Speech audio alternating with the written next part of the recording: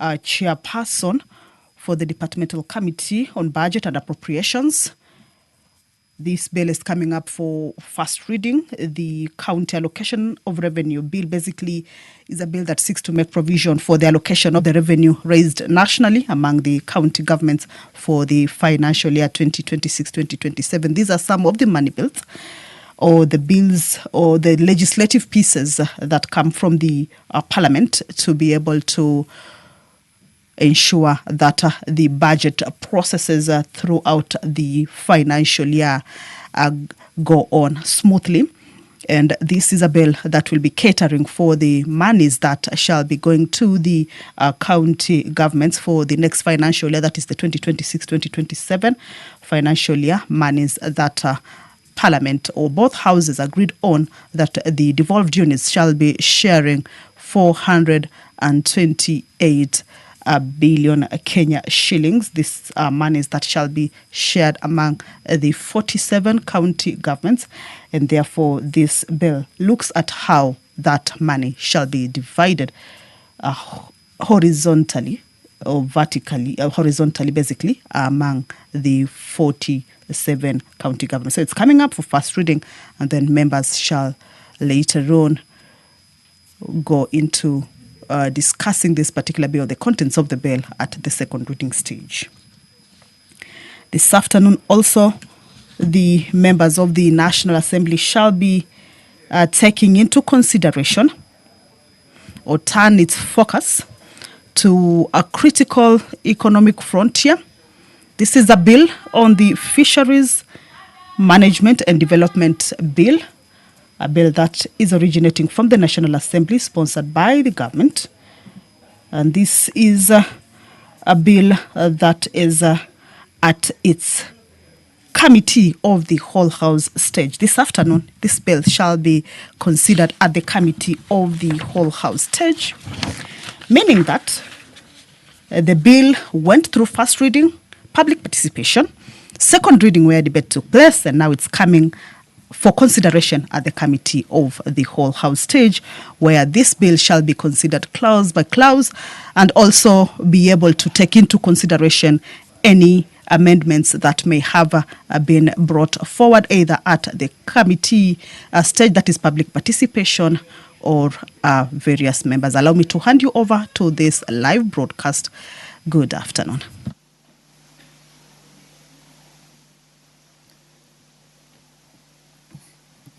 Haya, waheshimiwa na tuombe.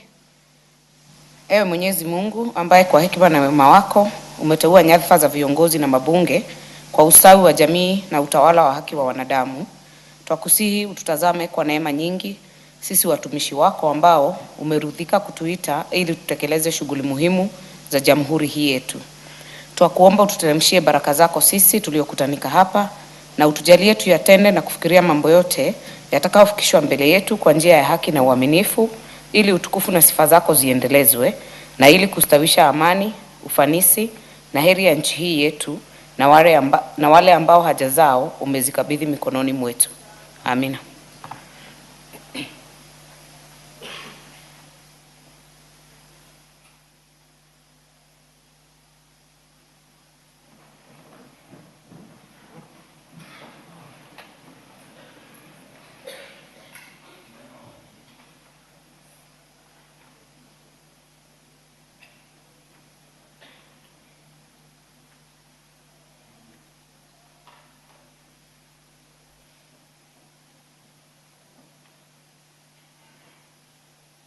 Sergeant at Arms.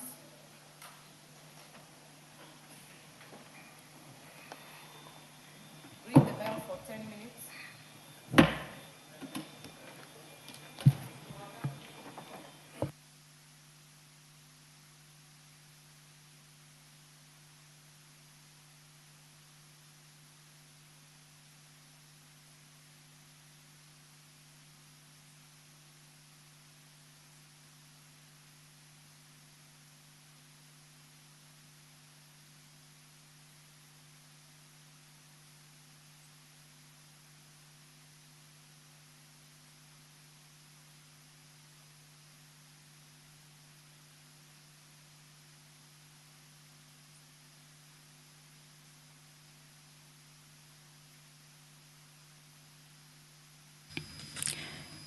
So the prayer has been said and the chair taken.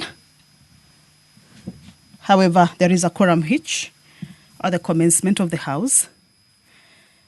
Honorable Martha Wangare, the first chairperson of the committees, has directed that the quorum bell be rung for 10 minutes, of course, as provided for in the House Standing Order number 34, for the House to be able to correct and also for it to be able to commence. So that is the entrance into the chambers.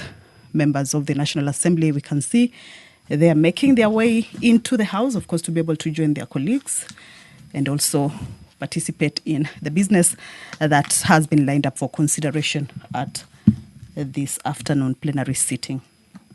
Earlier on, I had indicated to you that the Fisheries Management and Development Bill is coming up for consideration at the Committee of the Whole House stage.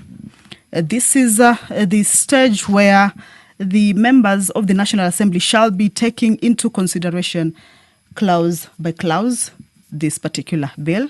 They shall be looking at any amendments that may have been forwarded to the House. Remember, the Committee on Blue Economy, Water and Irrigation engaged the members of the public for their opinions as well as views regarding this particular bill. This is a bill that basically seeks to provide for a comprehensive legislative framework for the development, governance, and investments of the oceans and fisheries resources in line with the National Development Policy objectives as envisaged in the Vision 2030. It is aligned to international and regional instruments governing global fisheries and the relevant national laws, and the bill seeks to align the governance of fisheries sector to the Constitution of Kenya 2010, which call for sustainable use of the natural resources for the benefit of the people of Kenya and governance at the country and at the county and the national level. So basically, this is also a bill that concerns county government in that there are provisions of the bill that affect the functions and powers of the county government. So as we have seen here, is that it is a bill that seeks to ensure the sustainability in the use of the natural resources for the benefit of the people of Kenya and governance at the county, both levels of governance, that is the county and the national level. So there are amendments that the committee shall be moving regarding the opinions that they received from public participation. Also, there are members, individual members, who will also be moving various amendments on this particular bill. I have seen the Sergeant at Arms raising that white paper, signaling that the quorum has been attained. Allow me to hand you over. Honorable members, we have quorum. Call out the order.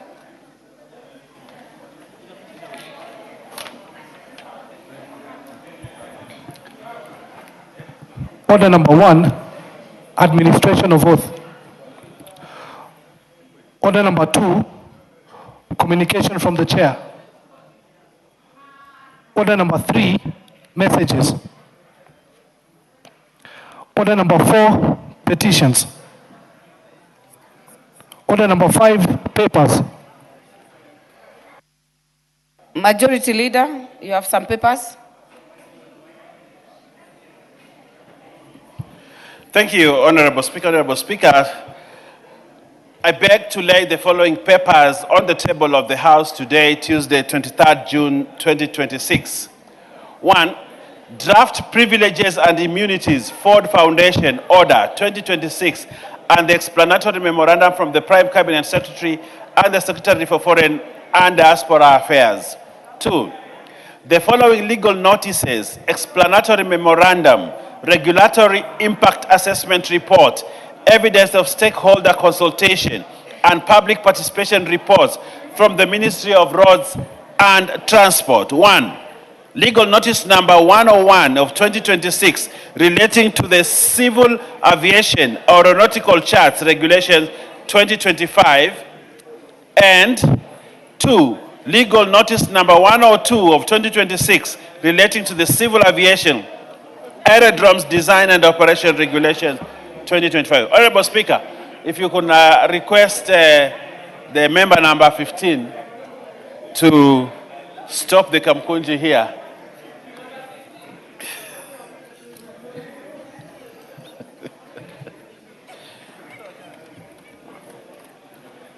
Honorable Majority Leader, are you done with the laying of the papers? No. I'm just being distracted by the member number 15.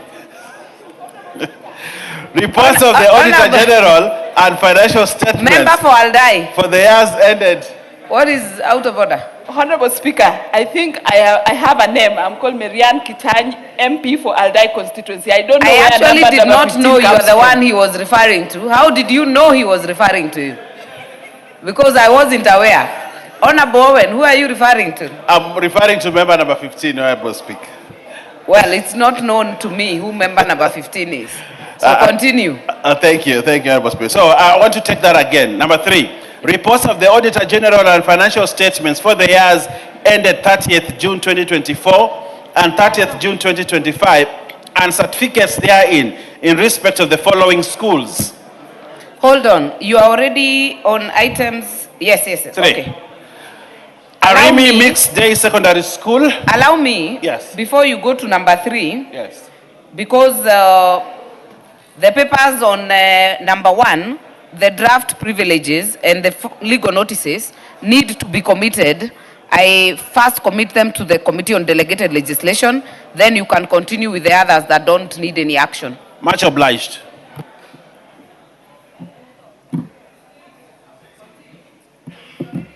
You already committed. Thank you. 3. Arimi's Mixed Day Secondary School, Nakuru. Galana Boys Secondary School, Kilifi County. Kikima Secondary School, Makwiny County. Lafay Boys Secondary School, Mandera County. Namawanga Bahai Secondary School, Bungoma County. Ngaremara Girls Secondary School, Isiolo County. St. Patrick's Kimukungi Girls Secondary School, Bungoma County. And St. Thomas Aquinas to Meandu Boys High School, Makwiny County. Honorable Speaker, I think we need to adjust the microphones. There is a problem. All right, I think now they're okay. Thank you. 4, reports of the Auditor General and financial statements for the year ended 30th June 2025 and certificates therein in respect of the following schools. 1, Bishop Okoth Girls Mbaga Secondary School, Siaya County. Bute Girls Secondary School, Wajir County. 3, County High School, Garissa County. Garissa High School, Garissa County. Kitondo Secondary School, Makwiny County. Loreto Kiambu Girls High School, Kiambu County. Mandera Secondary School, Mandera County. Maseno School, Kisumu County.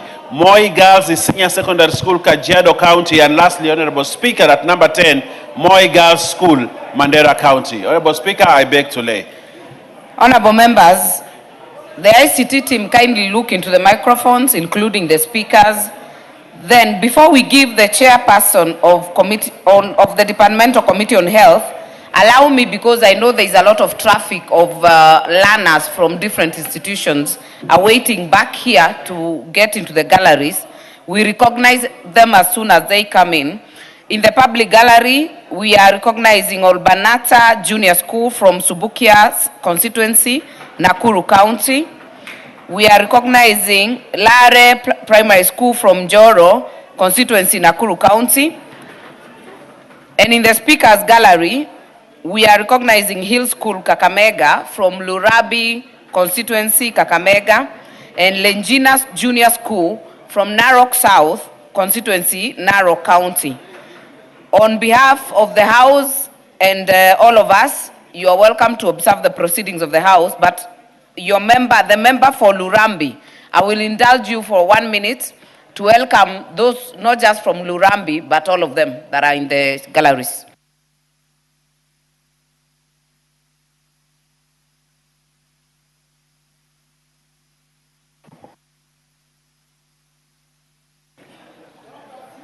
me the mic. All right, okay. Thank you so much. Madam Speaker, on behalf of the 13th Parliament, I wish to welcome all the learners that are here with the accompanying teachers. And also, Madam Speaker, I want to recognize Kakamega Hill School, which is a great giant academically in my constituency. This school has a great history because they began from just one single mud walled room to where they are. In 2018, they produced the best student in Kenya. So I welcome you, Kakamega Hill School, in the big, beautiful city of Kakamega, our Singapore of Kenya. Thank you. Very well. You're welcome, learners and teachers who are visiting us today. Department or Chairperson, Committee on Health, you have some papers. Honorable Nikal, Honorable Ward Chief is distracting you. You have some papers to lay?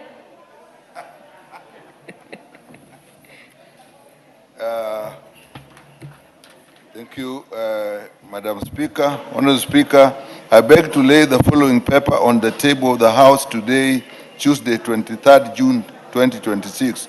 Report of the Departmental Committee on Health on its consideration of public petition number 1 of 2026 by Mr. James Cargo regarding management of hemophilia and other bleeding disorders among patients and children in the country. I beg to lay.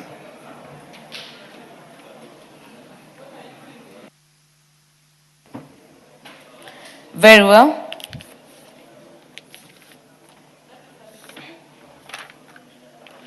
Chairperson, Budget and Appropriations Committee.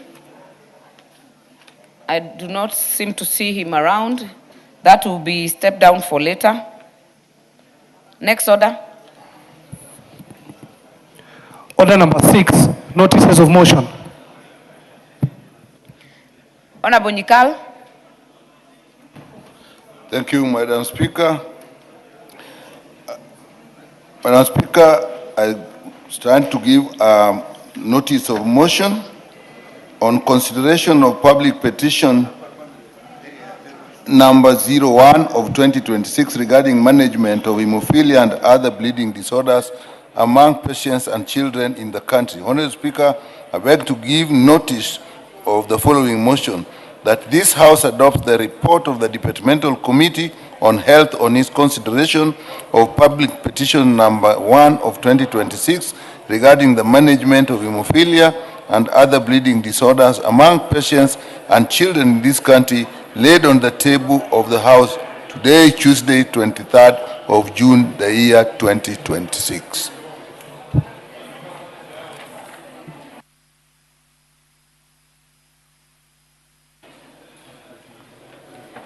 Very well. Next order.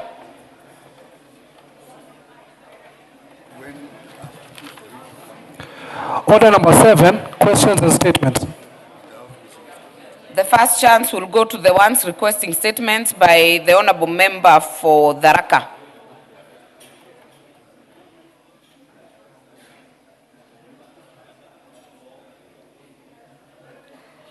Honorable Murugara. Yes. Thank you very much, Madam Speaker. Madam Speaker, pursuant to the provisions of Standing Order 44.2c, I rise to request for a statement from the chairperson of the Departmental Committee on Administration and Internal Security regarding the mysterious death of a child in the Raka constituency. Honorable Speaker, Ms. Shale Gatumi Mugende, a 3-year-old child from the Raka constituency, went missing on the 27th of April 2026. Her body was later discovered on 2nd May 2026 at Iriani village, Bukothima ward in the Raka constituency. The disappearance and subsequent death of the minor have caused anguish to her family and raised concern among the area residents. The circumstances under which the child went missing and the events leading to the discovery of her body remain unclear and require urgent investigation by the relevant security agencies. Such occurrences involving minors are rising in the country and raise serious concerns regarding the safety and protection of children, the response by security agencies to reported cases of missing children, and the capacity of investigative agencies to promptly establish the cause of death and bring perpetrators to justice. Honorable Speaker, it is against this background that I request for a statement from the chairperson of the Departmental Committee on Administration and Internal Security on the following. 1. The circumstances surrounding the disappearance and the subsequent death of Ms. Shirley Gatumi Mugendi, including the motive and whether the deceased was a victim of child abduction. Number 2, the steps taken and investigations undertaken by the relevant agencies upon receiving the report of the missing child, and including the timelines of response, such efforts and recovery of the body. Number 3, the status of investigations into the death of the child, including whether any suspects have been arrested, and questions in connection with the matter. Number 4, the measures being taken to ensure that the family of the deceased receives justice. And number 5, the measures put in place to strengthen child protection, community policing, and rapid response mechanisms in cases involving missing children. Thank you very much, Honorable Speaker. Very well. The Chair, Administration and Internal Security. Vice Chair, are you responding on the same? Thank you very much, Madam Speaker. I really want to support what Honorable Collegia is raising. You are the Vice Chair of the committee. Yes, but the Chair is here. So today the Chair is going to respond. I just want to ride on what Honorable Collegia is raising. I think the issue of pedophile and also people preying on children is rising in Kenya. It is a matter that we must take it with very serious concern. Thank you. And also penalties in terms of punishment must be severe so that there is deterrence across this country. It's a new thing and it's likely to grow if we don't stem it quickly. Thank you, Honorable. The good thing is that Honorable Raso, you're the Vice Chair of the committee that is responsible. So you'll have the chance to prosecute. But I agree with Honorable Murugara and yourself that the issue of missing children, the issue of defilement, the issue of murder of children is rising, and it's a matter that we must, as a house, give attention to. So I would hope that Honorable Chair of Administration and Internal Security, even as you answer Honorable Murugara's, it has a broader overview of what are we going to do to deter and for the responsible to get action taken against them, to deter others who would even be thinking about it. So we hope that you can be able to respond to Honorable Toto. Not Toto, Honorable Donya. You are not wrong, Madam Speaker. Toto is part of the name. I also have an issue with the chair because I raised a statement about missing children. You said you are going to give me a response in 2 weeks. Today ends the 3rd week. I've not received my response, Madam Speaker. I don't know why it is taking long. And yet, when he was asked how long will Donya get the response, they said 2 weeks.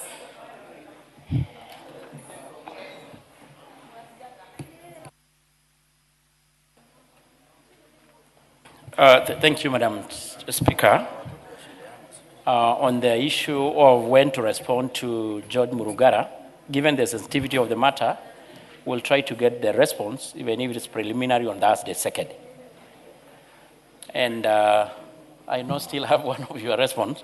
And I think on the matter, which was actually well handled by the Vice, we know, and we're also getting concerned that there is a high increase of such cases.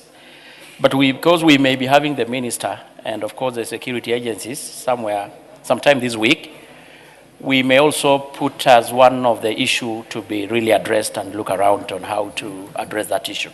It's really concerning to all of us. So we expect a preliminary response on 2nd. I think that is in order next week. Honorable Kamket, is it on the same? Madam Speaker, while the chair responds to those matters, may I also ask him, Madam Chair, to look at the report of a missing person, a student from my constituency, who went missing 2 weeks ago from Pwane University. And the OB number I can provide to him. We've tried all we could, but we've not been able to succeed. The parents are in Honorable Kamket, distress. I know you can also raise, because the chair has indicated the CS and the security agencies may be appearing, because you've not raised it on the floor officially. I'm raising. Liars with the chair, if you can attend even that meeting so that you also follow it up. Owen Bayer. Thank you. Speaker, I want to say this, Speaker. You know, when the lives of children are at stake, the future of the nation is actually also at stake. And this is something that we must do within our means and powers as parliament and as a nation, that we must always protect the children of this country. The rising cases of children being defiled, children being killed, children being manhandled in whichever way, Honorable Speaker, must be something that should worry all of us and should worry even more security agencies, Honorable Speaker.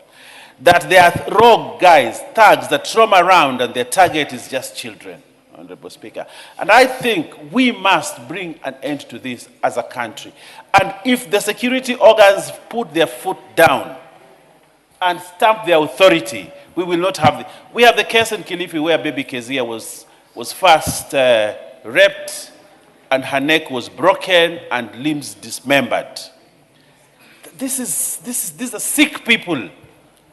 These are sick people. But all this comes down to how effective is our nyumba kumi, how effective is wazee wa vijiji, how effective is the system, the chiefs and the assistant chiefs. Because if these pedophiles and these people are roaming around, and yet we have security down from nyumba kumi going up, Honorable Speaker, then why are we having situations like this? Because this country is built, the security system in this country is built from bottom up. And we have eyes all over. Why do we get to this situation? So as Honorable Tongoyo tries to talk to some other people as I address his committee, Honorable Tongoyo, we need your attention. Murungara, allow the Honorable Tongoyo to give us his full attention. You need to put your foot down as a committee on the security apparatus. And you know, ensure that from wazee wa nyumba kumi going up, the security apparatus is working. Otherwise, a lot of things are happening in this country and nobody is aware. How can we have a situation like that? So I want to Very well, you've made your point. You've made your point, Honorable Owen, and I've indulged you because this is a topical issue. It is a matter of concern and we must do something about it as a country. Honorable Tongoyo and your team, you can hear the sentiments of members. So we expect a better report, not just on that issue, but on the overriding issue of insecurity to children in the country. Millie?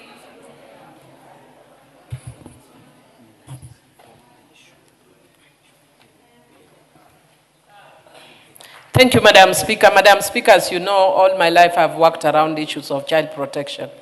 And I want to agree with the members that it's very concerning what is going on around the country in relation to children.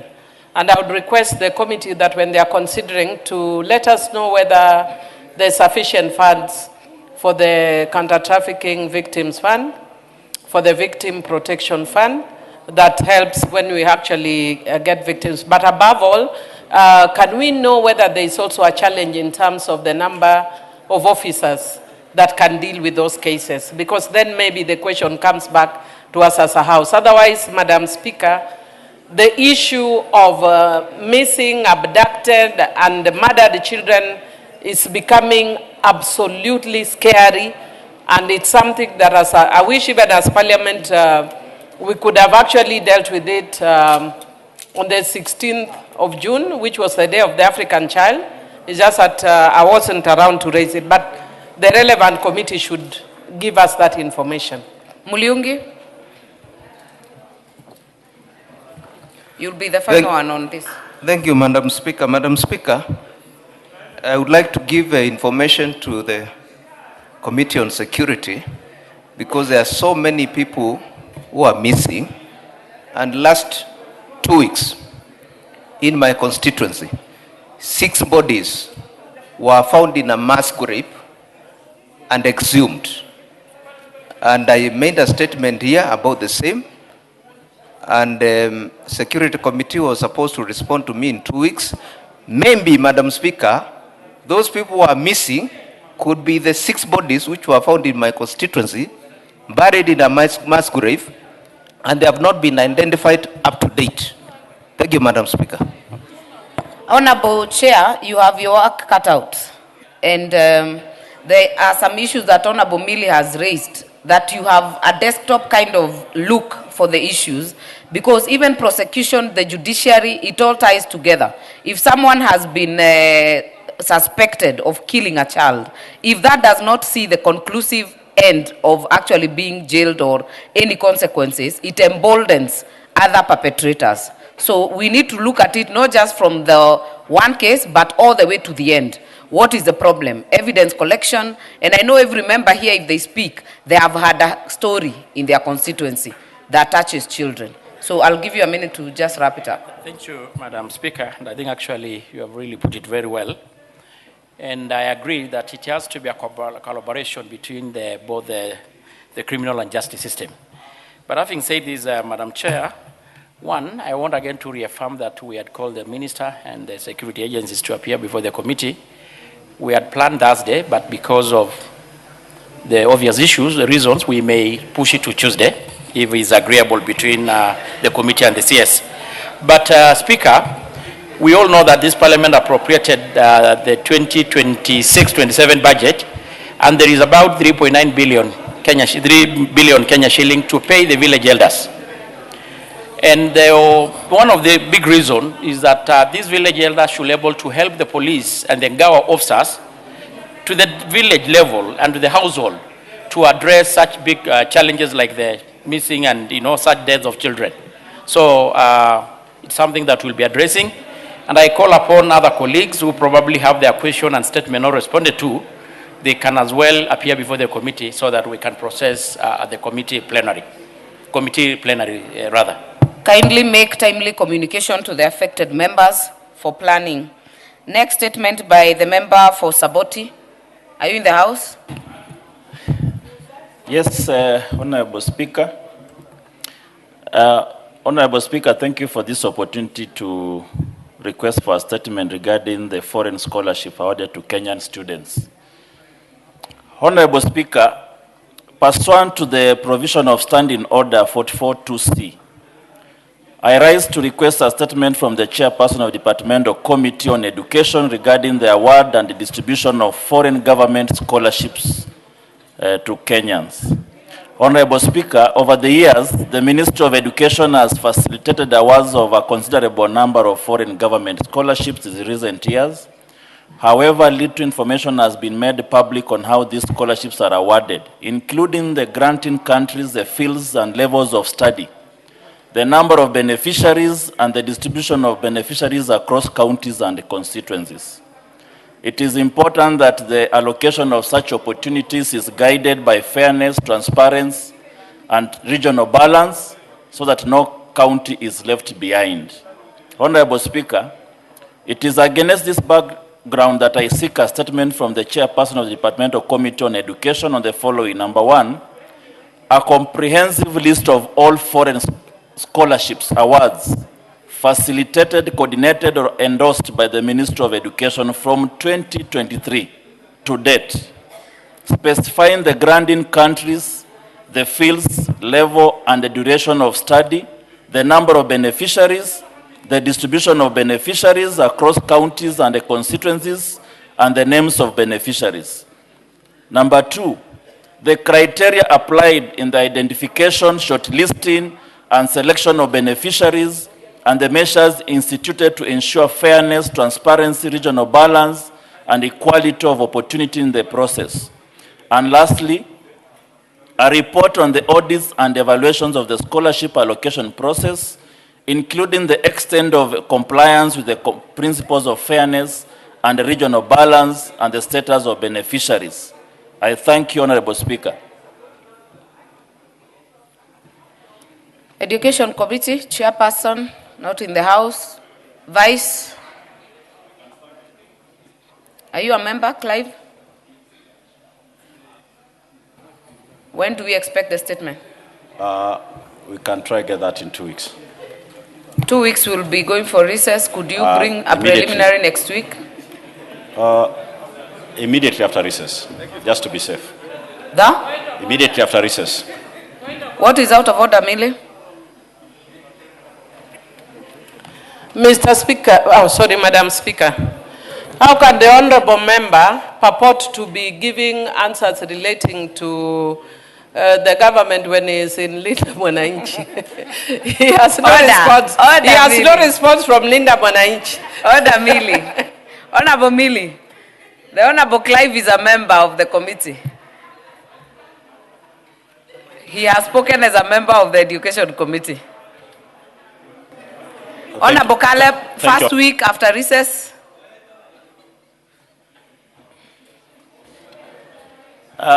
Madam Speaker, if it was a matter of Linda Mwananchi, probably I would have already gotten an answer. The good thing is that you are also a part of it, I presume. So 2 weeks is sufficient, I think. It is enough. Yeah. First week after we resume. Yeah. Honorable Amina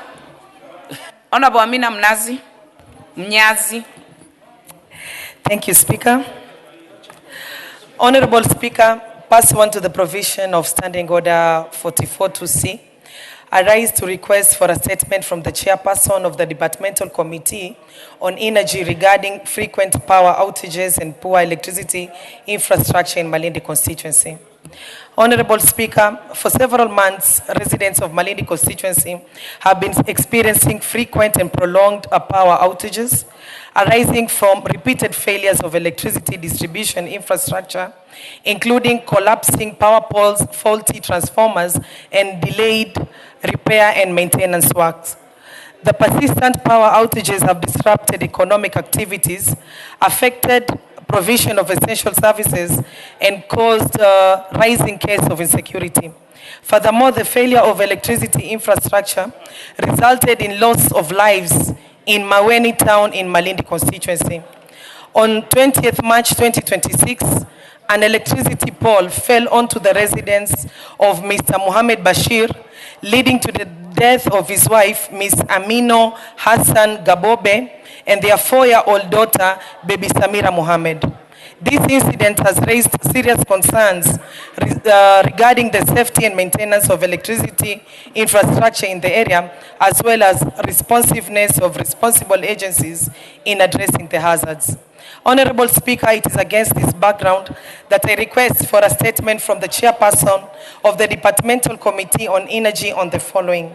Number 1, a report on the status of investigations by Kenya Power and other relevant agencies into the incident that occurred on the 20th March 2026 in Makwiny town.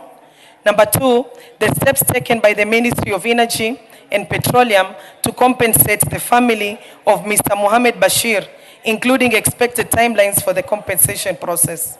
Number 3, the specific action taken to prevent similar incidents, including routine inspection, maintenance and replacement of electrical infrastructure, and enforcement of public safety measures. 4, the immediate interventions being undertaken by the Ministry of Energy and Petroleum to urgently address the recurring and prolonged power outages in the area. And lastly, the long-term plans to upgrade electricity distribution infrastructure in Malindi constituency to stabilize power supply. I thank you, Honorable Speaker.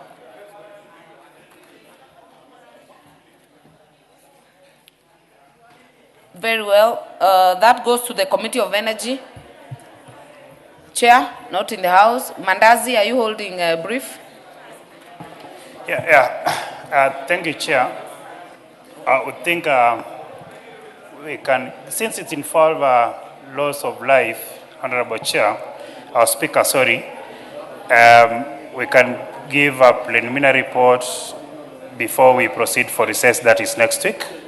But Chair, then, Honorable Speaker, then allow me to give the following information to members. I sit in the Energy Committee, and Kenya Power has a charter. And normally Kenya Power at times says that we do not get information on time.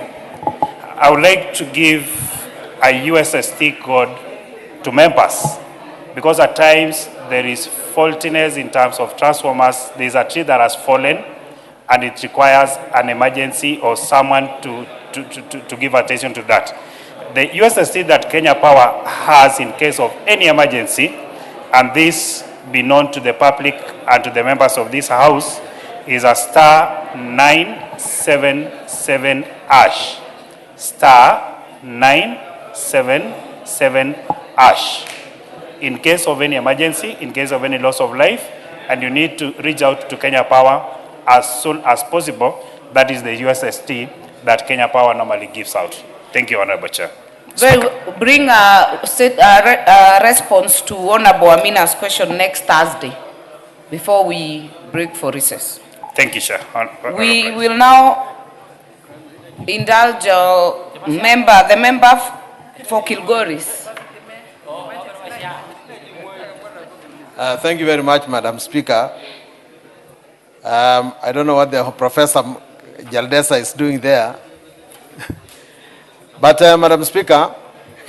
Honorable Member, Honorable Zunkuli, go on. But advise the Honorable Kibagendi not to block the view. It is out of order to block the Speaker's view. Together from with the member of the floor. Together with Professor Jaldesa. Professor Jaldesa, be guided. Go on, Honorable Zunkuli. Honorable Speaker, pursuant to the provisions of Standing Order 44-2C, I wish to request for a statement from the chairperson of the Departmental Committee on Administration and Internal Security regarding insecurity at Angata Barikoi in Kilgoris constituency. Honorable Speaker, on or about the 20th of June and 21st of June 2026, a livestock theft incident was reported in the neighboring Kuria East constituency where a cow was taken by individuals alleged to have originated from Angata Barikoi. The thieves were then pursued by officers from the anti-stock theft unit station who were unable to apprehend the suspects. Following the unsuccessful pursuit, the officers instead confiscated cattle belonging to members of the local community. Unfortunately, during this operation, a confrontation arose between the residents and the police officers, resulting in the death of an officer attached to the anti-stock theft unit. Honorable Speaker, following the incident, the security officers are alleged to have subjected residents of the area to indiscriminate acts of violence and intimidation. Residents of Angata Barikoi, particularly those from Kabusa and Kaptembwet and Ngandalel villages, have been living in fear due to the violence being meted out against them by the officers. There has been indiscriminate beating up of people, looting of their property in their shops and houses, and in some cases, acts of sexual violence. There are also reports that the residents continue to be exposed to such violence, with houses being set ablaze, thereby making the matter an urgent and critical one. This raises serious concerns regarding the conduct of the security officers, particularly the apparent use of collective punishment against innocent residents, contrary to the principles of the rule of law and due process. Honorable Speaker, it is therefore against this background that I request for a statement from the chairperson of the Departmental Committee on Administration and Internal Security on the following. 1, the circumstances surrounding livestock theft incident, the death of the anti-stock theft unit officer, and measures being taken to investigate the case and to apprehend the suspects. 2, the reasons for the alleged confiscation of livestock belonging to members of the local community and an indication on when the livestock will be returned to the innocent residents. And 3, the measures being taken to ensure the protection of the residents, restoration of law and order, and the prevention of further violations of human rights in the affected areas. I thank you, Honorable Speaker.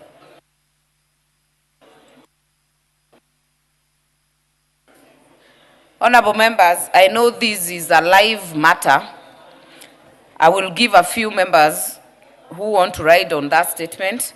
But before then, like I had indicated earlier, we have a lot of learners visiting with us today. Allow me to recognize in the speakers gallery today, Mogeka School from Kiharu constituency, Murang'a County, in the speakers gallery, and Angela Catholic Academy, Keses, Uasin Gishu. And in the public gallery, we have ACK All Saints Kebolonik, Mosop, constituency, Nandi County. We have Kevaini Comprehensive from Mwingi West, Kitui County. And we have Ndorome School from Mwea constituency, Kirinyaga County. On behalf of this batch, I will give honorable member from Mwea 1 minute to welcome not only the Mwea learners, but all of them. Thank you, Madam Speaker, for giving me this chance to welcome our learners and our students in the speakers gallery, and in particular the students from Dorome Secondary School. I urge them to work very hard and very smart on their studies and to be disciplined, because education without character, I keep saying, is nothing. I urge you to work very smart, and that one day you return to this honorable house as members of parliament so you can contribute to your constituencies. You can contribute to your constituencies positively. You are welcome, and I hope you are going to enjoy and learn something from the parliamentary proceedings. I thank you, Madam Speaker. Very well. On this, I'll give the member for, let me give Honorable Mandazi, member for Chepalungu. On the statement, not on the schools, statement by Honorable Sunkuli. Yeah, thank you so much. While I congratulate my colleague and senior Honorable Sunkuli for bringing out this matter through a statement, Honorable Speaker, it is very important that the current age that we're living in,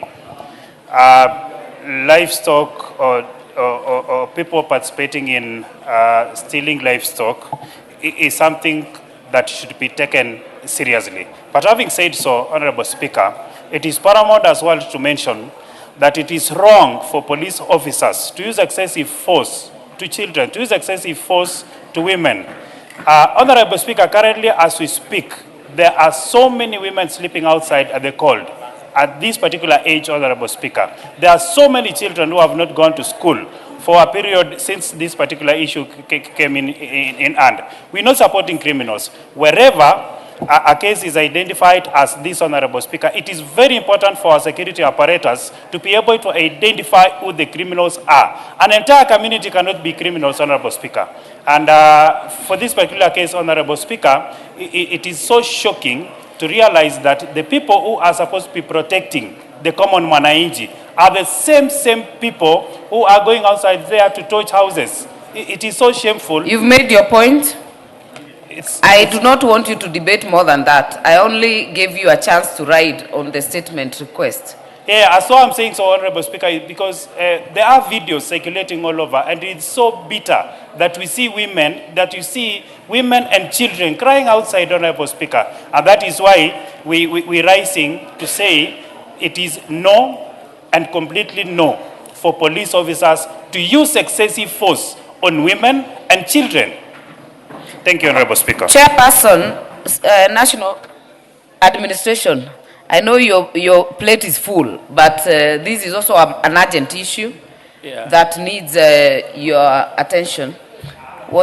Yeah, very true, Madam Speaker. It is an extremely very sensitive issue that needs very extremely urgent attention. And Madam Speaker, it's good also to remind you that I'm a member of, come from Narok County.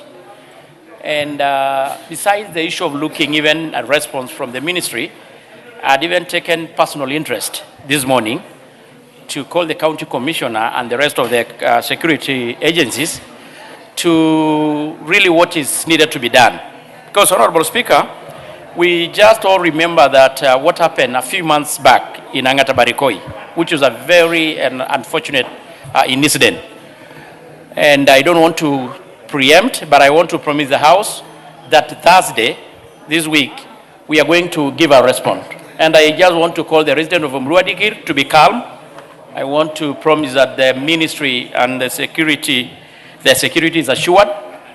And nobody, Angata Barikoi, sorry, nobody should be able to be harassed, intimidated, threatened unnecessarily. But I also call upon them to be refrained, because we all know, killing the police officers is extremely unfortunate and uncalled for as well. So, Madam Speaker, there should definitely Thursday afternoon, there should be yes. no death, whether of a resident or of a police officer. At all. Yeah. At all. Very well. Yeah. Next Thursday, we'll then go to the statements to be responded to. The statement request by Honorable Zamzam, is she in the House?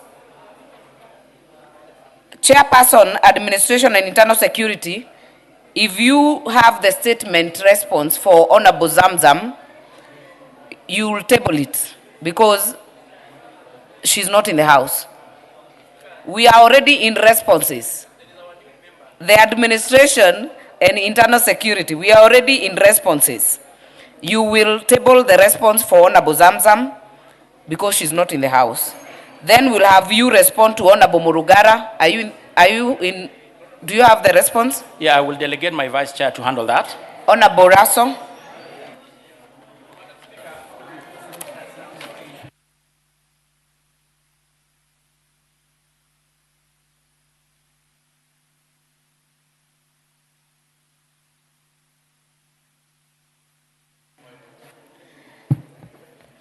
The member for Emuru Adikir.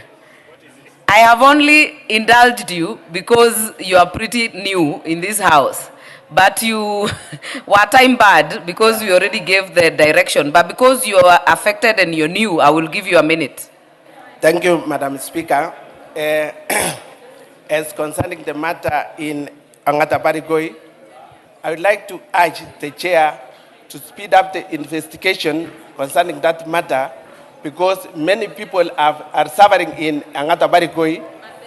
Many of them have just come out of their houses. They are moving around on the road, and we want to speed the investigation concerning that matter, and to ensure that the security apparatus does not injure the people of Emurwa Digir. They should look for the culprits who did the cattle rustlers. They should follow the cattle rustlers because they are known. The area chiefs and the administration in that area should make a follow-up and get rid of the cattle rustling in Angata Barikoi.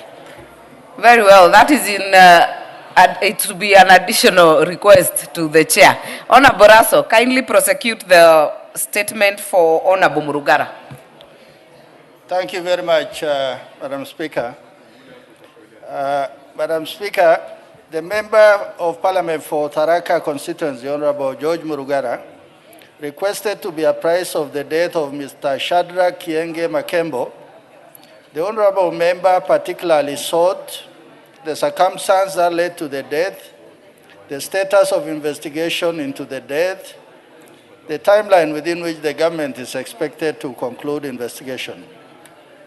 Honorable Speaker, the circumstances that led to the death of Mr. Shadrach on 9th April 2026 in Isiolo. On 9th April 2026, Mr. Anthony Njagi, an employee of Kenya Power and Lighting Company, KPLC, Isiolo branch, made an assault report at Isiolo Police Station via OB number 280904-2026.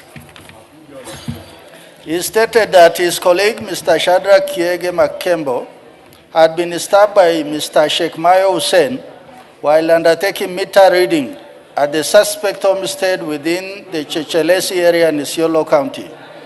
The police rushed to the scene and found the victim had already been evacuated and taken to Isiolo County Teaching and Referral Hospital for treatment, while the prime suspect was at large. They processed and documented the scene where blood-stained sword and a scabbard were recovered and secured as exhibit. The police further proceeded to the hospital and were informed that the victim had sustained multiple stab wounds on the upper back, left side of the chest and neck, as well as bruises on the left hand. The victim was later airlifted to Nairobi for specialized treatment by flying doctors, AMRE flying doctors. Regrettably, he was pronounced dead upon landing at the Wilson Airport. On 10 April 2026, a post-mortem examination was conducted by Dr. Ndirangu, a government pathologist, who opined the cause of death to severe hemorrhage secondary to multiple stab wound. The status of investigation. Honorable Speaker, investigation were commenced by the Sub-County Criminal Investigation Officer Isiolo via inquiry file number 2/2026. The officers launched a manhunt for the prime suspect, Mr. Sheikh Mayo Hussein. When his whereabouts could not be established, a miscellaneous application was filed before Isiolo Law Courts for the issuance of a warrant of arrest on 15th April 2026. The application was granted, and Mr. Sheikh Mayo Hussein has since been circulated as a wanted person for the offense of murder, contrary to Section 202, as read together with Section 204 of the Penal Code. The timeline, Honorable Speaker, the investigation file is complete pending arrest of the non-accused. Thank you, Honorable Speaker. Signed by Honorable Kipchumba Murkomen, EGH Cabinet Secretary for Interior and National Administration. Honorable Speaker, I beg to submit. Very well. Murugara, are you satisfied? Follow-up questions? Not at all, absolutely. No follow-up questions? I'm not satisfied at all. I have a few follow-up questions. Number one, the said gentleman, the suspect, the murderer, Sheikh Mayo Hussein, is actually very well known in Isiolo. That's number one. Number two, it is claimed, and there may be some truth in this, that he is actually under protection, both by politicians and by security agencies. The reason being, this is curious that for the last 2 months, somebody under surveillance of DCI and the police can be on the run and is not arrested. It begs many questions. Number three, it is also alleged that when he comes to Nairobi quite often, he's always here doing whatever it is he's doing. And whenever he's tracked down, it looks like he has informers in the security agencies. He is informed and he vanishes. This cannot be satisfactory. This answer itself begs one question. Will this man ever be arrested, or we are waiting to be told he could not be traced at all and that the file is closed? And lastly, is he in the country or he is out of the country? If he's in the country, I do not understand. And I cannot understand because the CID we used to know, who are now called DCI, never used to work like this. There must be a problem which the DCI and which Honorable Kipchumba Murkomen must address, because this is not the only problem where the DCI is being cited of inefficiency, lack of performing its duties timeously and in a manner that is beneficial to the people of Kenya. Honorable Raso, we've heard the honorable members' concerns. Thank you very much, Madam Speaker. Madam Speaker, we are Honorable Murungara loud and clear. Actually, it is not acceptable. If somebody is in Kenya and you say they are at large, this is a known individual, somebody of known abode. So for that reason, as a committee, we'll put our foot down that this individual must be brought before the law as soon as possible. Honorable Murugara, you know, the Vice Chair has spoken for you, and that also begs the question why we also present half-baked responses from the CSs. Maybe because I've heard the committee is also meeting the CS on several issues this should form part of it so that you get a quick response. I know they will come together with the DCI, and because the committee is agreeing with you, then you should be able to get a response. In case you do not, in that meeting, then you come back to the House. It is very important that we be notified in time so that we appear before that panel. Definitely. And we hear from the DCI himself, because this is not the only matter that I'll raise with him. He seems to be not performing his job. He seems to be shielding criminals who are not supposed to be shielded. Honorable Murugara, you've made your point. Honorable Tongoyo and team, kindly, this meeting of yours with the CS Interior and the security organs is quite critical. Alert members in good time. Let them come and prosecute their matters there. And if we don't do that, Honorable Owen, if it's not satisfactory, then we cause the CS to appear in the plenary if this does not work out. Very well. Honorable members, the statement by Honorable Kagusha, I'm told, has been agreed that it is now overtaken by events, so it shall be dropped from the order paper. On behalf of the liaison committee, Honorable Murugara, kindly make the statement. Thank you very much, Madam Speaker. Madam Speaker, this is a statement regarding the newly elected chairpersons and vice chairperson of committees. Honorable Speaker, pursuant to the provisions of Standing Order 44.2b, as read together with the Standing Order 179.14, I rise to notify the House of the following: the duly elected chairpersons and vice chairperson of specified committees. Honorable Speaker, the House will recall that on Thursday, 28th May 2026, we approved the changes to membership of various committees to ensure our newly elected colleagues were placed to serve in the committees.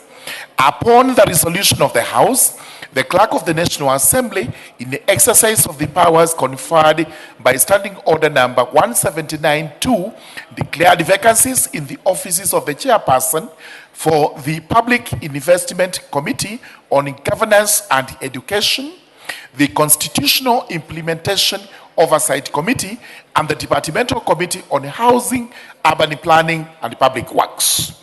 The clerk also subsequently declared a vacancy in the office of the Vice Chairperson to the Constitutional Implementation Oversight Committee.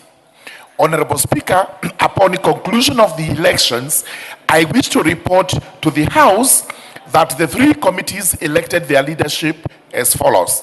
Number one, Public Investment Committee on Governance and Education elected the Honorable CPA Dick Maungo Oyugi, MP, as the chairperson. Number two, the Constitutional Implementation Oversight Committee elected the Honorable William Kamket Kasait, CBS, MP, as the chairperson. And number three, Roman 2, Honorable Umher Aaron Mohammed, MP, as the vice chairperson. Number three, Departmental Committee on Housing, Urban Planning, and the Public Works elected the Honorable Joseph Kipkosgei Tonui, MP, as chairperson. Finally, Honorable Speaker, may I take this opportunity to congratulate all the honorable members who have been elected and vested with the responsibilities of being chairpersons and vice chairperson of the three committees. I urge them to use their leadership offices to efficiently discharge the mandate of this House through their respective committees, for the welfare of our people and the advancement and the prosperity of our country. I thank you, Honorable Speaker.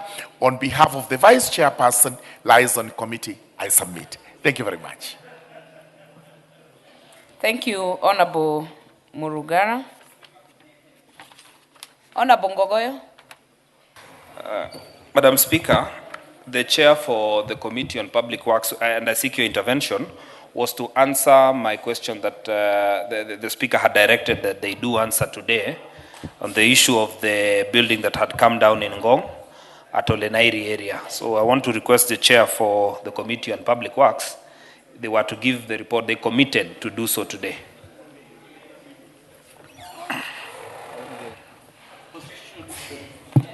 Honorable Gogoyo, I remember that conversation was on this floor. Honorable Tonui, the new chair of the committee, do you have the response? There was a commitment to bring the response because it was urgent. Thank you, Honorable Chair. I'm aware about that statement, and I want to request Honorable Gogoyo to review Madam Speaker that I give a comprehensive report during the first week of recess, after recess, first week. Comprehensive report.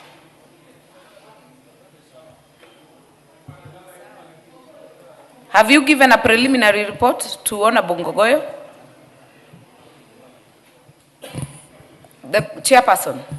Madam Speaker, the CS has been away, and as I stand now, he's back to the country, and they are preparing that report. So first week after recess. The preparation of that report did not need to await for the CS, so bring it next Thursday. Okay. Yeah, Thank you. to be fair to the Honorable Gogoyo.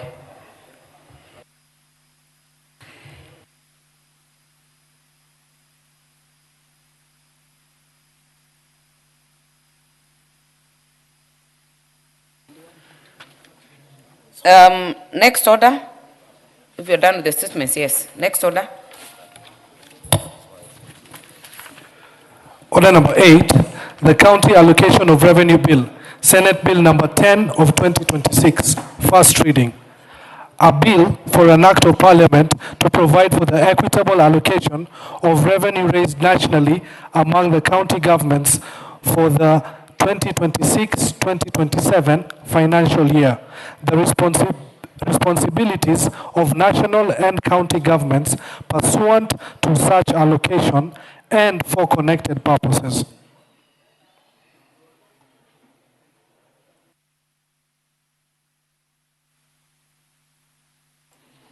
Honorable members, before we call out the next order, order number 9, there will be a reorganization of the order paper. Order number 9 and order number 10 shall be deferred. Shall be deferred from today's proceedings, so we shall proceed to order number 11. Order number 11, Committee of the Whole House.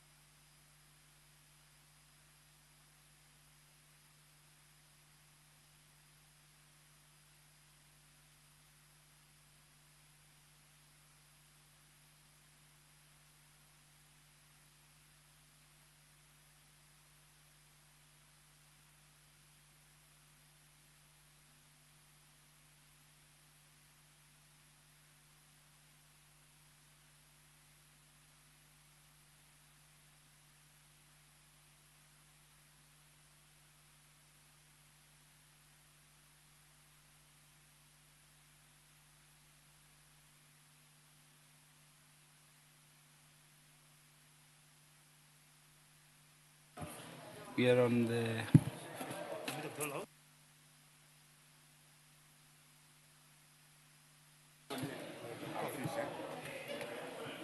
so we go here. Yeah, honorable members, we are in the Committee of the Whole House on the Fisheries Management and Development Bill, National Assembly Bill number 29 of 2023. Clause 3. Honorable members, I propose the question that clause 3 be part of the bill. Honorable members, there is no amendment to clause 3. I therefore put the question that clause 3 be part of the bill. Will as many as are of that opinion say aye? Will as many as are of the contrary opinion say nay? The ayes have it. Close.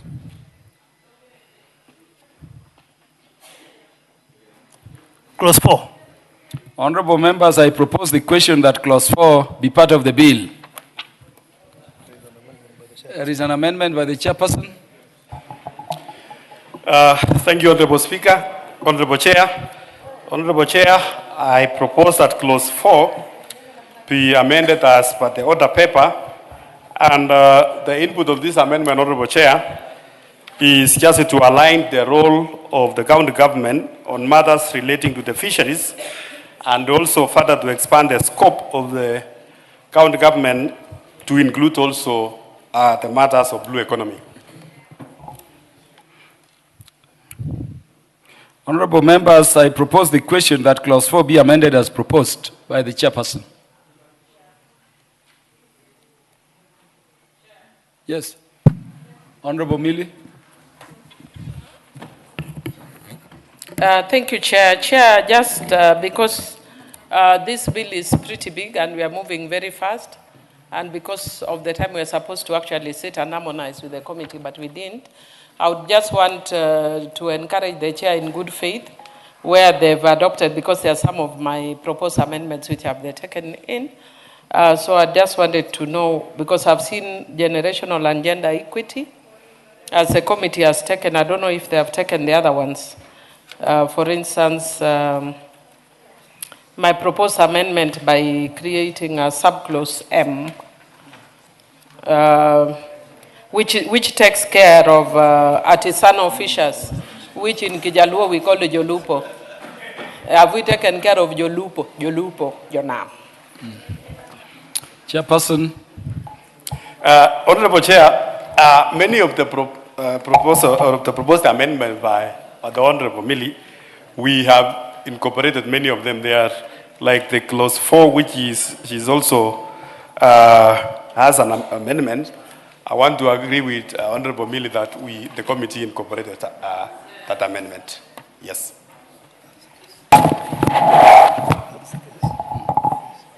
So, Honorable Millie, we drop your proposed amendment to the clause in consequence thereof. Yes. Honorable members, that being the case, I now put the question that clause 4 be amended as proposed. Will as many as are of that opinion say aye? Will as many as are of the contrary opinion say nay? The ayes have it. Yes, honorable members, I now put the question that clause 4 as amended be part of the bill. Will as many as are of that opinion say aye? Will as many as are of the contrary opinion say nay? The ayes have it. Clause 5. Honorable members, I propose the question that clause 5 be part of the bill. Chairperson. Honorable Chair, clause 5 be amended as per the order paper, and this is a deletion, Honorable Chair, on clause 5 of the bill, which the clause 5 was about the Fisheries Advisory Council, which, Honorable Chair, the Cabinet, some time back last year, there are some institutions under the State Department of Fisheries, Honorable Chair, which were collapsed and merged. And one among is the Fisheries Advisory Council. So we are deleting. Yeah, honorable members, I propose the question that clause 5 be amended as proposed. The Honorable Makali Mulu. And maybe before you speak to the proposed amendment, Honorable Makala Mulu, may I guide Honorable Millie that if this amendment is passed, your amendment will not be proposed because there will be no provision. Okay. Yes, Honorable Makali Mulu. Yeah, thank you, Honorable Chairman. Honorable Chairman, I've listened to the Honorable Kagogo. While the deletion might be just several, I'm just wondering, are you only deleting it because they were merged, or is it because there's no value addition? Because if there was value addition by this advisory council, then you could still have it in this, so long as it will add value to the whole process. I would want to hear, is it because it's just a merger, or you think the purposes and whatever work was expected of them will be done by the lower level? The chairperson, you may clarify. Honorable Chairman, the Fisheries Advisory Council was there in the previous government. And this one, because at that time, we did have a State Department for Blue Economy and Fisheries. It was just a department in the office of the President called the Advisory Council, which was advising the President on issues fisheries. But now, as a government, we have a ministry and also a State Department in charge of Blue Economy and Fisheries, which is now handling all those issues the Advisory Council were doing then. Thank you, Honorable Millie Odhiambo. Thank you, Chair. Chair, of course, at the face of it, actually, an advisory council would be good because it's more permanent, and when other governments come, they may not prioritize a department. However, if you actually look at the way it was crafted, there were so many conflicting mandates, and so one has to give way. And because one has to give way, I think if the advisory council gives way, it's okay. So I agree with the committee, except, Chair, if you look at the amendments that I was proposing, the amendments were actually giving the mandate to this advisory council on issues to do with artisanal fishers. When this original bill that was actually declared unconstitutional by the court was brought, you could see the legislative thinking was for fishers in the ocean. It didn't think of inland waters or those who fish inland. And because of that, the mention of artisanal fishers is more accidental than deliberate. So I would want to encourage, if the committee would agree with me, I will be proposing later an amendment bringing apart specifically speaking to the welfare of artisanal fishers. Not necessarily the fund, but just the welfare, the rights of artisanal fishers. So if, because I agree with you to delete that, I hope you will also support me when I'm dealing with my Jolupo. Thank you. Yeah, Honorable Millie, your point is made. Honorable members, I now put the question that clause 5 be amended as proposed.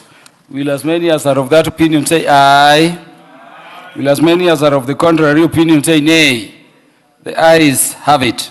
Honorable members, I now put the question that clause 5 as amended be part of the bill. Will as many as are of that opinion say aye? Will as many as are of the contrary opinion say nay? The ayes have it.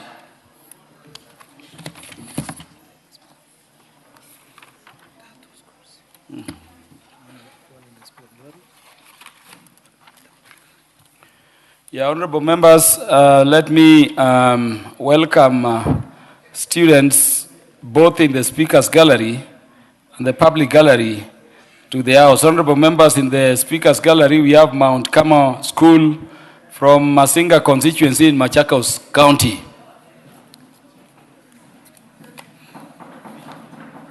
And in the public gallery, we have Kiangweni Academy from Gichugu constituency, Kirinyaga County. Their students, their teachers, and those accompanying them are welcome to the National Assembly to observe the proceedings. Clauses 7, or clauses 6 and 7.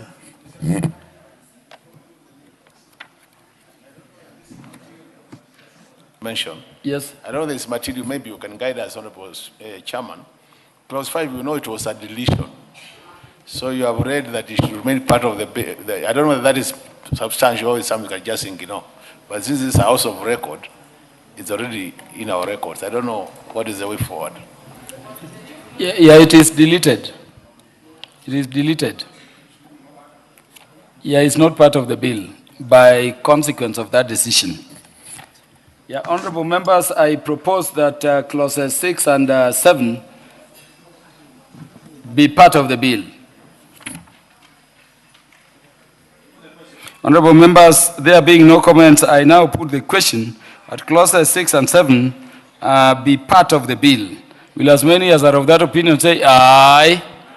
Will as many as are of the contrary opinion say nay? The ayes have it. Clause 8. Honorable members, I propose the question that clause 8 be part of the bill. Chairperson. Honorable Speaker, Honorable Chairman, clause 8 be amended as per the order paper, and this amendment, Honorable Chair, provides just a clarity of the functions of the Kenya Fishery Service, and there aligns also the roles in line with the two levels of government, the county government and the national government. And further, Honorable Chair, the Kenya Fish Marketing Authority established under clause 2 has been deleted. In line with the Cabinet Directive on reforms of the state corporation, the amendment also, Honorable Chair, seeks to align the provisions of the directive by deleting the references to the authority and subsequent transfer of marketing authority to functions to Kenya Fisheries Service. Yes, Honorable Mili. But Honorable Mili, before you rise on a point of order, do I propose the question? Okay. Honorable members, I propose the question that clause 8 be amended as proposed. Honorable Mili. Thank you, Chair. Chair, just wanted to seek your direction because what the committee is seeking to do is to delete clause 8 and substitute with a new clause. And Chair had proposed amendments which don't go against what they are proposing, but there were amendments to the old clause. So how do we go about it? Because I still want to retain my amendments to that 8. Yeah, you've done well to seek clarification from the study of the corresponding amendments and the bill. If the amendment by the committee, is approved by the House, your amendments in terms of paragraph F, L, and new paragraph PA will fall. You will therefore remain only to move amendment in respect of paragraph A. But Mr. Speaker, the paragraph PA is a new one. Yes, it's a new one, but it is materially at par with the amendments being proposed by the chair if you look at them keenly. Okay. Thank you. Yeah, Chair, you want to... Yes, and I also want to ask Honorable Mili, Honorable Chair, that even what she was proposing, it's already captured under the clause 8C of our committee amendments. So it is in line with our clause 8C. Yes. You are speaking in terms of what would remain. Yes, what you wanted to do. Yes. The amendment Honorable Mili is proposing in terms of A, you say will be covered under your clause C. Yes, and it's covered. Yes. And we have captured as a committee. Honorable Mili, if that is so, then it means your entire amendments will fall. I'm giving you time to just confirm, because Chair, if you look at what C says, their proposed amendment is develop standards for the management of all fisheries and aquaculture activities and fishing-related activities within the scope of this act.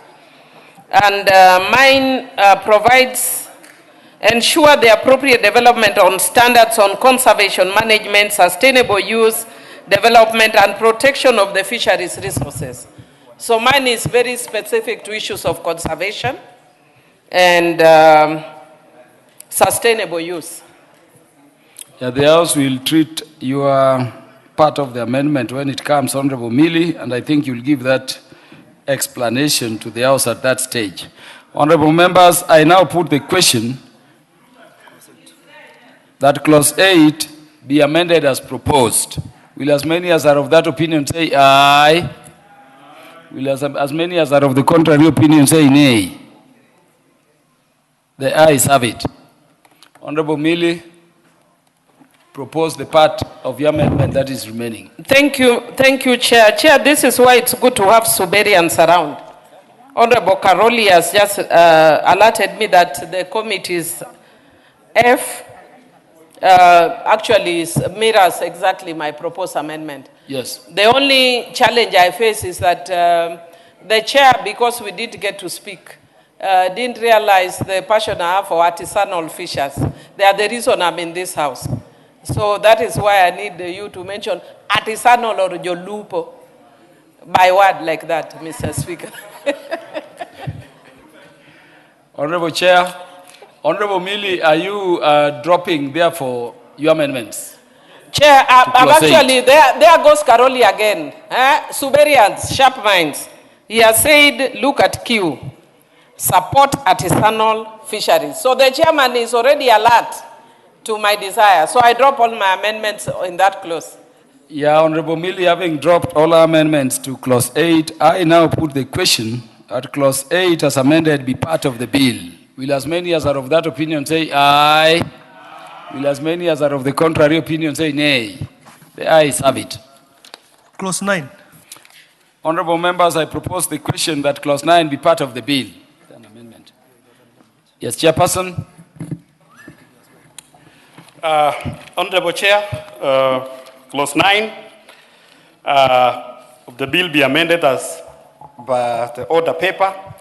And this one, Honorable Chair, the Fish Marketing Authority established under clause 201 has been deleted in line with the Cabinet Directive on reforms of state corporations. The amendment seeks to align the provisions with the directive by deleting the reference to the authority and subsequent transfer of marketing functions to the Kenya Fisheries Service. Yeah, honorable members, I propose the question that clause 9 be amended as proposed by the chairperson. Honorable members, I put the question. Honorable members, I put the question that clause 9 be amended as proposed by the chair. Will as many as are of that opinion say aye? Will as many as are of the contrary opinion say nay? The ayes have it. And there is an amendment by the Honorable Millie Odhiambo Mabona, MP. Honorable Millie, move your amendment. Chair, I just wanted to find out, has the committee deleted 9, or you've just proposed amendments? No, I can guide you, Honorable Millie. Clause 9 has not been deleted. They have only amended in terms of reading the provision of some words, which they say have been catered for.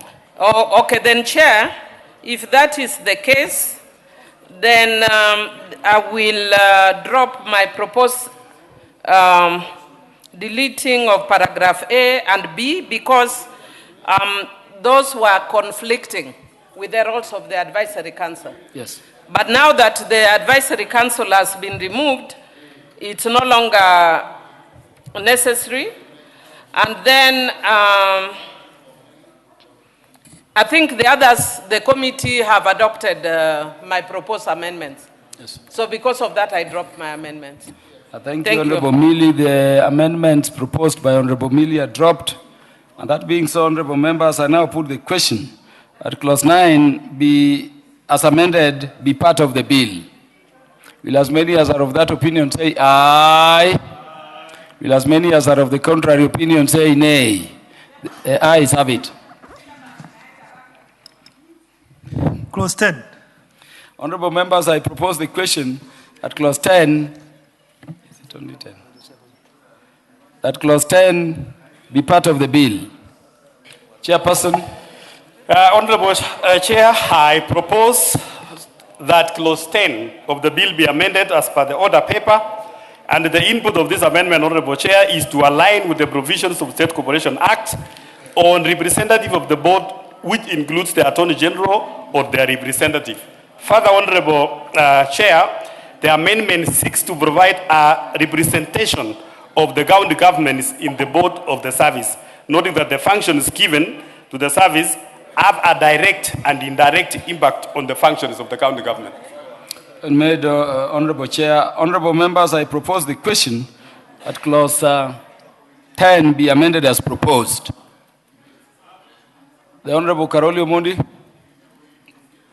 Honorable Chair, I have no particular amendment on this particular clause, but I wanted to ask the chair why they have not considered it necessary to include the ministry responsible for environmental conservation as part of the membership of the board under clause 10. Because one of the main issues about fisheries is the management of the riverine estuaries where the fish produces eggs and the younglings survive before becoming fish of the right size to be eaten. But I thought there should be some linkage between the board and the ministry responsible for environmental conservation. Chairperson. That interest, Honorable Chairperson, is taken care of separately by NEMA, because even the fishermen who are doing like a cage fishing, Honorable Speaker, in the lake, they must first get even a NEMA licenses. So, though there is no even harm to include, but they are taken care of separately by NEMA. Yes, Honorable Millie Odhiambo. Thank you, Chair. I support, except I'd wish to draw to seek the attention of the chair. I think is consulted. Chair of the committee. Honorable Bowen, I was just wondering if you could clarify why under 10.1G, they proposed. Honorable Bowen, are you listening? I know men have a challenge in multitasking. Under clause 10.1G, you said 3 other persons not being public officers with the knowledge and experience in the conservation, blah, blah, blah, appointed by the cabinet secretary. I was wondering why you do not very specifically just say those persons should be from the, BMUs, because they play a very critical role. But just like the artisanal fishers, we are giving them very minimal mention in this bill. Is it possible that you could propose that amendment to include them in? It wouldn't add the numbers, but you would actually basically do a further amendment to include one of them being a representative of the BMUs.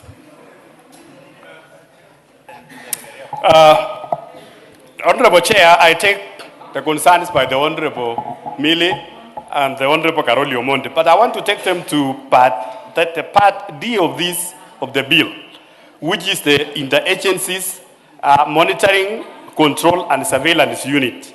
That is page 993 of this. And you can see the representation.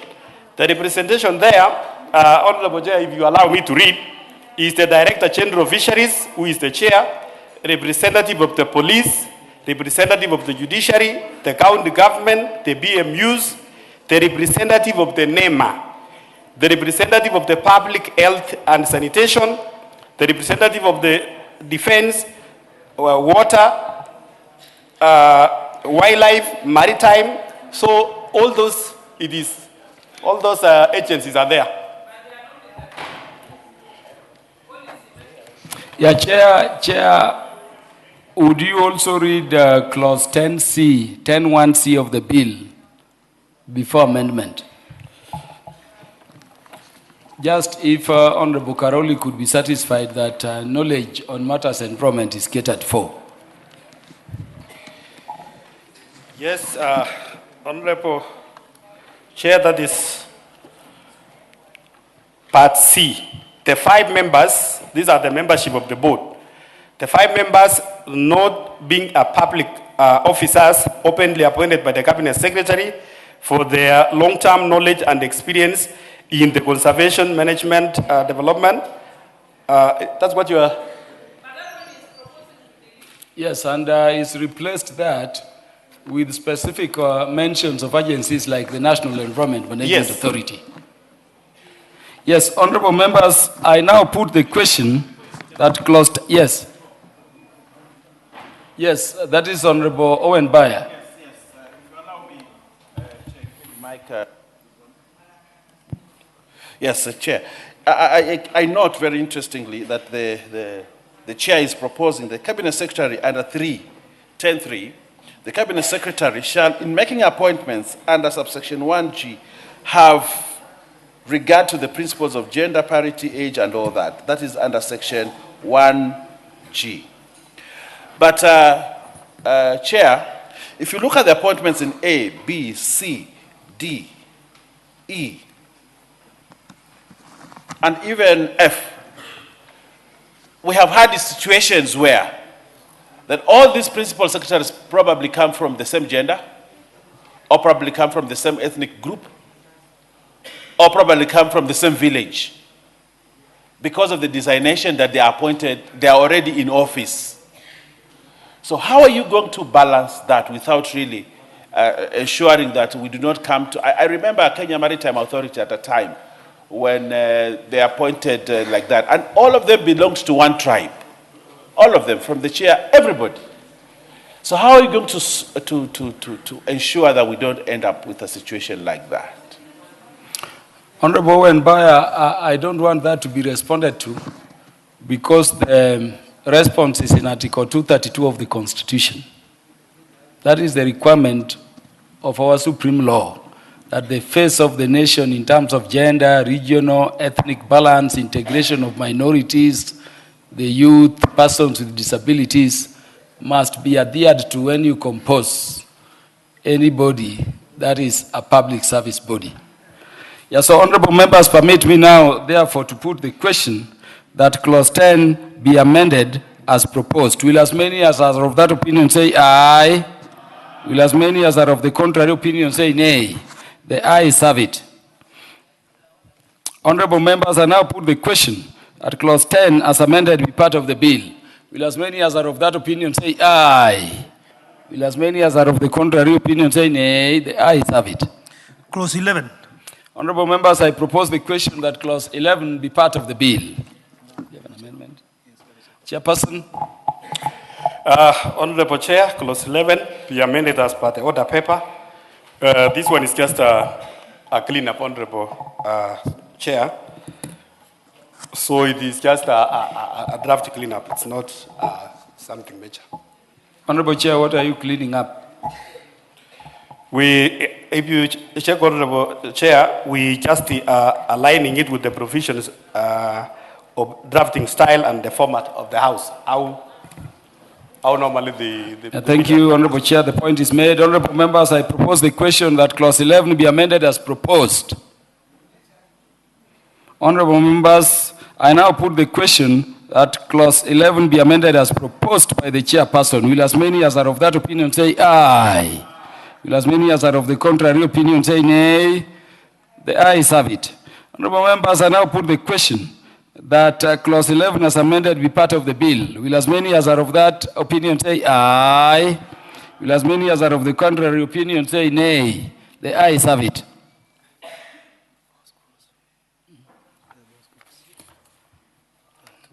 Yeah, honorable members, let me welcome visiting students from our institutions to this house. We have students in the speakers gallery. Oh, really? We have Kipsieinan Secondary from Rongai constituency, Nakuru County.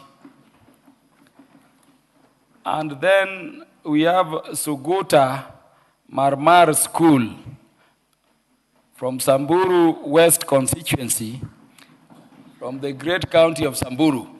And by the way, honorable members, I'm being informed by my clerk to my right that that is his former school. Yes, yeah, stand so that you may be recognized. One of you is to my right. And honorable members, in the public gallery, we also have Toro Loquidin School from Baringo, Baringo North constituency, Baringo County. And then Emitik Academy, also from Baringo North, Baringo County. All the students, their teachers, and everybody accompanying them from the institutions are welcome to this house, the National Assembly, to observe the proceedings. Yes, I want to allow, is that Honorable Makilap? To welcome all the students to Thank you. the House. Thank you, Mr. Speaker. The correct pronunciation is Torolokwanin. Yes. Boarding primary school. And Torolokwanin. Miro diamo Torolokwanin. Yes, that is a model primary school that was built through an economic stimulus for schools in northern Kenya and pastoral community. Then Minister Elmi was in charge of northern Kenya and those areas. And it is one of the best, under the leadership of Raila Odinga during the Nusumkate government. And Baba wanted everywhere in Kenya to be brought up in development. Mr. Speaker, Torolokwanin model boarding primary school is one of the best public primary schools in Baringo North constituency. Mitik Academy is the only academy, private academy, in Baringo West. Remember, Mr. Speaker, I'm a member of parliament of 2 sub-counties. So in Baringo West sub-county, Mitik Academy is the best.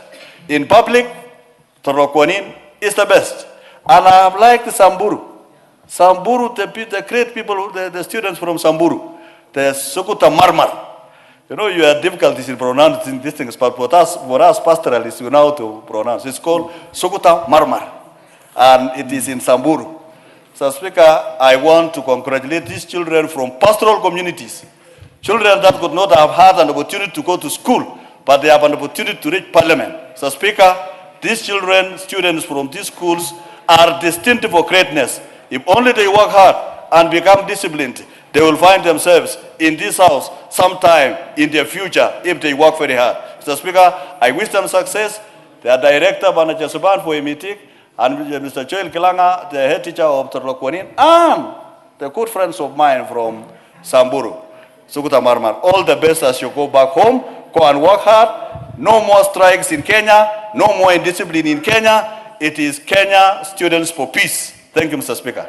Thank you, Honorable Makilap. It would be remiss if I didn't allow the MP for Samburu County to also welcome all the students to the National Assembly. I was really raising my hand so that I can also get a chance to welcome all the students, and particularly students from Samburu County, Sukuta Marmar Primary School. Mr. Speaker, you know they have traveled so many hours to be here to come and see the proceedings and also to see Kenya, because there are so many things that are not in Samburu, but they are here in Nairobi. So I want to take this chance to welcome them here, plus all the other students to come and see the proceedings of this house. And also I want to encourage them to work hard. We are here today representing them, but tomorrow we expect them to be here.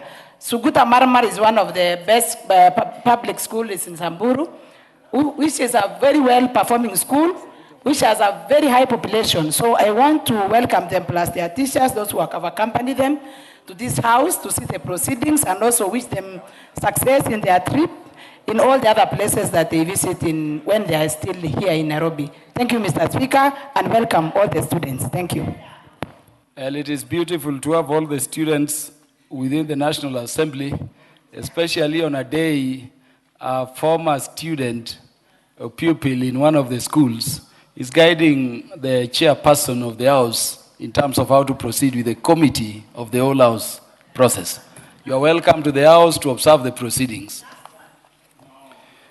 Yeah, we'll go back to main business. Clause 12. Honorable members, I propose the question that clause 12 be part of the bill. It's an amendment. Chairperson.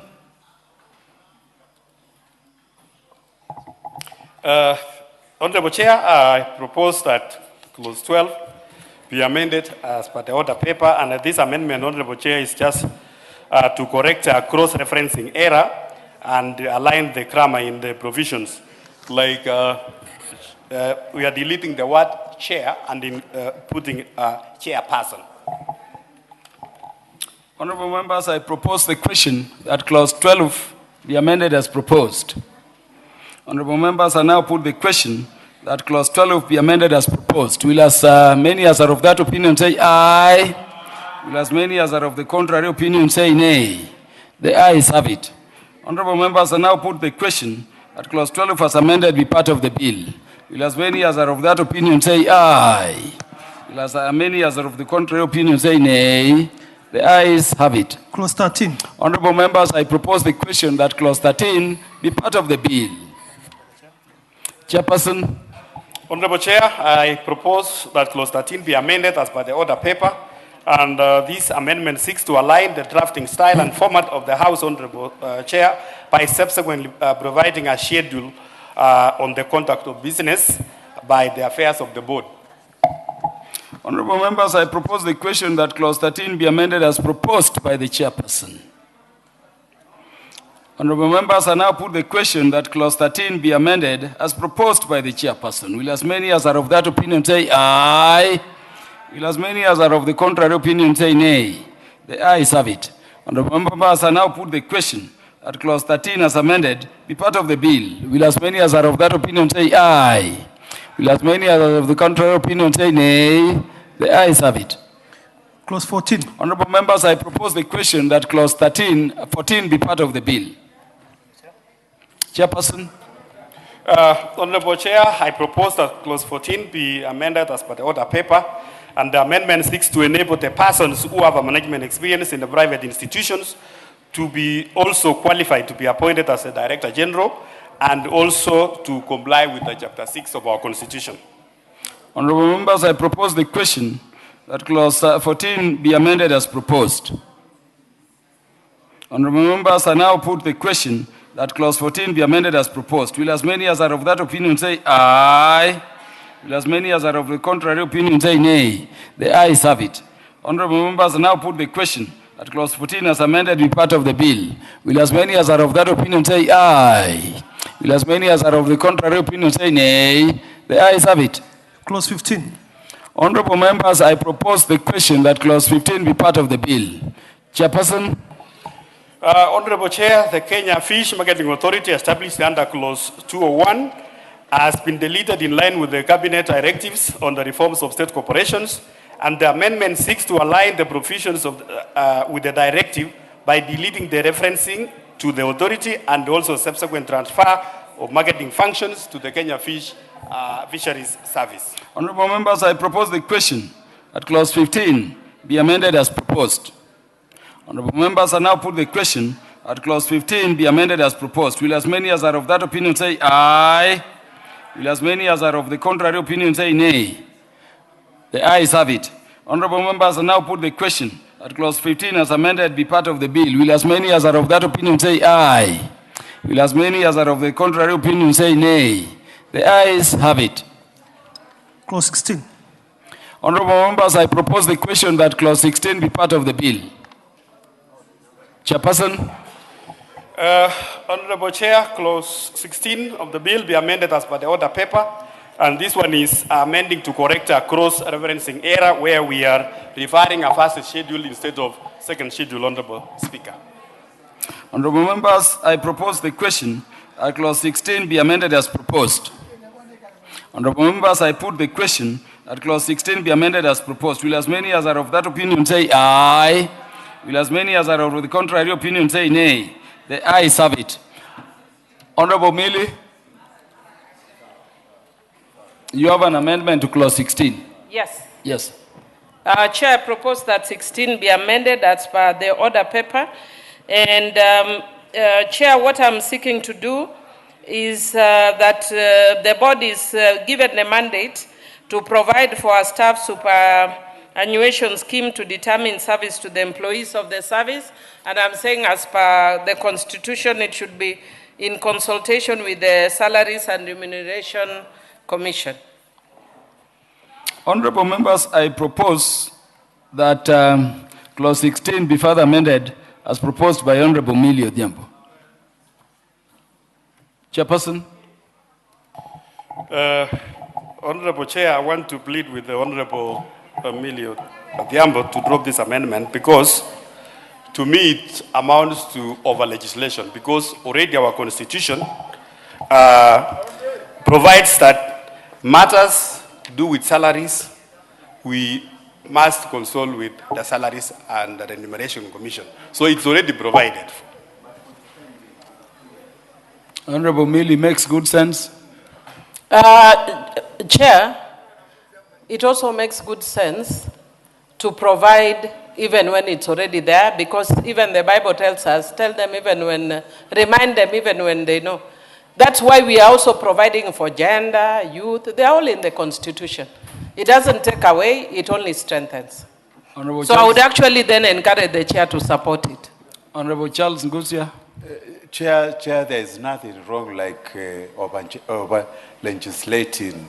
I sit in one of the audit committees, and sometimes the CEOs end up doing a lot of errors. So I think what Millie has proposed is very important. We include it here. It doesn't cause any harm or danger, including it, Chair. So I support Millie's amendments.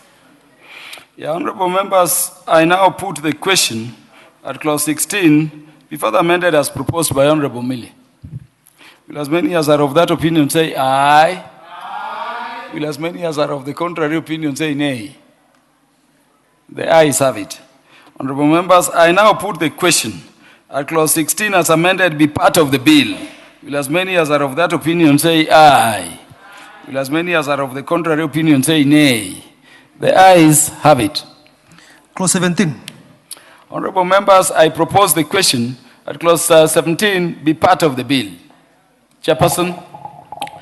Honorable Chair, the proposed at clause 17 be amended as per the order paper. Under this one, Honorable Chair, the fisheries being a default function, the amendment seeks to provide an appointment of authorized officers, both at the national and county level, appointed by the Cabinet Secretary and the county CEC in charge of fisheries, respectively.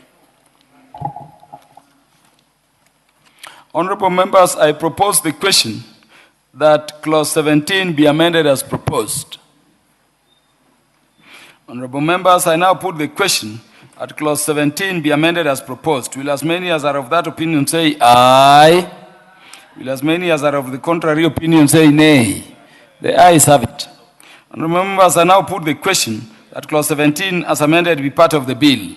Will as many as are of that opinion say aye? Will as many as are of the contrary opinion say nay? The ayes have it. Clause 18. Honorable members, I propose the question that clause 18 be part of the bill. Honorable Chairperson. Chair, yes, Honorable Chair, I propose that clause 18 be amended as per the order paper. And this one, Honorable Chair, the position of an honorary fisheries officers are unnecessary, and no such officers have been appointed since the enactment of the Act. Hence the proposal to delete this provision. It was, this is a provision, Honorable Chair, that they needed to provide an honorary fisheries officers, which to us, so it is not necessary. Yeah, honorable members, I propose the question at clause 18 be amended as proposed by the chairperson. Honorable members, I now put the question that clause 18 be amended as proposed. Will as many as are of the same opinion say aye? Will as many as are of the contrary opinion say nay? The ayes have it. You see, what it means is that that clause is wholly deleted. And so you don't need to put the final question. Next. Clause 19. Honorable members, I propose the question that clause 19 be part of the bill. Committee chairperson. Honorable Chair, I propose that clause 19 be amended as per the order paper, and this one is a clean-up, Honorable Chair, with the drafting standards, and further to amend the Amendment 6 to align the title of the Treaty Making and Ratification Act with the new CAP number issued under CAP 4D. Honorable members, I propose the question that clause 19 be amended as proposed.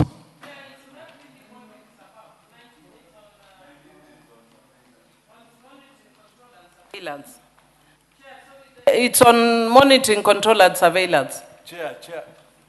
Could you give the chairperson the mic just to clarify?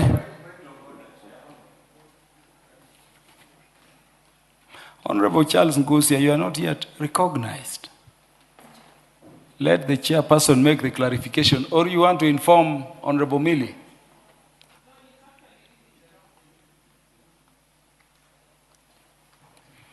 Honorable Chairperson, I'm saying a cleanup because it uses the initials MSC.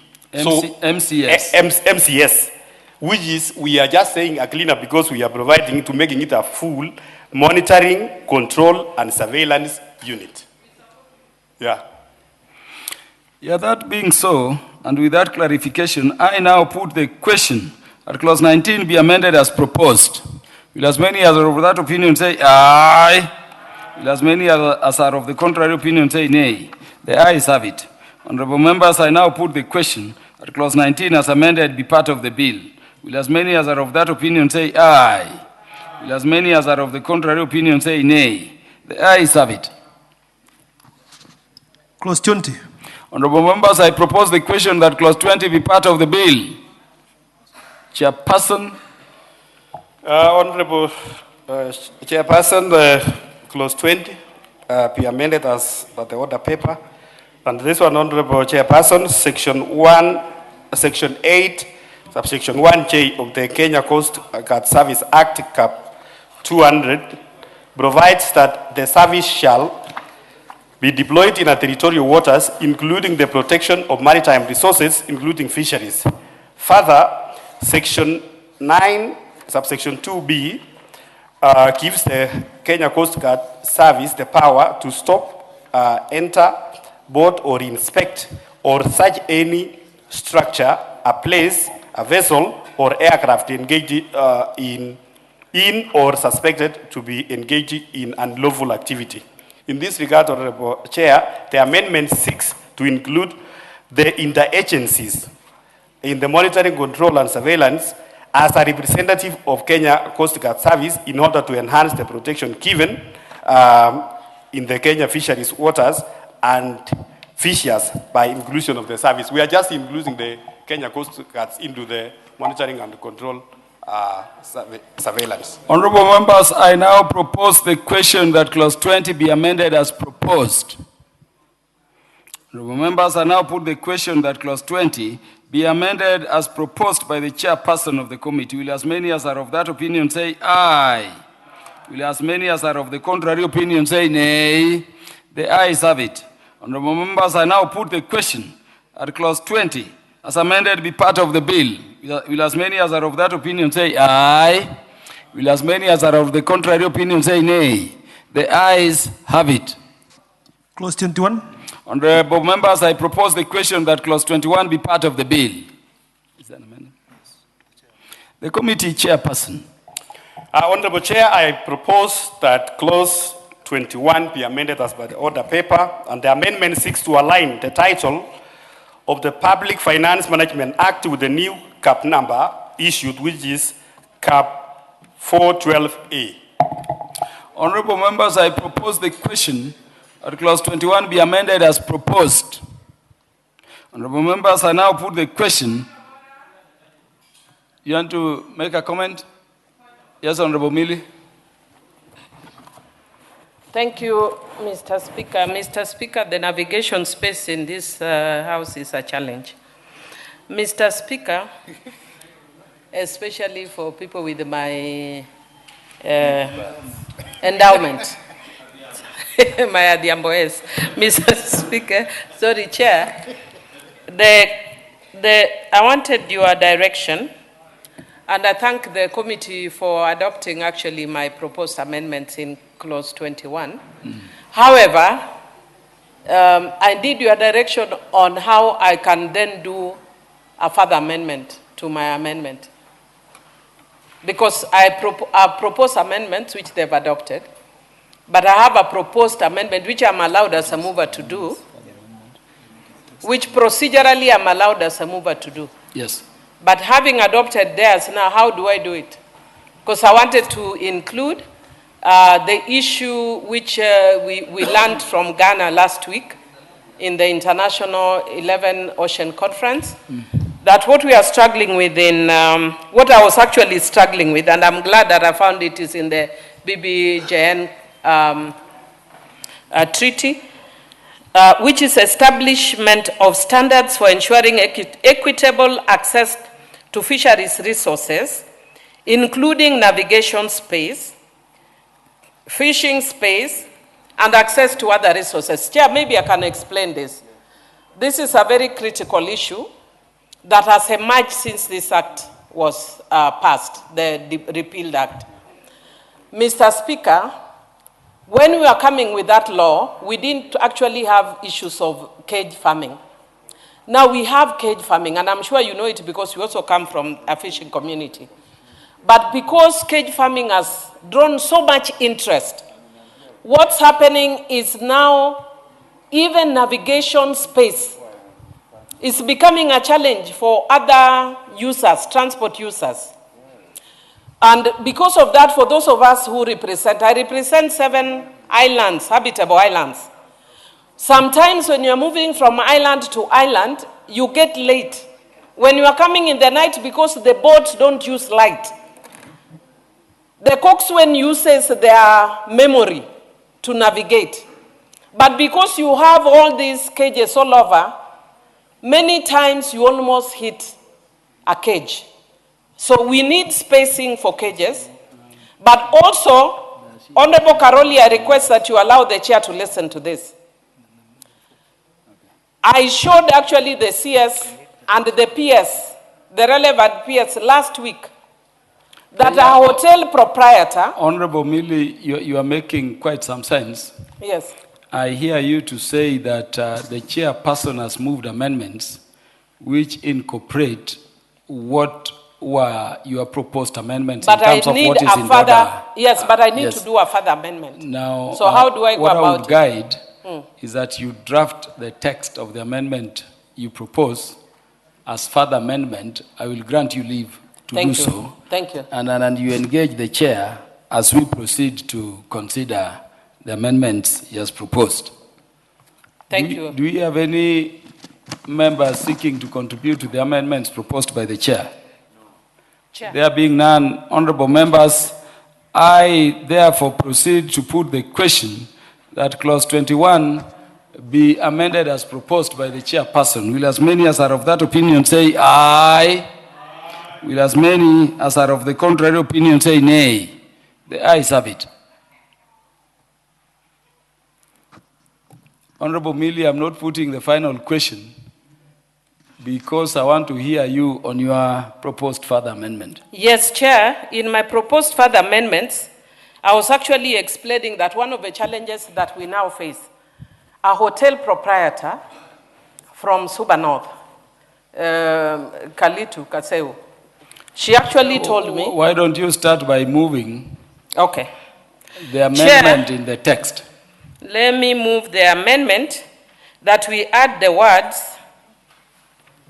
We delete in the committee's proposed amendment, which is similar to mine. You provide the establishment of standards for ensuring equitable access to fisheries resources, including navigation space, fishing space, then you delete the word and, access to other resources, and a 7 nautical mile space for cage. Maybe for cages, the legal drafter can help with that. At 12, let me see if I'd written somewhere here. Yes, Honorable Millie, in terms of procedure, I'm looking at our standing orders 133, sub-order 10. Yes, Chair, actually... Because of the handicap there... I have the words. I have the words in my computer. I'll write. I want to guide that noting the provisions of standing order number 133, particularly sub-standing order 10, we put the final question, you can recommit. You can recommit this so that we have the text prior to its being moved, instead of having to halt all the proceedings.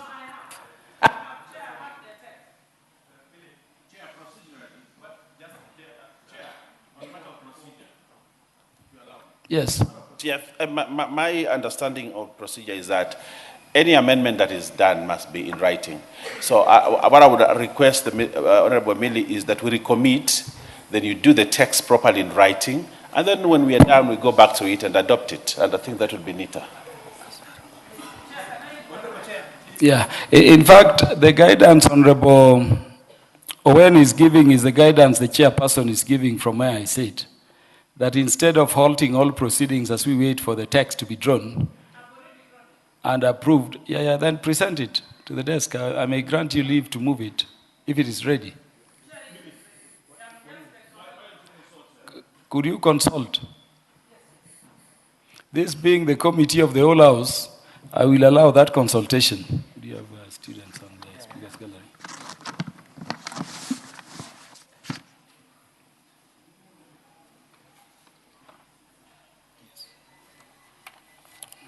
Yes, honorable members, permit me to interrupt in the proceedings to welcome a number of schools and institutions visiting the National Assembly to observe the proceedings. In the Speaker's Gallery, we have Moi Girls Isinya from Kajiado East Constituency, Kajiado County. Also in the Speaker's Gallery, Suguta Consolata School from Samburu West Constituency, Samburu County. In the Speaker's Gallery, we have Aldai Girls School from Aldai Constituency, Uasin Gishu County. And then we have Mboru Comprehensive School, Mwingi Central, Kitui County. All the visiting students, their teachers, and guardians are welcome to the National Assembly to observe the proceedings. You've come to the House when we are undertaking what is called Committee of the Whole House, which I know you study in your schools.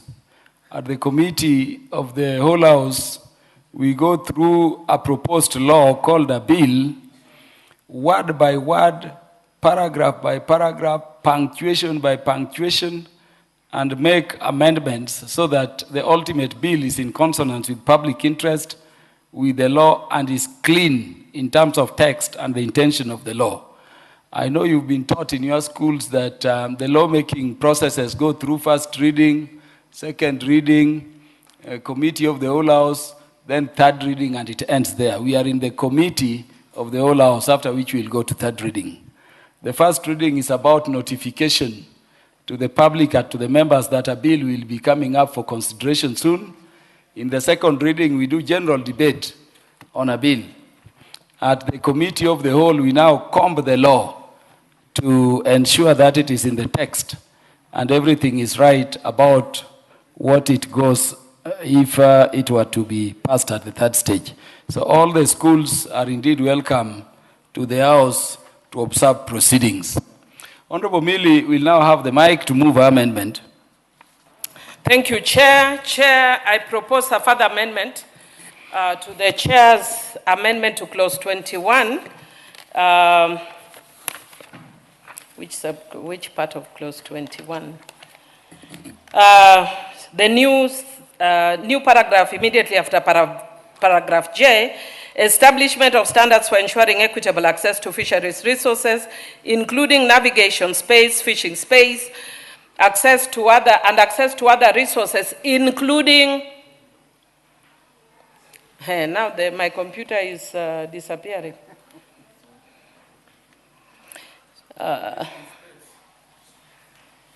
Including the establishment of an inshore exclusive zone. We have agreed with the chair of the committee because I wanted to provide for nautical miles, but the committee has requested that they be given time to determine what nautical miles are appropriate. So that's my proposal, so that even when you are doing cage farming, it does not encroach on other businesses, so that hotel business, tourism is not interfered with.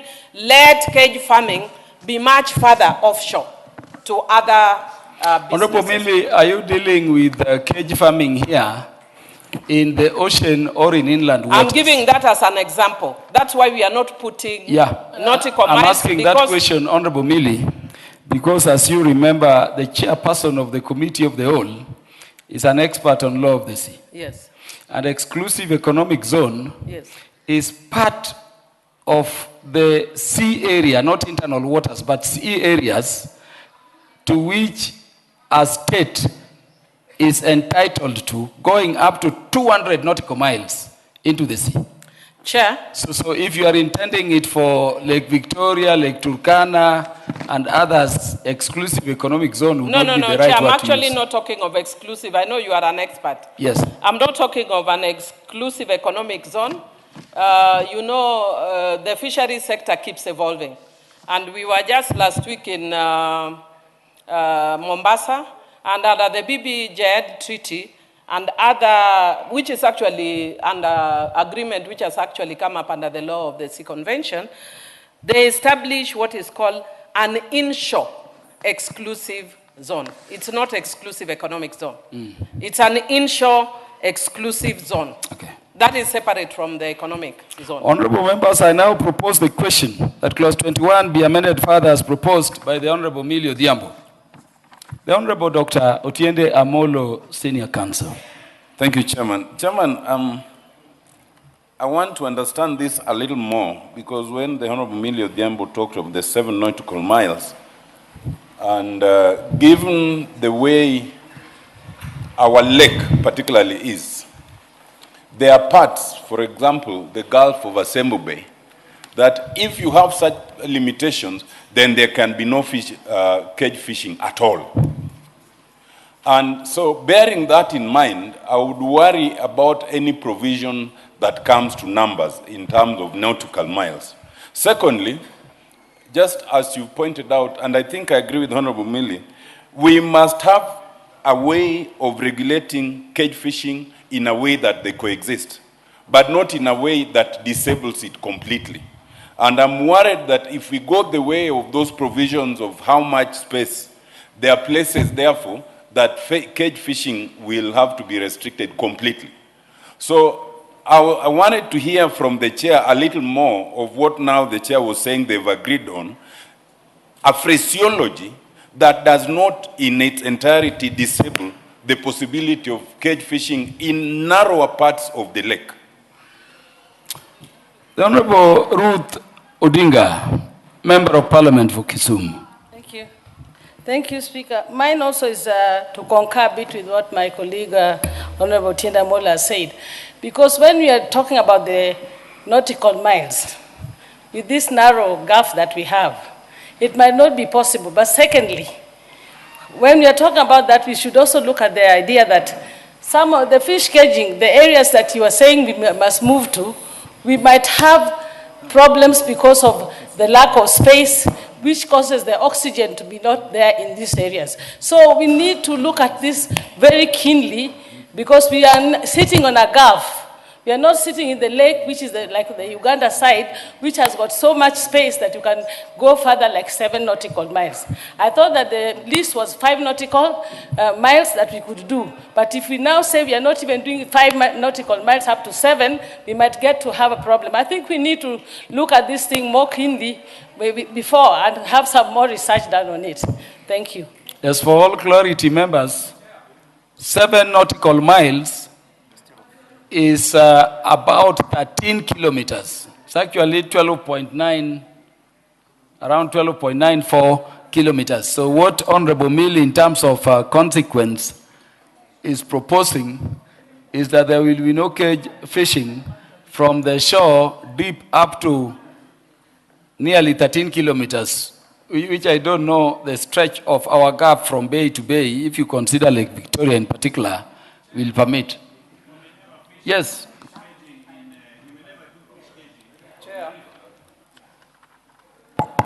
Thank you, Chair.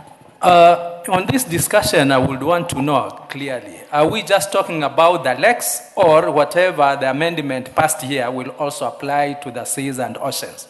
Because if it is extended there, then the scenario changes completely, where we are having oil tankers and major ships and all yachts going through and you are pushing those cages there. So this amendment, is it for lakes or is supposed to apply to all water bodies? Thank you, Chair.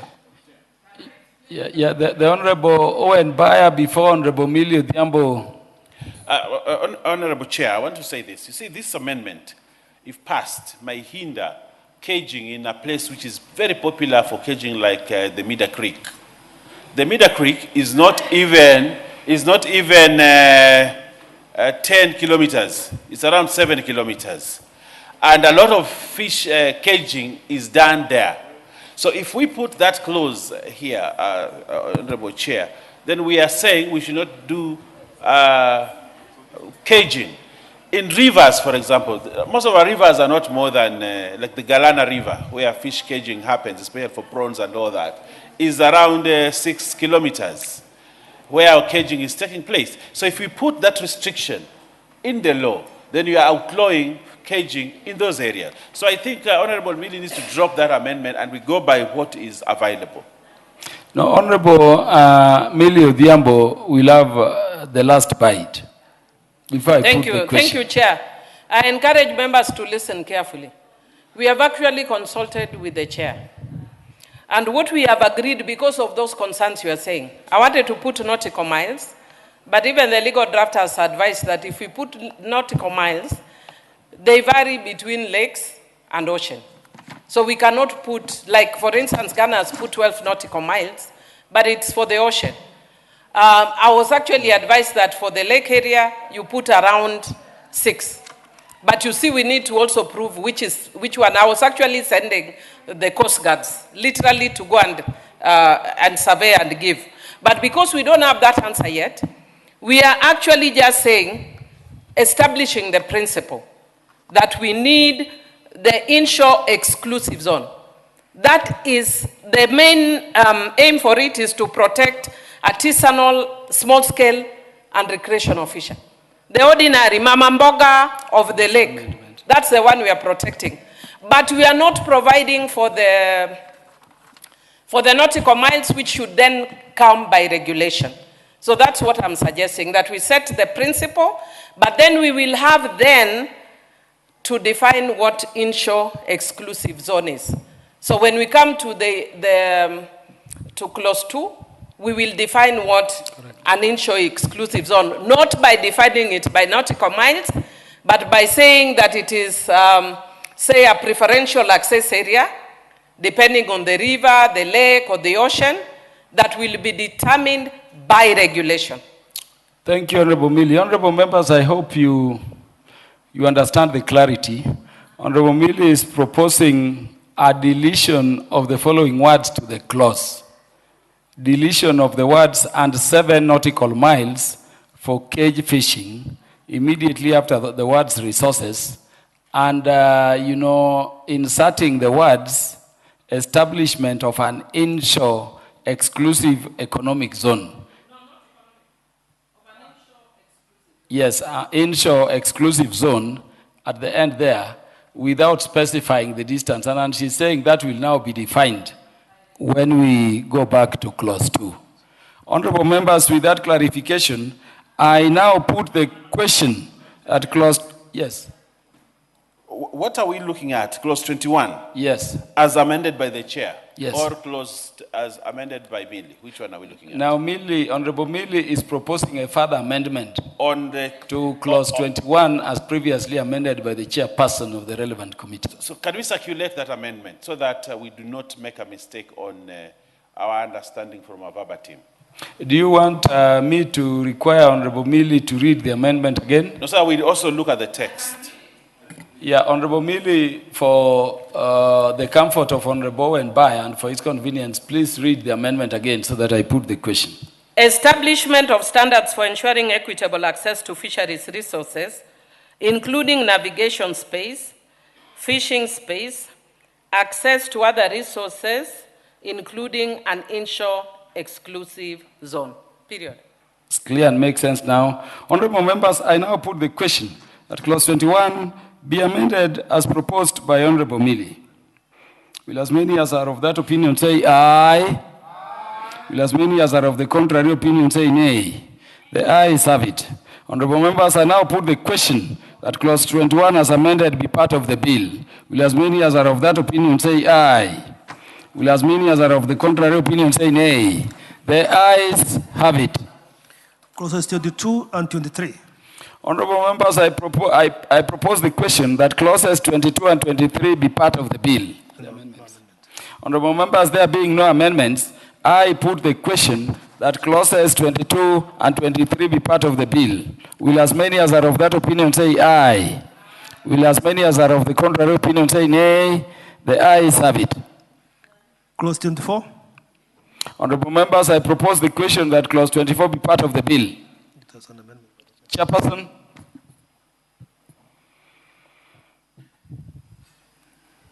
Honorable Chair, I propose that clause 24 be amended as per the order paper, and the amendment seeks to align the title of the Public Audit Act with the new cap number issued, which that is a cap number 412B. Honorable members, I propose the question that clause 24 be amended as proposed by the chairperson. Honorable members, I now put the question that clause 24 be amended as proposed by the chairperson. Will as many as are of that opinion say aye? Will as many as are of the contrary opinion say nay? The ayes have it. Honorable members, I now put the question that clause 24 as amended be part of the bill. Will as many as are of that opinion say aye? Will as many as are of the contrary opinion say nay? The ayes have it. Clause 25. Honorable members, I propose the question that clause 25 be part of the bill. Chairperson. Honorable Chair, I propose that clause 25 be amended as per the order paper, and that this amendment seeks to correct a cross-referencing error, Honorable Chair, where we are referring to sub 26(2), sub-article 2 instead of 24 sub-article 2. Honorable members, I propose the question that clause 25 be amended as proposed. The Honorable Dr. Otiende Amolo, Senior Counsel. Chairman, I just want a clarification and confirmation from the chair that there was proper consideration of this clause 25. When it prescribes the period as 4 months after the close of the fiscal year, did the committee consider the consistency within the period of audit? Because I believe that the period of audit is usually, is it within 3 months? And this one is reading 4 months. Just some clarity. Honorable Chairperson. A minute, Honorable Chair. Yes, Honorable Chairperson is permitted to make necessary consultations. So accountability is a national value and principle of governance. And audit is part of it.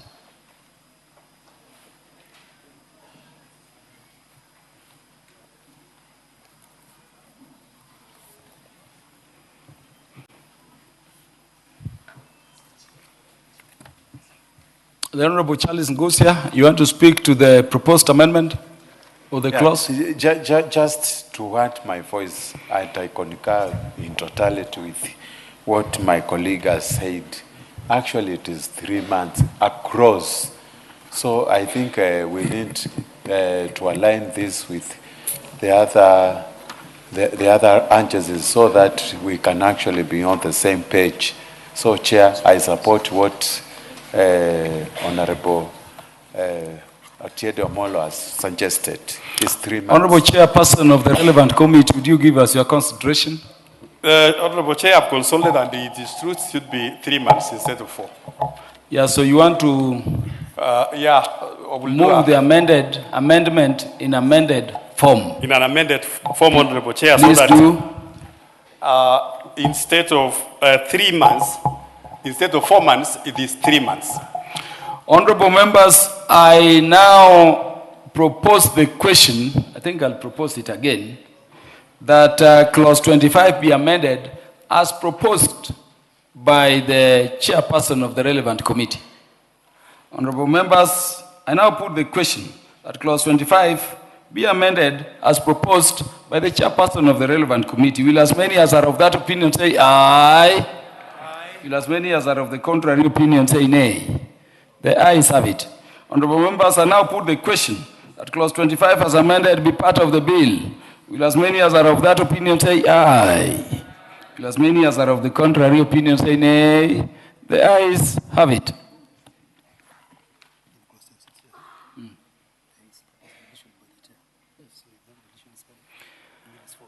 Yes. Clause 26. Honorable members, I propose the question that clause 26 be part of the bill. The chairperson of the relevant committee. Yes, Honorable Chair, I propose that clause 26 be amended as per the order paper, and the amendment aligns with the provisions of the establishment of Fish Levy Development Fund, which has a similar objects as Fisheries Research and Development Fund. The Fisheries Research and Development Fund is yet to be established, Honorable Chair, since the enactment of the Fisheries Management and Development Act 2016, hence the proposal to delete the provisions and transfer its purpose to the Development Fund. Yeah, before I propose the question for debate, let me guide that if this amendment is carried forth, the amendment proposed by the Honorable Millie shall collapse. And so I now proceed to propose the question that clause 26 be amended as proposed by the chairperson. The Honorable Millie Odhiambo Mabona. Thank you, Chair. Chair, you do notice that I agree with the Chair in principle that it may not be necessary maybe to run the two funds because they are fairly similar. However, my proposed amendment was to include as part of the things that the fund should do was to support artisanal fishers. And Chair, I would want to request if the Chair would be agreeable, because I'm proposing a fund to support artisanal fishers, because a lot of times, our local people don't have money even to purchase boats. It's actually the investors who come from outside the country who own boats. So if we actually want to move to Singapore, we can only move to Singapore if our people actually facilitate. Secondly, Chair, a lot of times they get accidents in the lake. Even now in one of my beaches called Litare Beach, today we are doing a fundraiser to bury 2 people who drowned at that beach. But normally it's their business as the people of those beaches to deal with that. So I'm requesting if the Chair could then adopt, because I've looked at his amendment, it does not carry forward mine, which is that the fund should also support artisanal fishers. So that it doesn't just have an ocean approach. We are small as a lake, but we are also a lake. We are waters. Please consider our artisanal fishers as well. Chairperson, for the benefit of the House, would you elaborate further why you are proposing the total deletion of clause 26, which establishes the Fisheries Research and Development Fund? Honorable Chair, because if you check the next, which is clause 27, that is where we are now establishing the fund, which is actually we are restructuring the existing fund, Honorable Chair, which is a Fish Levy Trust Fund, and we are restructuring in this new bill to Fish Levy Development Fund. So which Honorable Chair is going to take care of all, including the addition of fishers, which are Honorable Mele. If you check on on the regulation, Honorable Chair, because these collections, when after collections, there is a way, even the regulation, how it is divided between the national government and the county government. And when it goes even to the government, Honorable Chair, this is where even including the BMUs,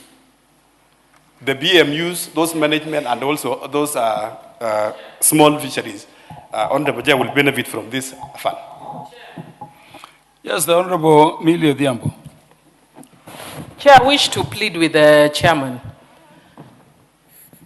Chair, I'm also an expert in mainstreaming issues of marginalized groups, including women, including marginalized communities, and in the blue economy. The fisher folk of the lake are actually a marginalized community. They are being treated as a footnote. When you take them to regulations, they are a footnote. As a lawyer, I know the import of having an issue mentioned on the main bill. Can you kindly just add taking care of artisanal fishers on the main one, so then I can drop my proposed fund, which I know you are not very happy with. Because I'd want us to have a fund for artisanal fishers, to help our poor fishermen. And so that we know that they are taken care of, that you put just support artisanal fishers. Yes, the Honorable Karoli Omondi. Honorable Chair, I would like to support Honorable Millie Odhiambo on this issue. I've looked carefully at the proposed, we have not reached there, but I've looked at the use of the funds to be collected under the proposed Fish Levy Trust Fund. And if you read all of them, there is no provision capturing what she's saying, which is making available credit facilities to artisanal fishermen, isn't it? For purposes of buying boats, fishing nets, or even training themselves. So that is missing. I think we need a clause there. Even to buttress what she's saying, we also need a clause dealing with issues of, we normally have tragedies happening in the lake. People dying, drowning, emergency rescue, ambulances, all those kind of things. I think we should cover them somewhere here. So I just want to support what Honorable Millie is saying and urge the chairman that we need to expand the use of the levy proceeds. And I hope they will not be securitized going forward. Yeah, what I heard, Honorable Karoli, what I heard the chairperson of the relevant committee say, in terms of explanation, was that he is proposing the deletion of clause 26 because it duplicates what is proposed in clause 27. As I was hearing him to be saying, we should delete clause 26 and any concerns like the ones Honorable Millie is raising be taken thereafter to clause 27. Did I hear you correctly, Chair? That is, Honorable Chair, that's why I've even consulted with Honorable Millie that now, including the additional people to benefit from this fund under 27, which I'm going to move now a further amendment in consultation with the Honorable Millie so that we can include them in this fund. The Honorable Dr. Otiende Amolo. I am okay with that because I was going to speak to it. But we need to agree on the terminology. The initial amendments by Honorable Millie refer to artisanal fisheries. People have referred to artisanal fisher folk. There's artisanal fishing. So let's just, yes, and fishers. Let's just settle and then insert it. I think the place for it would be this clause 27.3. And I agree that we need to mention them.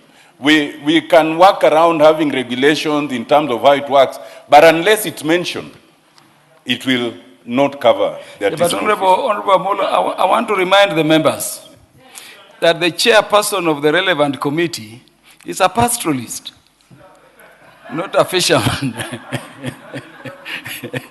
The Honorable Dr. Ruth Odinga, the MP for Kisumu County.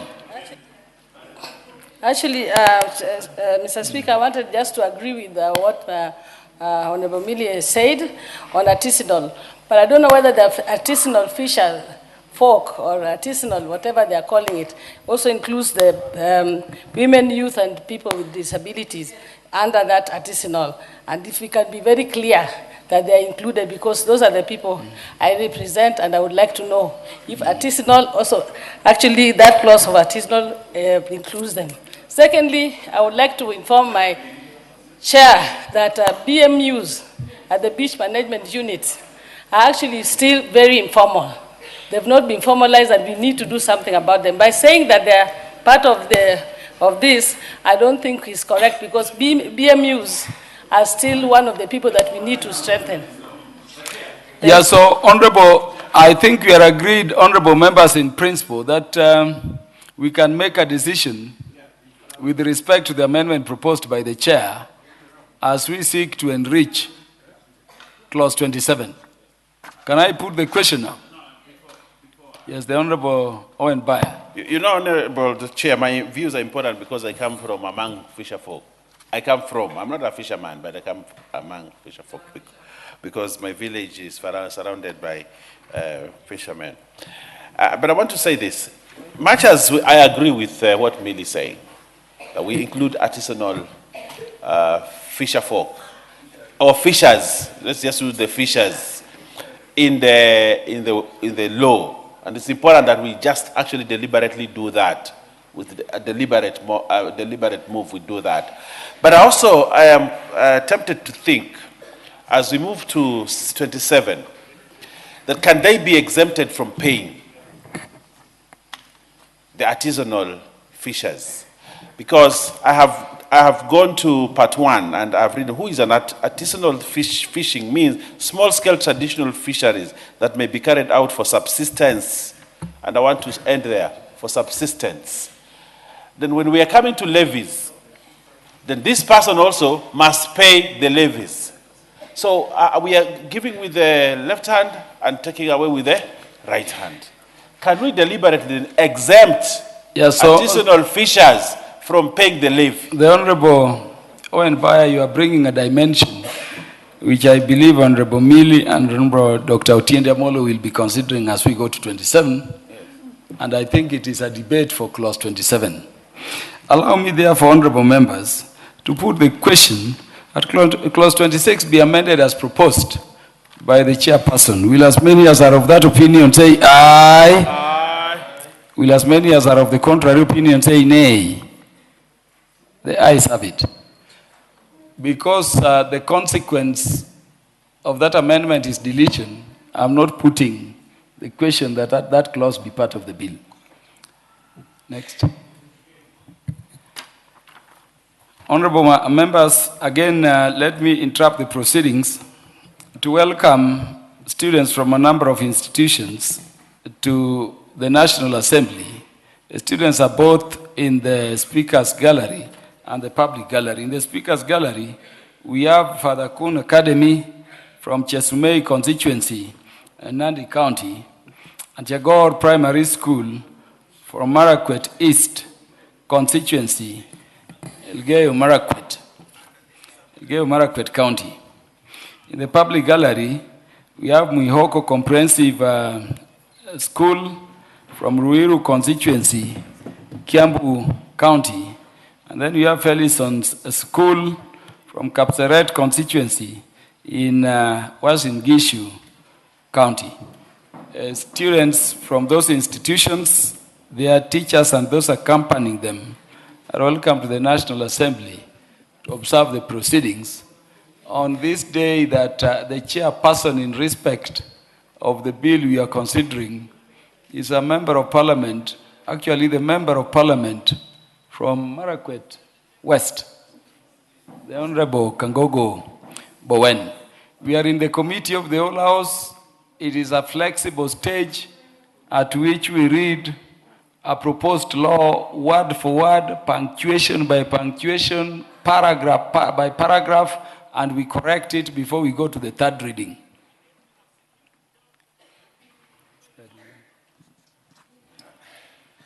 Clause 27. Honorable members, I propose the question that clause 27 be part of the bill. The chairperson, the Honorable Kangogo Bowen, will move his amendment. Honorable Chair, clause 27 be amended as per the order paper.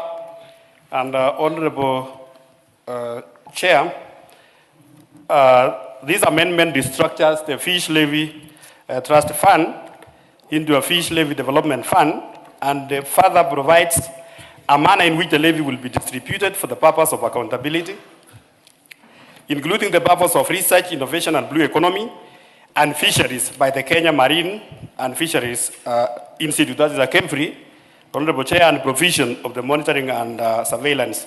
And Honorable Chair, in consultation with members, I'm going to move a further amendments on the same clause 27, which is the purpose of the fund, Honorable Chair. to include on, that is number 3, the purpose of the fund. Number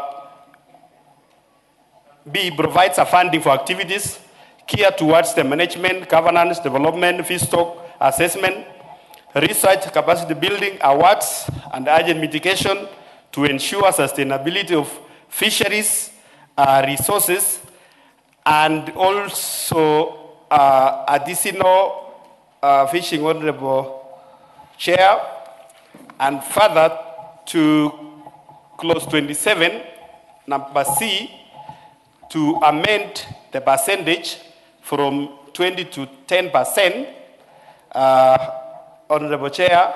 That 10% is to additional fishing programs, including the credit facilities and the emergency interventions. So that, Honorable Chair, now takes care of all what the Honorable Member is talking about, the additional visual folks, Honorable Chair, and so that now they are included in this fund, Honorable Chair. And the Honorable Chair, as I move, I want to, yes, even Caroli is a 2-term now. Yes. So, Honorable Chair, as I move, Honorable Chair, I also want to welcome Chukot Primary School from my constituency, Honorable Chair. It is the best school in Elgeyo-Marakwet County, Honorable Chair, and if the ranking of primary schools are to be done today, Honorable Chair, I'm very sure the school would be #1 countrywide. This is a school, Honorable Chair, last year took about almost the entire grade 9 to national school. So congratulations and welcome to Parliament. I think I'll see them later because I'm now too busy with this, with the bill. Yeah, today, the Honorable Kangogo, you cannot leave the house until we are done with the bill. Otherwise, the business of the house will come to a stop. But it's great you come from the same place as the students we have welcomed. Yes, honorable members, I propose the question that clause 27 be amended as proposed by the chairperson of the relevant committee. The Honorable Millie Odhiambo. Thank you, Chair. Chair, I wish to strongly support. Indeed, Chair, you have seen where Honorable Karoli Omondi is seated. He almost jumped saying 2-term because of the provision that has been made for artisanal fishers and even by providing percentages. Chair, this now I can see that the spirit of better is actually now being grounded. Inatoka bottom, oh sorry, I'm supposed to speak one language. It comes from the bottom going up so that our fishermen can also have resources that can help them in terms of difficulties, in terms of challenges. If it were not that the president was from your backyard, I would have said Honorable Kagongo for president because of this provision. But because, no, 2032, we will fight it out with you.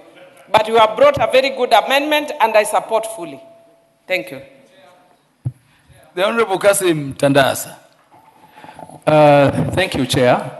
From the committee, I support the amendment by my chairman.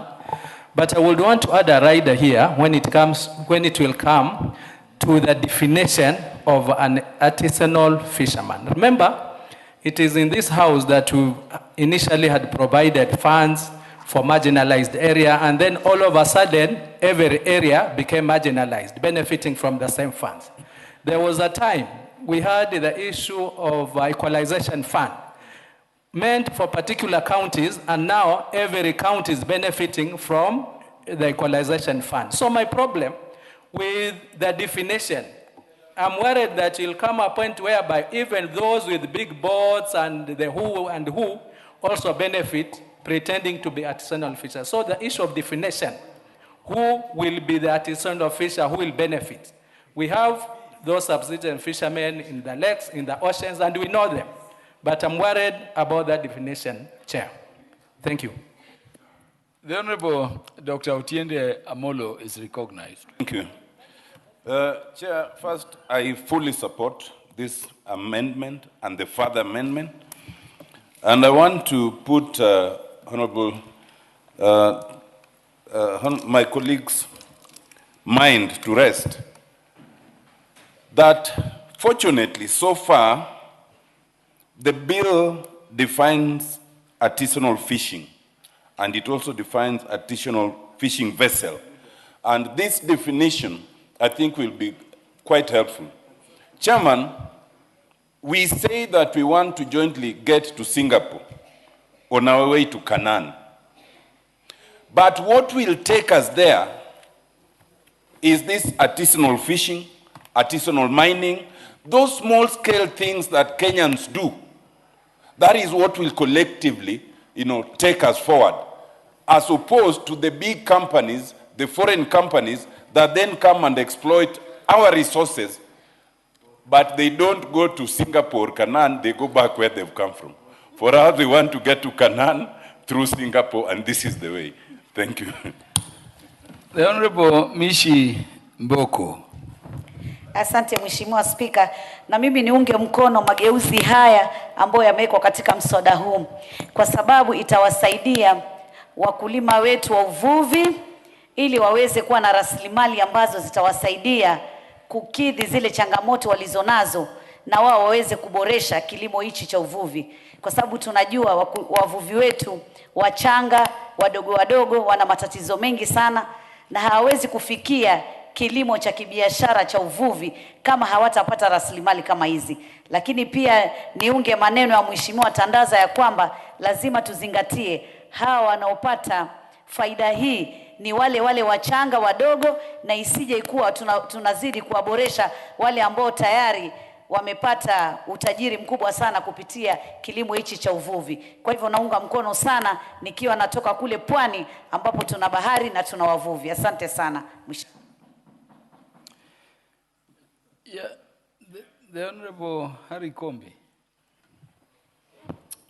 Asante mwenyekiti, hata nami nipate nafasi ya kuunga mkono marekebisho ambayo yamefanywa kwa mswada huu. Hakika hazina ambayo imebuniwa ni hazina ambayo itawafaidi hata wale wadogo. Lakini cha kusisitiza sana ni hawa wadogo ni kina nani. Ikaweze kuwekwa wazi ili kwamba kusije wengine wakaja wakaingizwa hapo ndani kama ilivyokuwa na hiyo hazina nyingine ya equalization.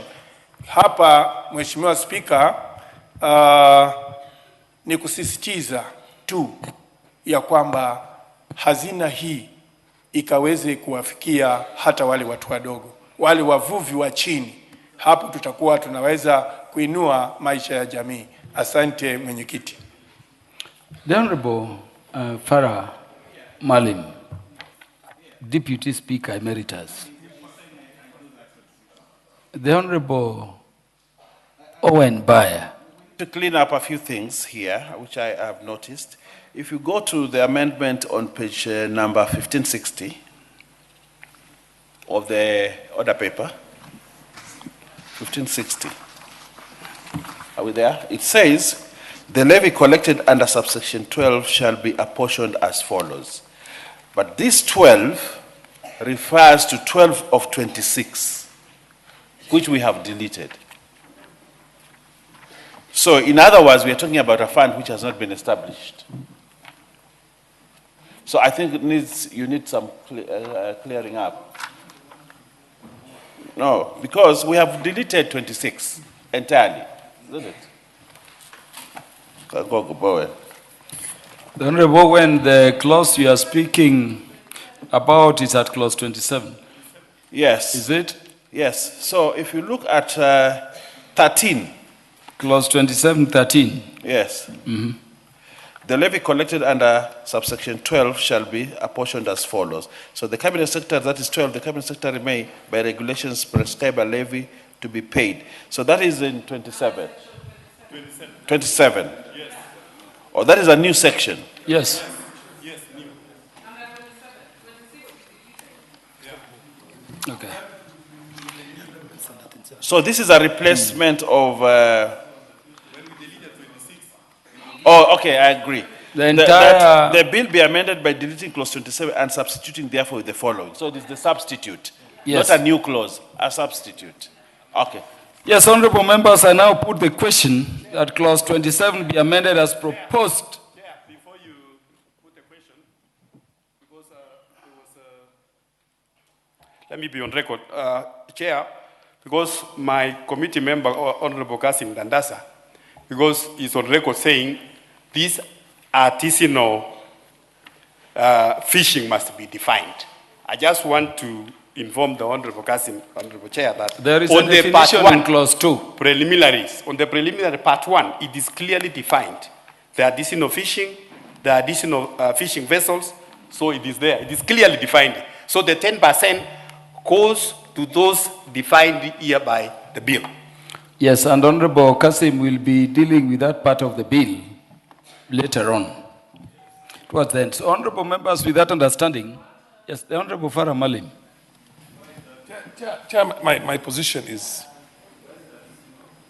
that we are still in a situation in which this can be defined as to mean the whole country. To mean the whole country. 100% of the country. And this is exactly what the honorable member said last time. We wanted an equalization fund. The idea was that those areas that were starved in the under the sessional paper number 10 of 1965, which is areas, what was called the NFD and its contiguous areas, in contiguous districts, was supposed to benefit from that. But later on, you came around and thanks to the government that came there after the constitution itself was passed, it was now said that even the mountain region was marginalized. So in a sense, you watered down a very good, noble idea to bring a section of the country that was left behind for over 70 years up to speed with the rest of the country. But now you watered it down. In which case, the emphasis now is for the whole country. The former NFD is probably getting less than 20% of what's called the equalization fund. Now we have another one here. And I'm sure we are looking at specific parts of the country that are supposed to gain from that. No. This is a specific category of Kenyans called those engaged in artisanal. But is that universal in the whole country? Yeah. Or artisanal fishing vessels?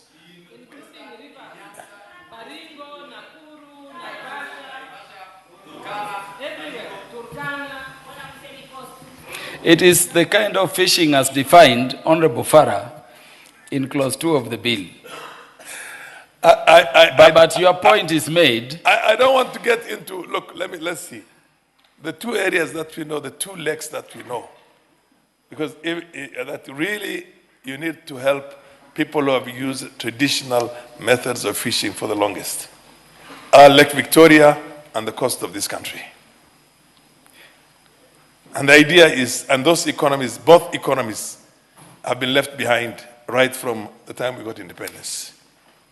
If you're going to bring a very good bill here right now, which is supposed to address the very bottom of that, and those artisanal people who cannot use, and now then you make it the whole country, it's going to become like the equalization fund. Honorable Farah, your point is made, and the chairperson. Now, how do we then make sure that doesn't happen?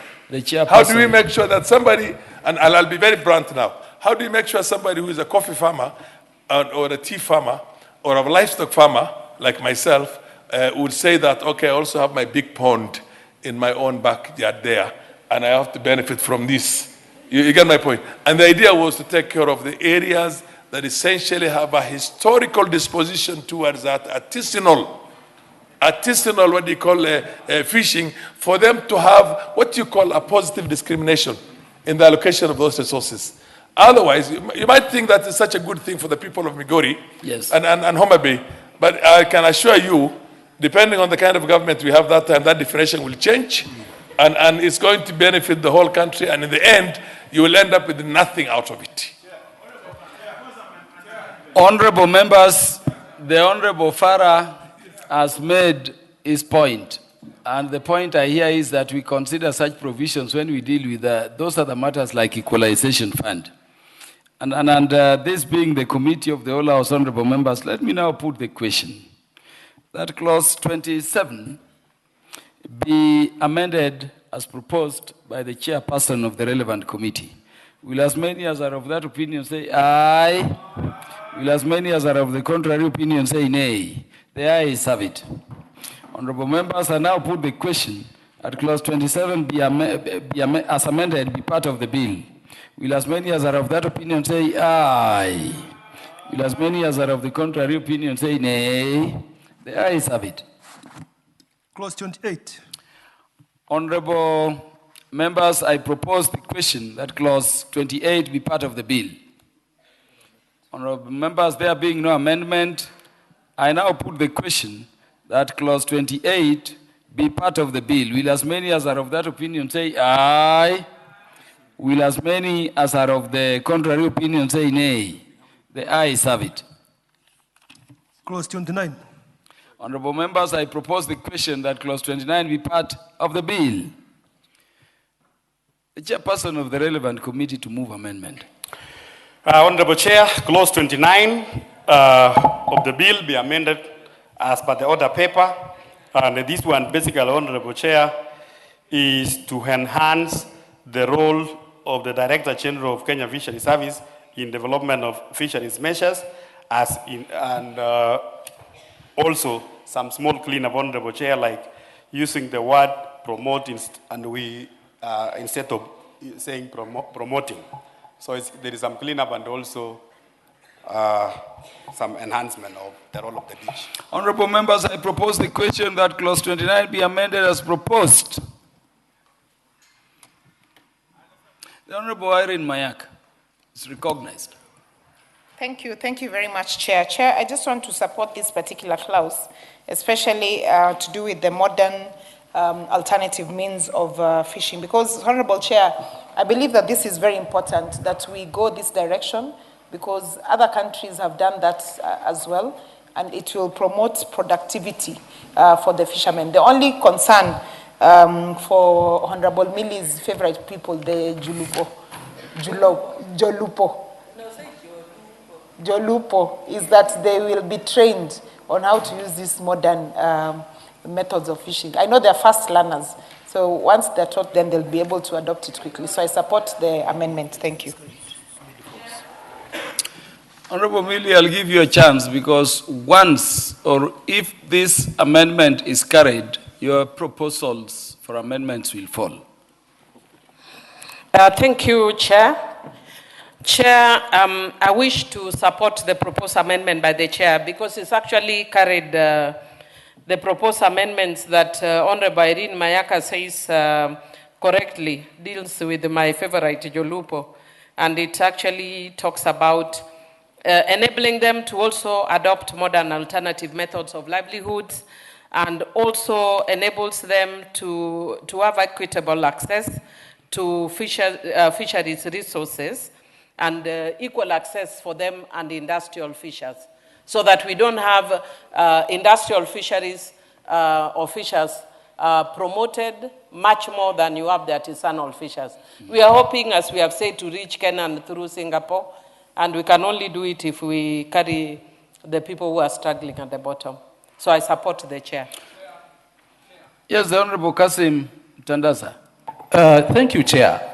I've been sitting here and I've heard a word like 3, 4, 5 times called the Jolupo.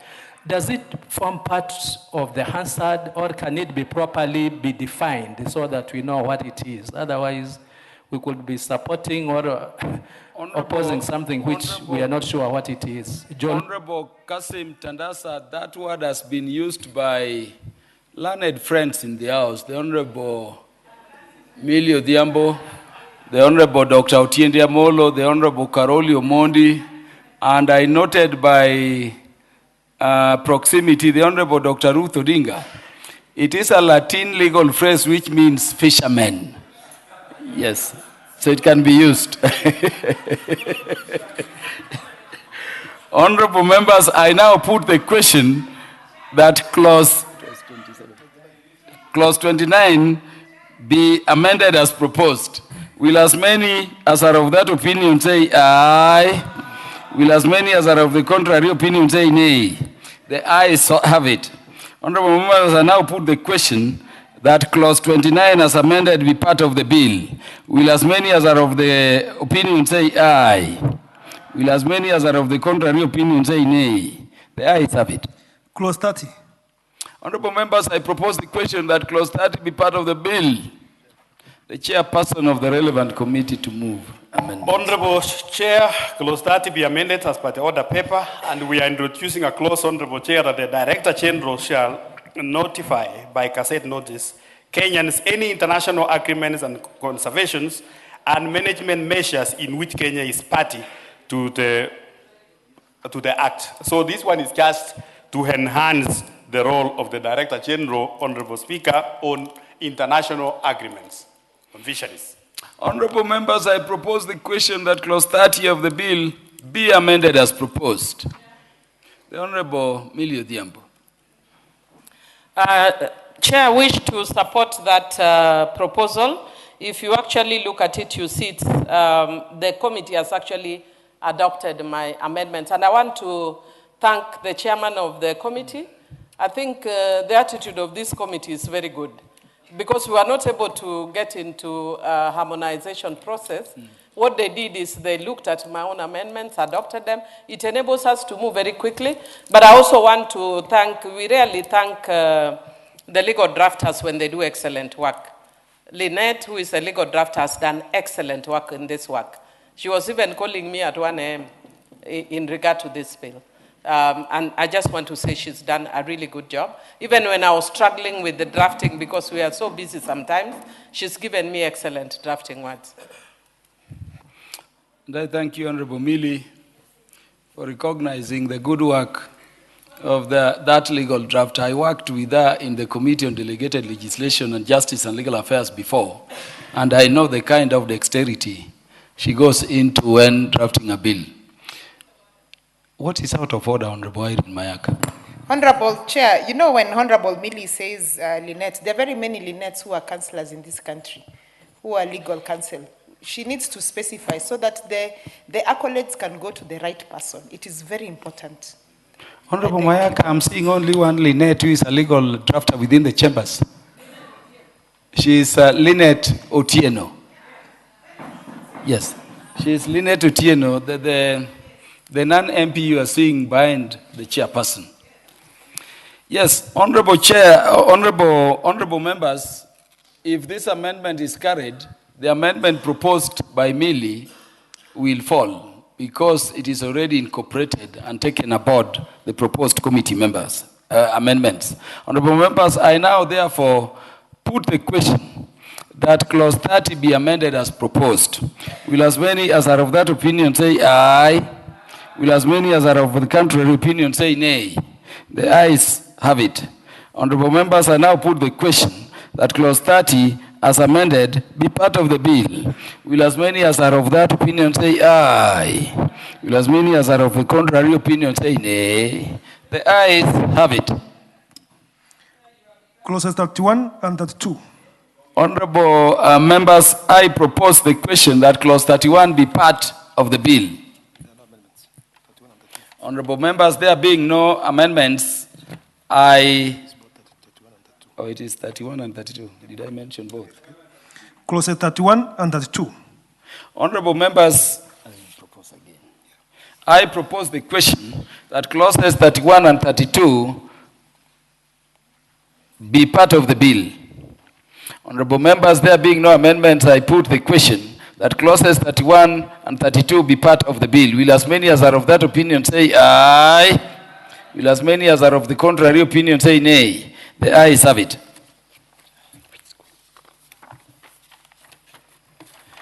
Honorable members, permit me to welcome students from a number of institutions visiting the National Assembly in both the Speaker's Gallery and the Public Gallery. In the Speaker's Gallery, we have Njuri High School from Chuka, Ingamangombe constituency, Tharaka Nithi County. In the Public Gallery, we have MCK Bishop Mtamburi School from Imenti Central, Meru County. We also have Red Rose Primary School from Kibra constituency, Nairobi City County. And we have Chania High School from Watate constituency in Taita Taveta County. The students, their teachers and guardians are welcome to the National Assembly to observe the proceedings. You are in the House when we are transacting what you are taught as Committee of the Whole House. At the Committee of the Whole House, we read a bill word by word, punctuation by punctuation, paragraph by paragraph, and if there are amendments required to be made, they are made, provided that all those amendments are agreed to by the members. And the decision of members is when a question is put, and they vote either way. You are welcome to observe proceedings, and we wish you well on your learning tour. Clause 33. Honorable members, I propose the question that clause 33 be part of the bill. The chairperson will move amendments. Yes, Honorable Chair, I propose that clause 33 be amended as per the order paper. And the Honorable Chair, the substantive bill reads, each county may develop their fisheries management plans. What we are saying shall. And this one, Honorable Chair, is to ensure sustainable management of fisheries resources, and the county governments should be empowered to establish their respective fisheries plans. This process can be aligned with the national objective while adhering to the constitution provisions under Article 6 of Article 2, Article 186 and Article 189, which emphasizes on the cooperation between the national and the county governments, and the amendment also makes it mandatory for the counties to develop their management plans. Honorable members, I propose the question that clause 33 be amended as proposed. Honorable members, yes, the Honorable Kasim Tandasa. Thank you, Chair. This, I think the wording may, from my understanding, was meant to apply to those counties which have fishermen or have fisher folk. They have lakes, they have the ocean, but when you say each county shall, would this mean that even a county, and I know there are counties where they don't have fishing at all, must also come up with their management plans? The Honorable Dr. Otiende Amolo, Senior Counsel. Chairman, I would support this amendment for two reasons. Oftentimes, and especially when it comes to county government, whenever you give them a discretion, that discretion is used in omission, because most counties want to allocate their monies for certain things for reasons that most of us know. But secondly, my understanding of shall here, what is required of each county is to develop fisheries management measures. The extent that you do it will now depend on the level of fisheries participation. But surely there is not a single county in this country that does not have some form of fishing at whatever level. And therefore, I think the shall here does not compel you to do it in a major way, the way perhaps Mombasa or Kisumu County or Homa Bay would do it, but you'll do it because you have to do it, commensurate to the level of participation. I support it. The chairperson. Yes, I want to inform my member, the Honorable Kasim Tandasa, Honorable Chair, that if you go to counties which were traditionally not fishing counties like Kirinyaga, Nyeri, Kiambu, including even where we come from, the pastoralist areas, the aquaculture now is the main thing in those counties, which were traditional, they were not fishermen.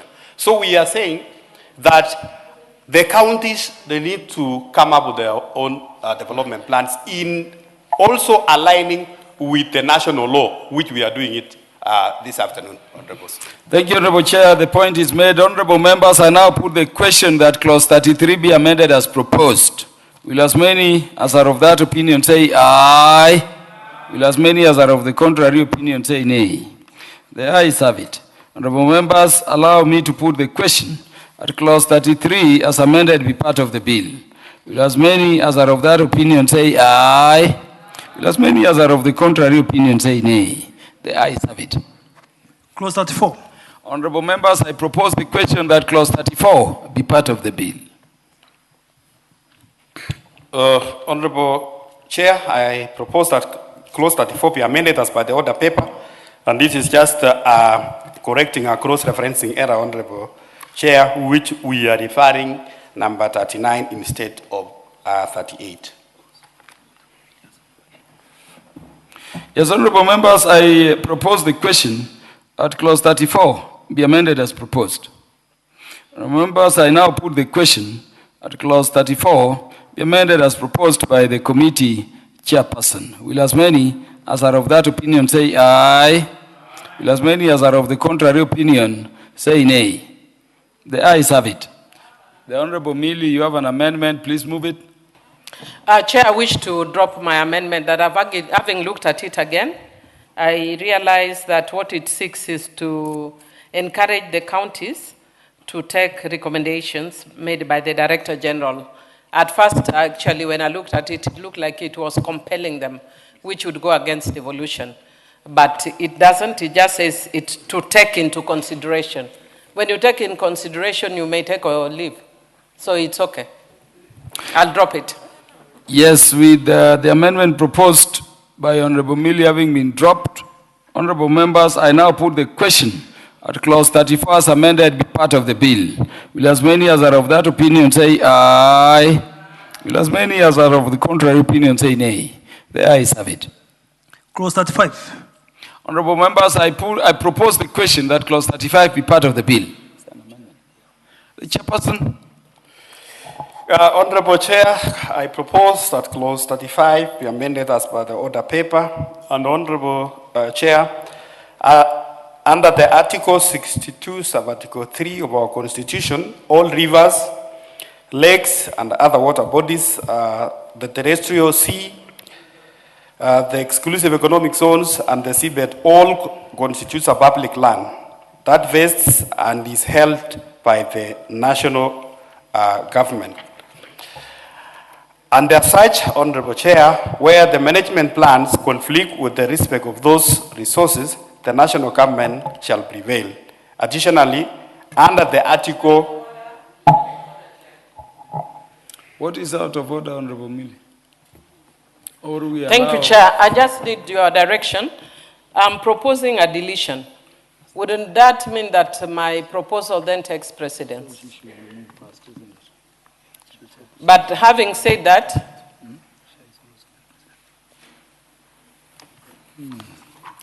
Chair, I just wanted your direction that when I propose a deletion, then my proposal should take precedent. But having said that, and knowing that the committee is actually proposing a tribunal and other measures of conflict resolution, I wish to say that I'm dropping my amendment. Thank you, Honorable Chair.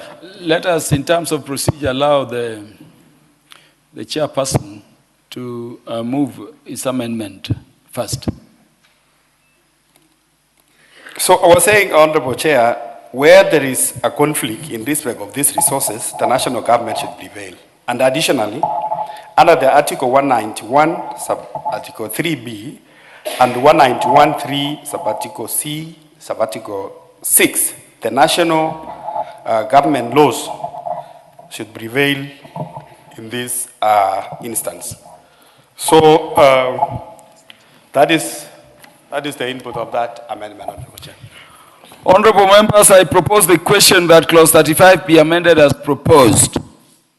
Honorable members, I put the question at clause 35 be amended as proposed. Will as many as are of that opinion say aye? Will as many as are of the contrary opinion say nay? The ayes have it. Honorable members, I put the...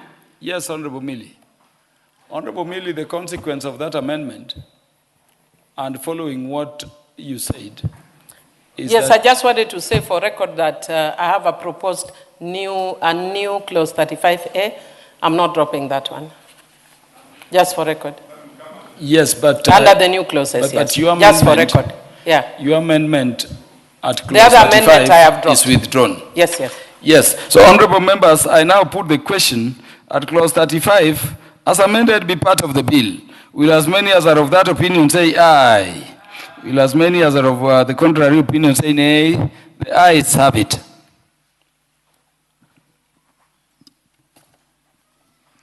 Clause 36. Honorable members, I propose the question that clause 36 be part of the bill. Chairperson. This one, Honorable Chair, and one of my good friend, the Honorable Ruto Odinga, to listen to this because it was about a BMUs.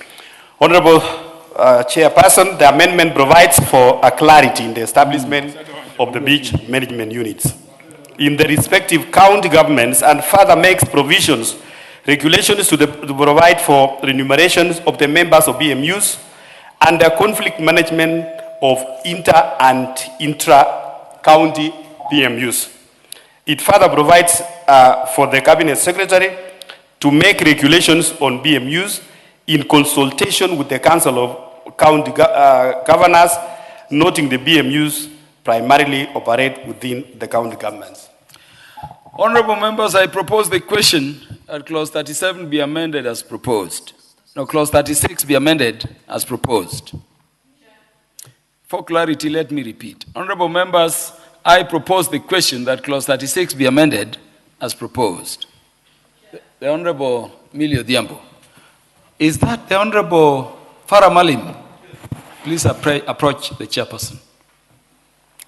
Thank you, Chair. Chair, I wish to support this proposed amendment and thank the committee yet again for adopting my proposed amendments. That therefore means that my proposed amendments will fall. Chair, if you see the major import of this is one to give strength to beach management units, as the Chair had said. And I love your integrity, Chair. This is one thing that is very commonly lost nowadays in this House. Sometimes you talk to certain chairs, they tell you, or they say that we have agreed on this, and you come and find a totally different thing. So I want to thank you for your integrity. And Chair, what this part says is it protects women and children, and also in the beach management unit, it also protects persons with disabilities and seeks inclusion of persons with disabilities and local communities. And Chair, the reason why we are talking about local communities is that you find that the way the BMUs are structured, a lot of the people who come to BMUs are from all over the country. I have people who come from northern Kenya who also fish in my constituency. But the people who are locals don't live in the beach because they have hopes. So sometimes when you are doing elections and all that, they are not included. And that sometimes creates conflicts. So we want to deliberately include also the local communities or local villages in the BMU so that they are part and parcel of the BMUs. Chair, the other thing that I would want to request the chair of the committee to consider further amending, which I'd put in my amendment, but I saw you did a further amendment, is a record of members and residents of the beach management unit showing the national identification numbers or other officially recognized form of identification. If you can kindly remove the word for foreigners. Because once people are in a BMU, they are not foreigners, they become locals.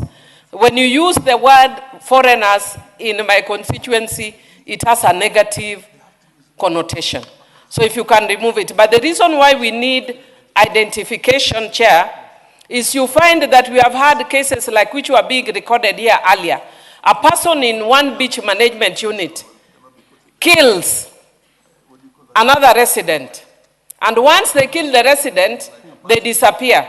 When they are being looked for, you are told the name is one boy. Now the whole country you are looking for one boy. Who is one boy in the whole country? But if you have the identification, so that the identification tells you this person comes from either Siaya, Kochia, Sugoi, or whatever the place they come from, then we can relate, we can go back to their area chiefs to look for them when they have murdered. Because some people, Chair, have formed the habit of moving from beach to beach, committing crimes. Some of them sexually abuse children, some of them kill widows, some of them, they do all manner of horrendous things, and they spoil the name of fishermen. So the reason we want that identification is not so that we identify foreigners, no. We want it so that we know who is in the BMU for purposes of accountabilities. A lot of the chairmen of BMUs have told us that when they try to do it without law or regulation, some people resist. But as I've said, when somebody murders, we can't identify them with the name Bobby or Boy or One Boy. No, we need your name. Thomas Onyango, Wycliffe Otieno, what is your name? Which home do you come from? What's your ID? Who is your chief? Yeah, Honorable. And the chair, sorry, one other thing I want to add. Recently, even in one of the islands, the Ringiti Island, some of the people come there and live and die at 95 years. And when they die, nobody knows where they come from because they become local. So one of them we recently took back to Lilian Gogo's constituency. My own office had to go looking and to discover. Then they say, oh, this person, we actually thought he had died. Because nobody knows. Some of the fishermen, once they go for life. So what we need to know is when you come there, who are you? But for purposes of, in case of any tragedy, we know where to take you back to. Yes, and Honorable Millie, the information I wanted to give you is that your concern appears to be addressed in clause 41, or could be addressed there. Yes. If they could remove, I was saying I'm actually okay with the amendments as proposed. I'm only encouraging that they remove the word for foreigners because it has a negative connotation. In my constituency, it is called Welo. We don't have Welo. Once you are in my constituency, you are a member of my constituency. We don't have foreigners. We have residents of Suba North. Before I give, because I've seen the Honorable, before you give Honorable... You have no power to give anybody the mic. To inform Honorable Millie Odhiambo, Honorable Chair, the word foreigner here, maybe we can use foreign nationals. Because, Honorable Chair, there is some areas where we have some kind of NGOs who are supporting these small artisanal fishermen. And sometimes they are co-opted because they help them. They are not actually Kenyans, though they have a Kenyan, they have documents to live Kenyan, but they are foreign nationals. So if we have those kind of people who are supporting small community projects like that one, that is what we mean here. So maybe we can say foreign nationals. Honorable Chair, do we use foreign nationals or non-citizens? Or maybe we use a non-citizen, but we are referring to, the terminology is Honorable Chair, but we are referring to those NGOs. There are some NGOs who are not actually Kenyans, and they are supporting small-scale fishermen. The Honorable Owen Baya. I want to congratulate the chair for finally formalizing BMUs. It's been a teething issue, and I want to congratulate you for that. And very many BMU members and many fisher folk will be very happy about BMUs. Having said that, Chair, on the issue that is being raised on the foreign nationals, and I don't know, Chair, you came to my constituency, and you saw how fiery my people are, the fisher folk there. And actually, I want to say this, Chair, if you allow me. I have BMU members who will be BMU members in this BMU. They will go to Lamu. They'll also become members of a BMU there. They will go to Malindi and will actually become the chair of the BMU there. So, therefore, they do not give the right to members within that fisher folk community to take leadership of the BMUs. They actually try, he's the chair here, he's the chair there, he's the chair there, he's the chair there. So at the end of the day, the local communities do not get an opportunity to actually take up leadership. That is one. Secondly, Chair, we need to cure the issue of foreigners, the way, I don't know which foreigners, what he means there. Because, for example, in my constituency, are very many fishermen that come from Tanzania, that come from other parts of the world. And they come there and they operate within the BMUs. And because they have nothing else to do apart from fishing, they actually take over the leadership. And when you ask, But this guy, where does he come from? This guy, where does he come from? You actually taken in circles. For example, I have cases where people come say they have come from Lamu, but they operate in Darakasa, in Watamu. But when you follow them up, they're actually from Somalia. You know, so we have to find a way, even when we have a problem with this word nationals, foreigners, we need to find a way to actually ensure that the leadership of BMUs is actually by locals. The last point, I want to congratulate the chair on the issue of remuneration of BMU members. But then, the question I have, as we congratulate you, who will be paid, the executive or all BMU members? Because you say provide the cabinet, the CC member will provide for remuneration of BMU members, if I get you right. The question I have is who gets remunerated in terms of BMU members? The leadership. But I think then you need to infuse something that actually makes that special group so that it is leadership. I thank you. Yes, the Honorable Karoli Omondi. Thank you very much, Honorable Chair. I would like to request for some indulgence from the Honorable Chair so that he could explain to us whether because I'm struggling with the bill and I cannot see certain provisions with respect to county governments vis-a-vis the BMUs. One of the biggest problems or challenges you face when you go to these beach management areas is one of open defecation. In other words, no sanitation services, no toilets. And since the county governments, and this is a clause where I'm seeing the county government engaging with the beach management units for the welfare of the people living around a beach area, I think we need to have a clause that obligates the county government to make sure those areas have proper sanitation. They have emergency services in case there's a fire or there's something, health facilities, and early childhood education facilities. Because they are collecting money from these people. And I think the county government must ensure that in each beach, there's a school, ECD school, there's a health facility, a small clinic there. We have boats that can rescue people if fisherfolk capsize in the lake, and that there are toilets, because it is the NGCDF that has been building these toilets for the BMUs. And the county governments are collecting the money and not offering any services. So I think we should create an obligation here for county governments to provide sanitation facilities, emergency services, health facilities, and early childhood learning facilities. Honorable Chair, are you with us? I'm with you fully. Honorable Karoli, and I wanted to request the Honorable Karoli to read clause 36 in the bill together with the amendment. The matter being debated before I give Honorable Ruth Odinga is in respect of what is proposed as clause 36, C3, G, which reads, a record of members and residents of the beach management unit showing the national identification numbers, or other officially recognized form of identification for foreigners. And so the issue was, do we use the word foreigners or which other word in the context of the contestation Honorable Millie was bringing? And the chair has proposed that perhaps for clarity we replace foreigners with non-citizens. That is the debate going on. The Honorable Ruth Odinga will have her chance, then Honorable Farah, then Honorable Millie. Yes. Thank you, Speaker.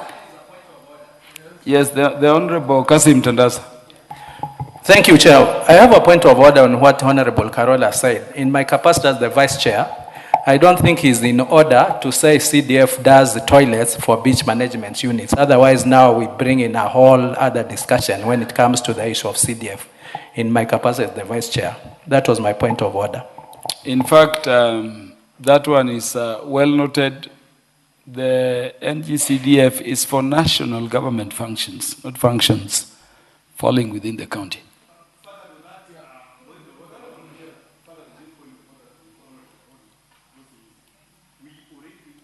we already indicated in 33 Honorable Speaker that each county shall develop their own fisheries management measures, including conservations and everything. That is why, that is where Karoli is asking, where are the role of the county government? So when we say they are going to develop their own fisheries management plans, it includes their conservations and all what the Honorable is. Honorable Karoli, if you look at clause 36 as it currently stands in the bill, at subclause 2B and C, could they include issues like provision of facilities of the type you're concerned about? Respectfully, I don't think they do. Because one deals with fisheries management. Fisheries management is just fisheries management. It is fishing, it is protecting the estuaries, it is processing the fish. It has nothing to do with sanitation, health facilities. No, I mean subclause 2. Under 2. C, B, C, and D in terms of the regulation making authority being given there. Under B, it is just remuneration of the members of the beach management unit. No, B is minimum standards. Am I reading something different? For the basic management of units. For the beach management units, C is standards to be adhered to by the beach management units in improving levies and charges. D is such other standards. Yeah, but this, we are not talking about standards, we are talking about facilities. Yeah, we are talking about facilities, Honorable Chair. Yes, the Honorable Ruto Odinga. Thank you, Speaker, for considering minorities like us. It seems that there's a lot of argument just coming from around the majority in Parliament. Now, thank you so much. I want to thank you for the beach management unit. The beach management unit is actually one of the biggest issues that we have. They run the beaches, they're the prefects of the beaches. And normally they're not recognized, they've not been remunerated. They're people who just do work like as if it's voluntary, and therefore they can't formally issue anything in the beach. Yes, they're being used by the government, both county governments and national governments, to support in actually seeing how the beaches are run. And you find that a lot of times, most of them are also just manned by men. The beach management units do not have women in most of them. As in the lake, you know, 100% or 90% has just been mostly fisher folk, and the fisher folk are always men. So the beach management units are also that way. So I hope that when we are going to also have the management, we'll have it more inclusive and have the women. The reason why I'm saying this is that even when the women were having issues on unfairness in the beaches, especially if you know what we have. I don't know about any other area, but like in Kisumu and the beaches around Siaya and Nyanza, we had what we call no sex for fish. And sex for fish meant that the women had to batter them. There's that issue of battering. That's why I was so keen on what do you mean by when we talk about the clause on batter. Because battering meant that you give your body to be able to get the fish from the fishermen. Now we are trying to fight that thing of no sex for fish. And even if the women go to the beach management unit, folks, they're only the men, and they also support this issue of fish for sex. Now I think that once you start doing this arrangement with the beach, them being formal, they can also be engaged so that you can know who they are and formally even charge them or even make them responsible for whatever they are doing. So for me, I'm thanking you for bringing that clause in, and that's even supporting even the women and the youth so that women can go further. And the chairman is including the speaker. I'm giving out about 8 boats to women in the lakes region of Kisumu, and I hope to invite you to come and support me so that I can stop those sex for fish in Kisumu County. Asante. Honorable members, do I now put the question? Okay. May I then? Yes, I'll give Honorable Farah, but Honorable Chair, Honorable members, I wanted to request that we make progress And when we have comments on clause 36, let us look at what is the text of the clause and what is the proposed amendment, because we are making very good comments, but away from what the clause is speaking about. Honorable Farah. Chair, I'm just wondering, why do we have foreigners? Why do we need foreigners to manage our beaches? Why do you have to have foreigners in the beach management units? Yeah. There's no need. I mean, the honorable deputy majority leader said that there are no Somalis from Somalia who are doing fishing. Those you have seen must have come from the Garissa. Chairperson, this question is directed at you. So, you can't discriminate them on account of the fact that they're Somalis. No. So we should not have foreigners. Why do you want your beaches to be run by foreigners? Yes, in any case, the foreigner needs to have a residence permit or a work permit and all those ones. Would he be given a residence permit because he is a member of the beach management unit? No, I haven't finished, Mary. Can you just give me time? Would the immigration be giving somebody residence or even or a work permit because he's a member of the beach management unit in somewhere in Migori beaches? You know what I mean? So the very idea of having foreigners in there is wrong. So that amendment should be struck off. Leave it the way it is. Yes, the Honorable Millie Mabona.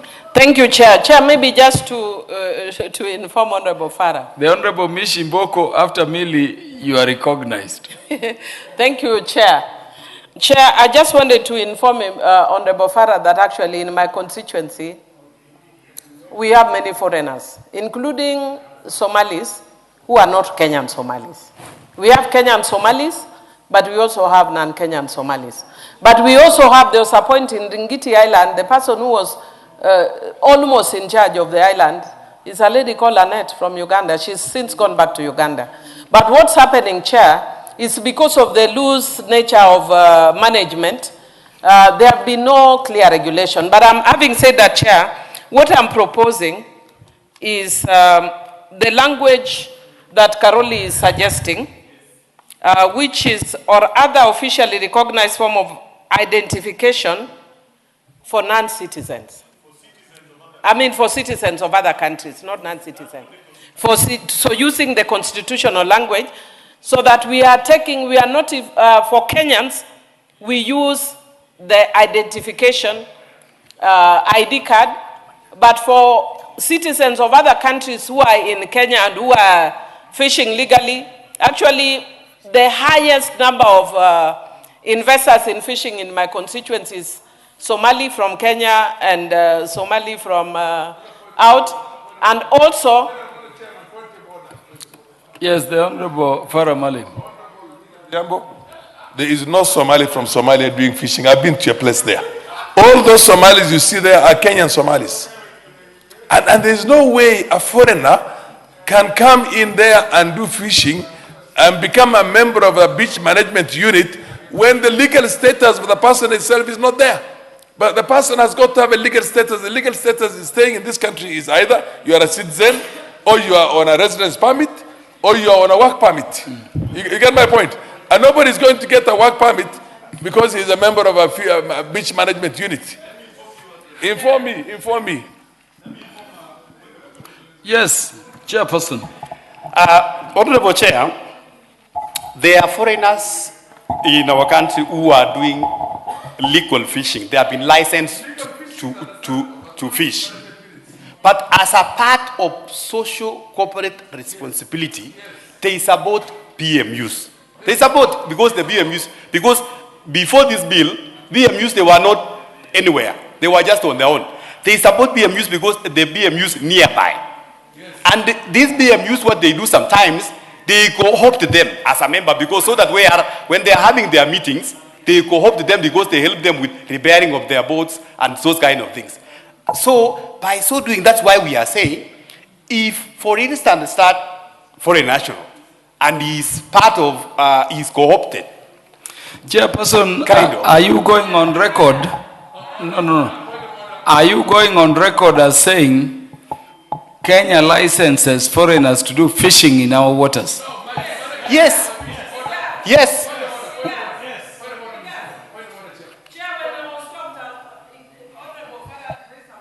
Yes, the Honorable Millie conclude.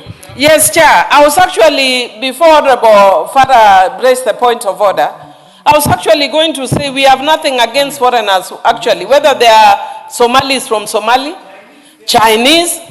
Right now, the highest number of investors actually are Somalis from Kenya, in my constituency. No, I'm not stopping at that, because we even have Chinese, and there is a possibility of Somalis from outside, because there are Somalis who don't speak Swahili.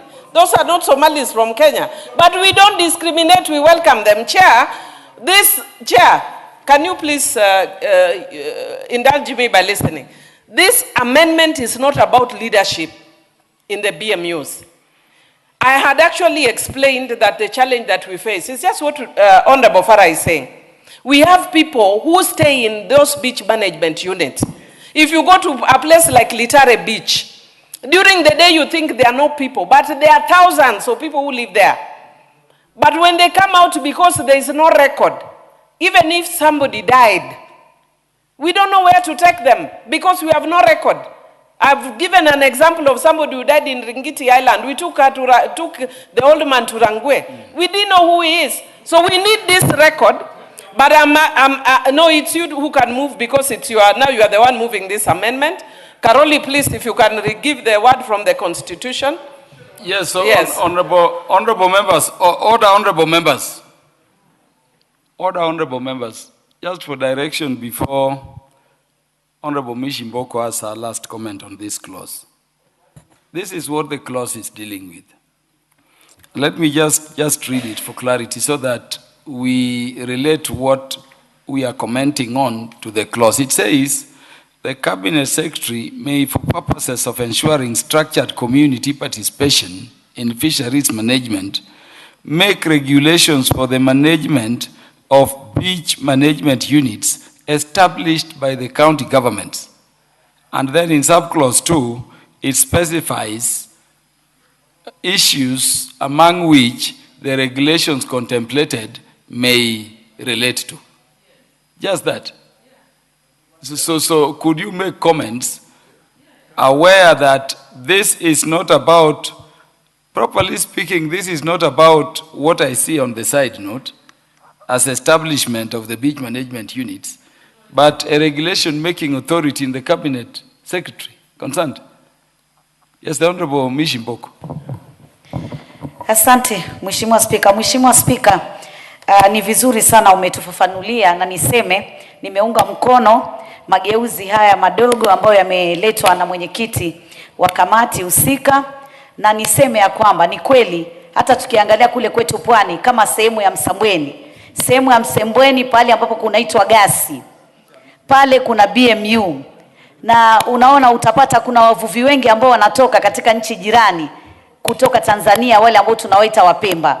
Vile vile pia kwa Mheshimiwa Owen kule kwa Kilifi, kuna wavuvi wengi ambao wako pale na wametoka sehemu ya Tanzania wanaitwa Wapemba na wako pale, na kuweza kujua na kupata stakabadhi zao na kujua wale ambao wana uraia na wale ambao hawana uraia wa Kenya ni muhimu sana.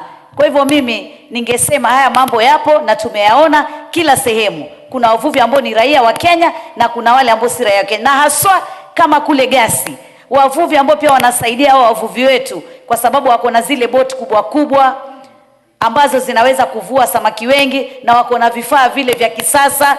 Ni wavuvi ambao wanatoka nchini Tanzania wa jamii ya Kipemba. Kwa hivyo wanaunga mkono yale mageuzi ya Mheshimiwa mwenyekiti. Yes, the Honorable Farah Malim, lastly. Chair, we are legislating. We are legislating for generations to come. You allow Chinese and other foreigners to come and be part of our beach management units? Yeah. This order, these are commercial people who are coming. They can have a corporate social responsibility with a beach management unit. They can even be invited into those meetings because these are big buyers of our fish. But you cannot put them into the policy making and the management of our beaches and be part of the beach management units. So essentially, the issue of foreigners, I do understand what Milli's concerns are. Millie is concerned that people come from, I haven't come from Garissa, but they will probably come from somewhere in Ganze. They stay in that place, they marry a Luo lady, and you never know when the person dies because you do not have anything to indicate where he came from. You have no problem. You have a problem taking him to his home area. Okay, the home area, that when the ID cards are going to express that. You can see in the ID card his home area. So maintain the, oh, no, can I just finish? You can maintain the ID cards, but to have foreigners being part of a beach management unit, this is the smallest unit. Very soon you'll be saying, we want people also to be involved in the roasting of maize, the management of that, and you will get Chinese coming in there. In any case, we cannot afford to give such a thing to people who are, you know what I'm talking about. Honorable members, let me guide. No, just take your seat. Just take your seat. You know, clause 36, if you look at the side notes, was supposed to establish beach management units and to empower the cabinet secretary to make regulations for their administration and maybe mention a brief of the matters that will go to those regulations. Now, as drawn here, it did not establish the beach management units. And so the amendments by the chair, number one, are establishing the beach management units. If you look at is it the amendment proposed by the chair at clause 36B1A, you see the beach management units being established. Then the chair, in addition to cleaning up to ensure we have women and children, not just women, and to integrate persons with disabilities, is talking about a proposal to have a record of members and residents of the beach management unit showing the national identification numbers or other officially recognized form of identification. Now, it concludes by for foreigners. Honorable Farah is saying for foreigners ought to be deleted chair. And Honorable Farah is saying that is so because work permits are only given for foreigners to be in the country to do things Kenyans cannot do.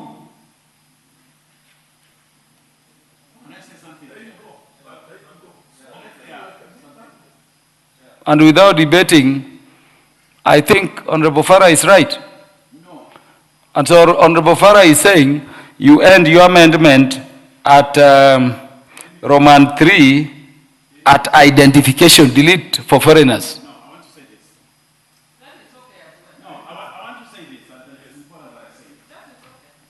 I have not given you the mic. You are granted. Thank you. The mic. You see, Chair, why do we have beach management unit? Because we want to regulate, we want to manage the fishing, we want to manage many things. Now, foreigners come. If and when they do not belong to a beach management unit, they do their own things and actually spoil the environment because they're not bound by the rules of that beach management unit.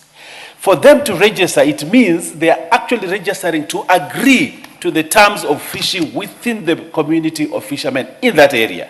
Now, I want to give you an example. And our chair here will bear with me. I have some of the very strong BMUs in my place. So we have Kenyan Pemba, and I want to add what? Kenyan Pemba community, who actually belong to that beach management unit. And therefore, everything they do is regulated by the beach management because they manage the beach and manage everything. What net you will use, what boat you will use, the time to go for fishing, how you clean, how you sell, all those kind of things are regulated.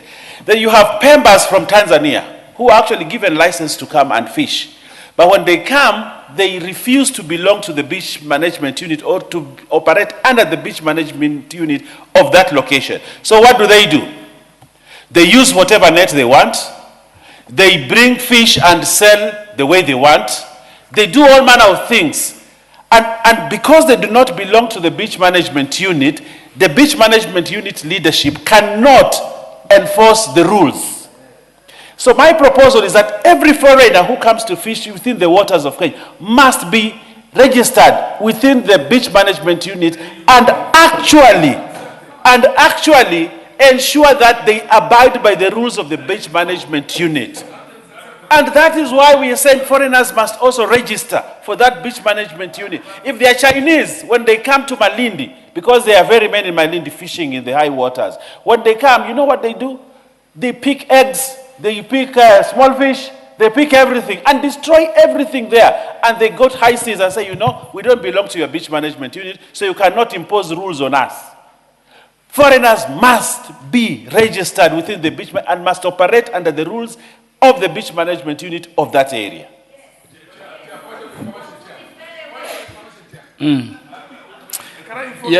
Honorable Owen, this provision, you know, members, I'm only doing this because we are in the committee of the whole. This provision does not talk about registration of foreigners. It says the beach management unit shall keep a record of members and residents of the beach management unit showing the national identification numbers or other officially recognized form of identification for foreigners. A record of members and residents.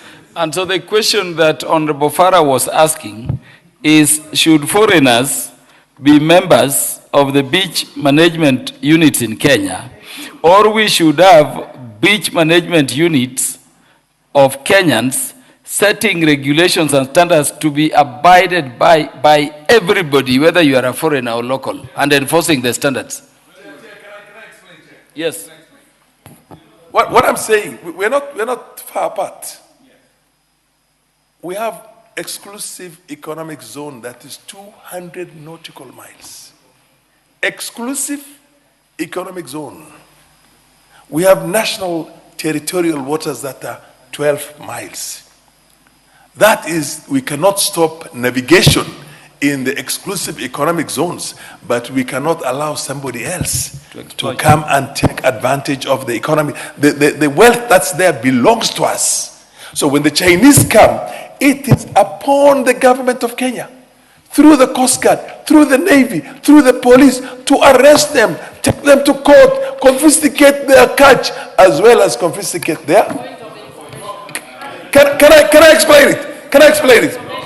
Can I explain it? So in other words, you're saying, in other words, what the deputy majority leader is saying, these people steal our things, let us include them in here so that they cannot steal and we register them. No, hang on. That's tantamount to saying... Honorable Farah Malim has the mic. Yes, you have the mic. Yes, that is tantamount to saying... Millie, wait, you'll inform me. That is tantamount to saying, because there are robbers in Nairobi who are difficult to catch, let us co-opt some of the robbers into the police force so that they can register them. You get my point? They can register them and deter them from robbing because there are robbers inside. Yes. In other words, you're saying the only way we can save ourselves from the pillaging and the exploitation being done by the Chinese is let's have them in the inside. No, you can't do that. You can't do that. And then Owen is running away. Why are you running away, Owen? No, you're not making sense, Owen. Owen, you want to sell your own national sovereignty to Chinese, Owen, please. Something is wrong with you. Yes. Yes, Honorable Millie Odhiambo. This will be the last, then we put the matter to decision. Chair, I think in many ways we're actually raising valid concerns. I'm listening to the members, and what Honorable Farah is actually saying is actually 3/4 of this bill. This 3/4 of this bill, that's why I was saying it's even very ocean focused. And it talks about people who are fishing in those high seas, even right of, what do you call it, when you purchase people who have gone... hot pursuit.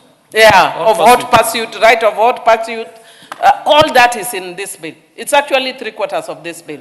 So that is actually provided. However, what we were actually looking for here, the mischief we are trying to cure, It's not even these investors who come to invest and everything, but we are saying when you have a beach management unit, which is a very clear one, I've been mentioning so many here. I'm mentioning Ringiti, Remba, Kiumba, etc., etc. They are very specific beach management, gazetted, and they are gazetted. There are residents, people who live there, and they are also leadership of those BMUs. We even know them by name, and they have a structure. As we've been talking here, I've been consulting my chairman for the constituency, Mr. Oremo. They have very clear structures. I have a woman, Irene. Oremo is actually for the Homa Bay. For the Homa Bay. Sorry, for Homa Bay, not for Nene. Pardon? Yes, it's called Farao, for the Homa Bay. And I have, even for my constituencies, a woman, Irene.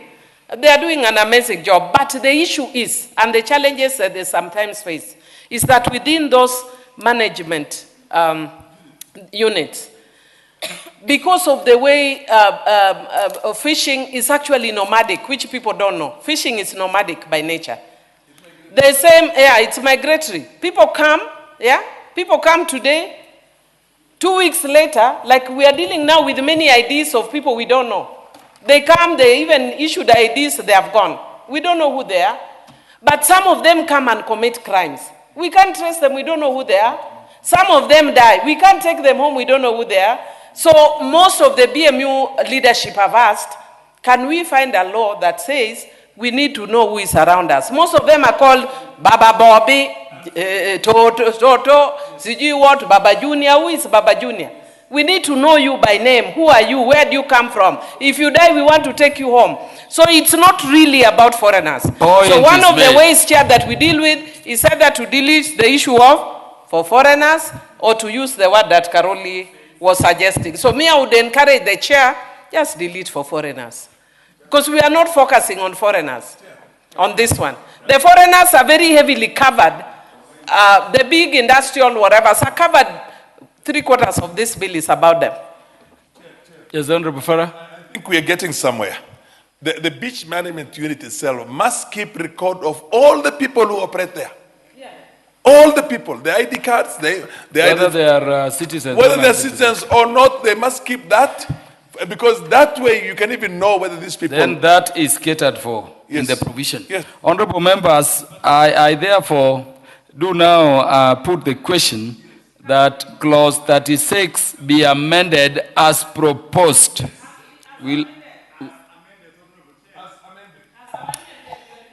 Yes, as amended, further amended, Honorable Chair. Yes, to delete for foreigners.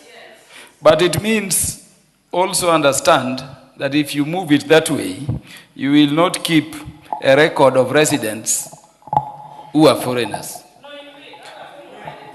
So, because all residents includes citizens and non-citizens. Yes. Yes. Honorable members, I now put the question that clause 36 of the bill be amended as proposed by the chairperson of the relevant committee. Will as many as are of that opinion say aye? Will as many as are of the contrary opinion say nay? The ayes have it. Honorable members, I now put the question that clause 36 as amended be part of the bill. Will as many as are of that opinion say aye? Will as many as are of the contrary opinion say nay? The ayes have it.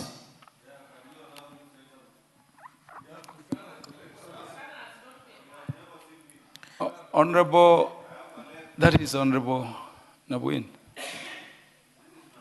You want to say something to clause 36? Chair, allow me to say something. You know, you rightly put it that once we omit the word foreign, we will only be collecting information for nationals. Yes. Exactly. That's what you are ruling. No. No. Allow us to honorable member, number one, it is spent. Number two, the clause as amended will read a record of members and residents of the beach management unit showing the national identification numbers or other officially recognized form of identification. That is how it will read. Now, residents include citizens and non-citizens. So it will include your concern. Let us move forward. Honorable members. No, Chairperson, let us make progress. Clause 37. Honorable members, I propose the question that clause 37 be part of the bill. Honorable members, there being no amendments, I put the question that clause 37 be part of the bill. Will as many as are of that opinion say aye? Will as many as are of the contrary opinion say nay? The ayes have it. Clause 38. Honorable members, I propose the question that clause 38 be part of the bill. Chairperson.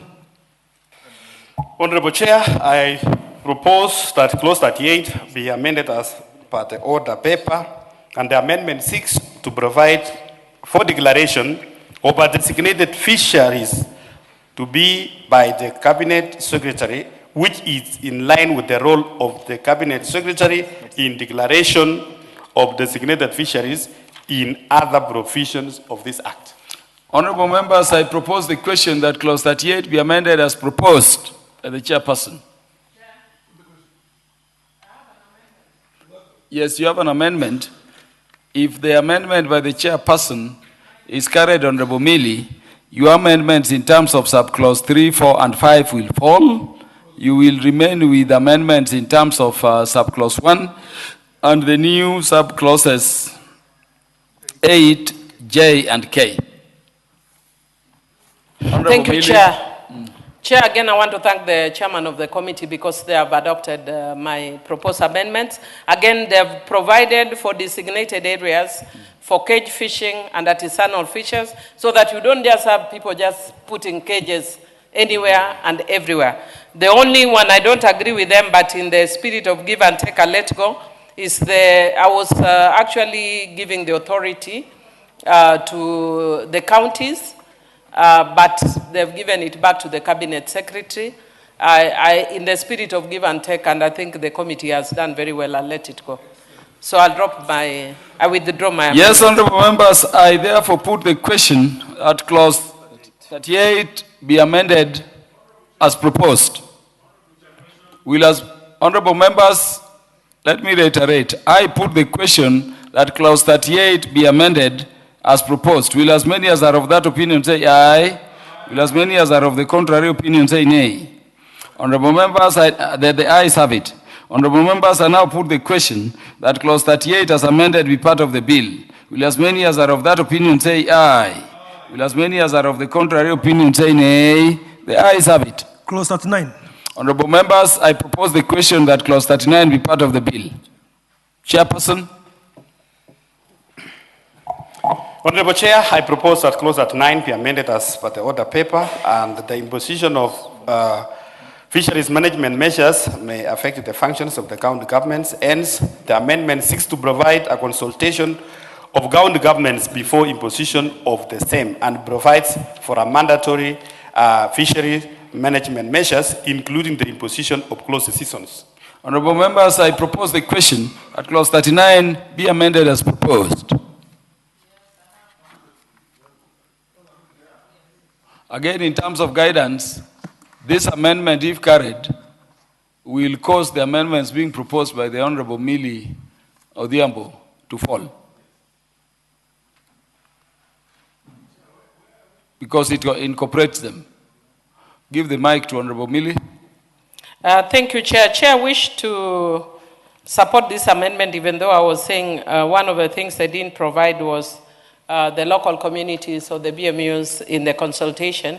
And the reason why I'm saying that is when you provide for closed season, sometimes it's provided at very inappropriate time, when there is hunger and yet there is no subsidy from the government, when there is need for school fees. So sometimes it creates a crisis, even though I'm really thankful that for the longest we've not had that.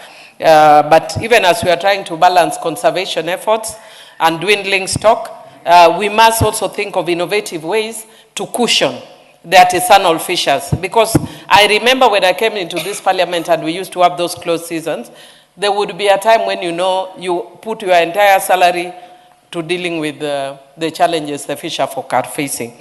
And so I wish to support that.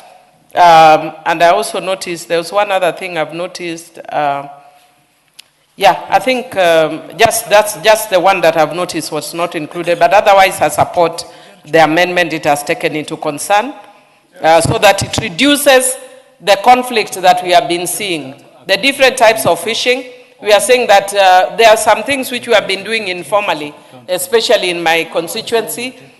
We designate times for mena fishing, Nile perch fishing. We did an informal thing, and it was very costly because I was sponsoring it from my own pocket. It's not possible. I am just a human being. I'm not a government, even though I'll be government in 2032. So I don't want to be given burdens before my time, Chairman. I want to be allowed to be president at the right time, which is 2032. In 2032. So I'm saying I am being given the burdens before my time for presidency, which is 2032. But right now, Karoli will be my chief campaigner. No, he will be my chief campaigner. You will be the deputy president if you speak nicely. But the way you are speaking, I might change my mind. So, Chair, I'm agreeing with them that what we are actually looking for is regulation, so that we know the fights that we've had between Omena and Nile perch and tilapia fishers.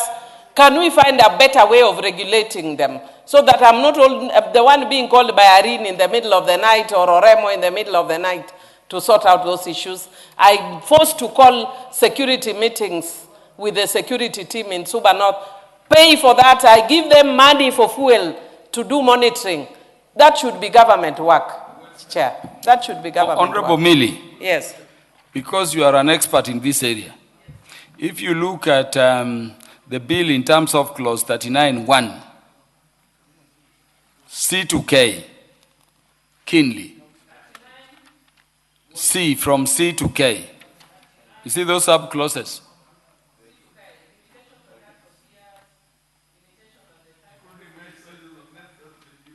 I want to request that Honorable TJ Kajwang be given the bill.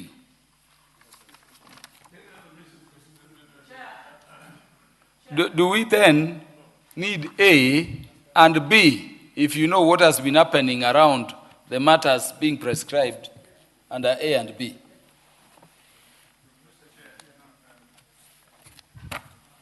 Mr. Chair, I am fully cognizant and following the debate. I've granted Millie still. Honorable Kajwang, you know this is disturbing operations by fishermen, especially in your constituency, a lot. Where for corrupt practices, a person says, no fishing of which species where. A person comes and says, this season you are not fishing, when actually people who have the right gear are fishing to take their children to school.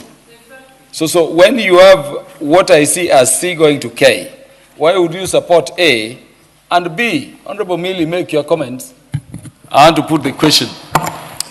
Thank you, Chair. Chair, actually the fishing sector puts, as a conservationist, you know that like you, I did also environmental law. So as a conservationist, and as a person who is also concerned with livelihoods, we need to ensure that our stocks are regenerated. You know, right now, we have some old fish that have disappeared completely, like the mud fish and all that, mumi and, TJ, remind me. Yeah, the fish that have disappeared, mumi. Those ones, mud fish. But, Chair, what is happening is they have actually dwindled because one of introduction of the Nile perch that ate up the old whatever varieties, but also because of overfishing and use of illegal gear. The tragedy though, Chair, is that people do that because of poverty.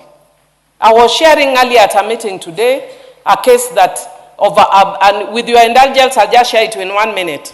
A young boy from Kasgunga that was educated from Form 1 to university using CDF and was killed together with the father while fishing.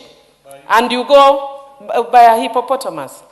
And you go to the home and you see how terrible the situation is.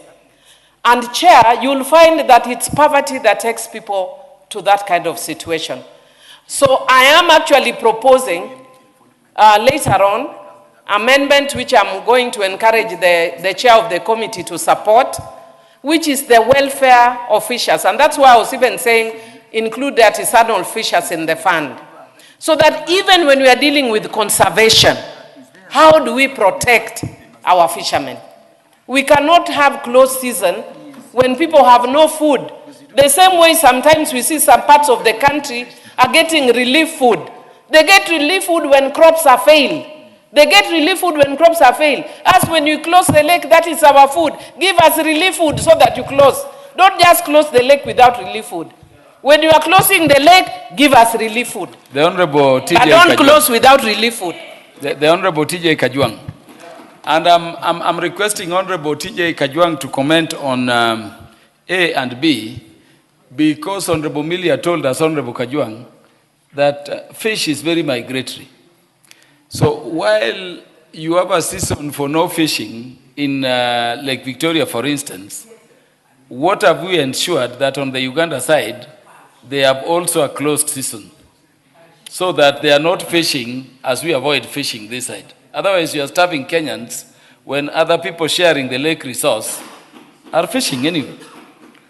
Chair, the first comment I want to make, a general comment, is the design and the textual approach in this bill, and especially in the new clauses and in the clauses that we are having.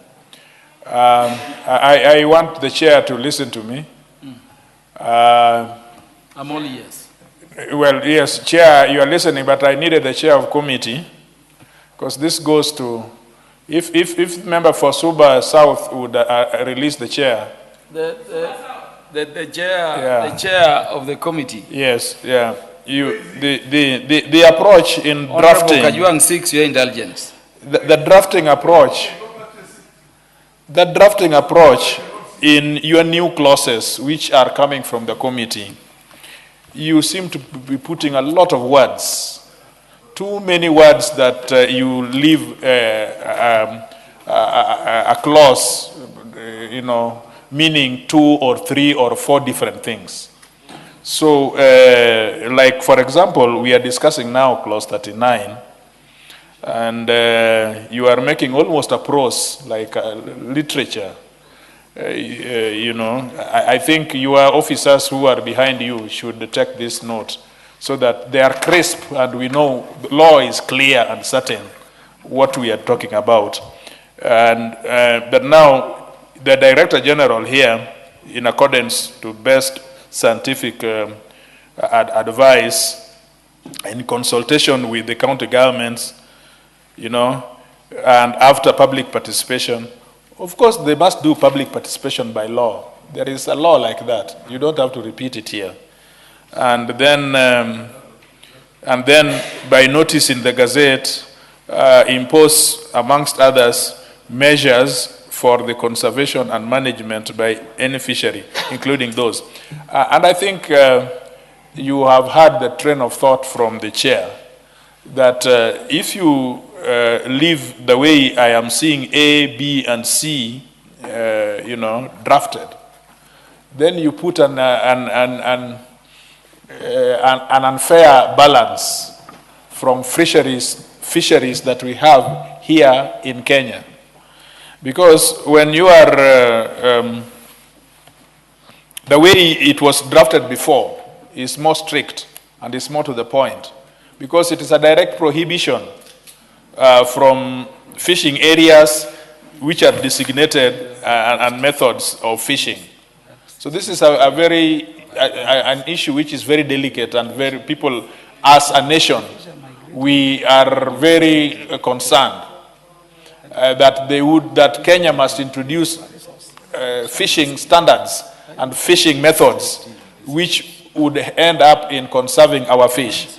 So, Mr. Chairman, you perhaps would consider leaving the amendments, in my view, the way it was in the original text. Because the original text seems to be very clear and very detailed.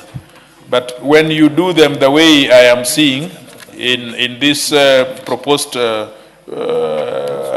amendments, then you are ambiguous. The text is ambiguous. Mr. Chair, the chair of the committee, that is seemingly the problem in many of the texts that we are receiving. The legislation is verbose, and therefore we lose the crispness of the intention of what we are looking at. Thank you. Yeah. When you have this too. Yes, the honorable member is recognized. Yeah. Is that Honorable Nanok? Yes, Honorable. Nabuin? Emate Namwar. Namwar. Yes. Yes. Or you can call me Manwar. Sorry, you know your names as Manwar is if Chair, you are Luo. Chair, I want to thank the drafters of this, of this amendment. I take cognizant of 39C. There is a FA somewhere there. Chair, when it says designate specific areas and times for fishing, or what others are calling the closed season, Chair, I need to be helped here. I don't know, I'm making some lobbying in one way or another. Because when you get to Lake Turkana has Central Highland and the South Highland. And the Sibiloi National Park. All these are designated as national parks.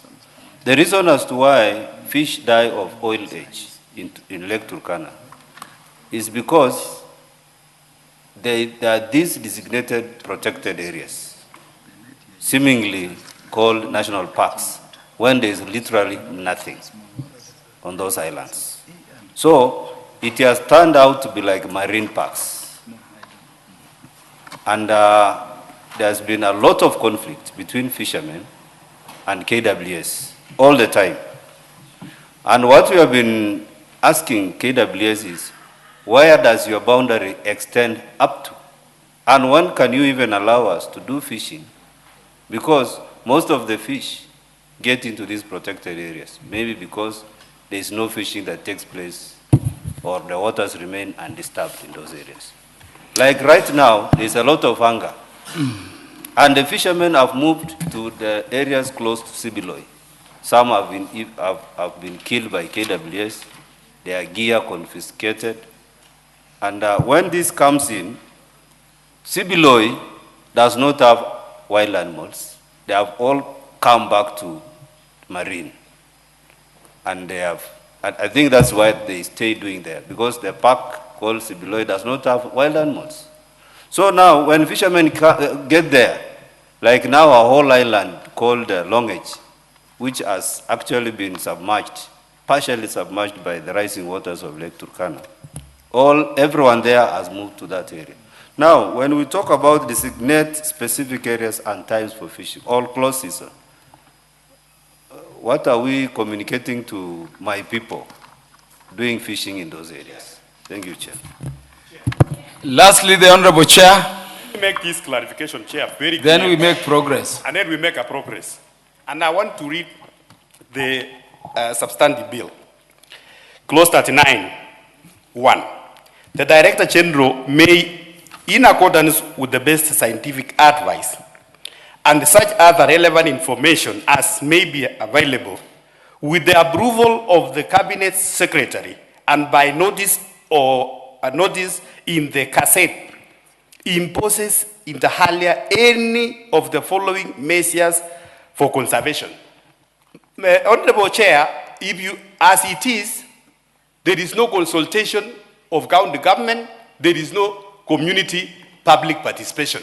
What the committee has done is the amendment which we have brought, Honorable Chair, and we are saying the Director General shall, in accordance with the best scientific advice and such other relevant information as may be available, with the approval of the Cabinet Secretary and in consultation with the county government, and after public participation by notice of a cassette imposed among others. Now what we have given.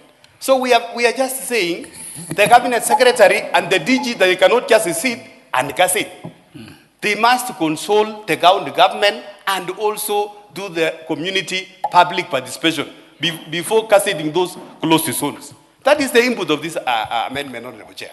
Honorable Chair, you've made your clarification. Honorable members, I want us to now make progress.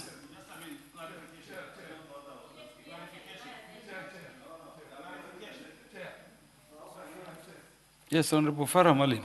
Honorable members, you know, we are past second reading. Chair, I've seen two places where I heard of one in lots of ways and seen one by myself, where fish die of old age. One is Somalia, Mogadishu. How is it Mogadishu? They have got the longest coastline in Africa, and they don't eat fish, so they die of old age. I think we should have so many of our Kenyans working in that place so that they can enjoy the fish there. And the other one is Turkana. The Honorable Chair and the MP Nanok. Namwar. I am talking about Turkana. Turkana. And I can say a few words, a joke. It's not parliamentary language, but in Turkana, in Sibiloi area, the fish die of old age. We must have a provision in this act, an amendment, and the chair must come with that amendment, that allows the people of Turkana who die of hunger a regulated, limited way in which they can be allowed to fish in those areas. Regulated, I say regulated.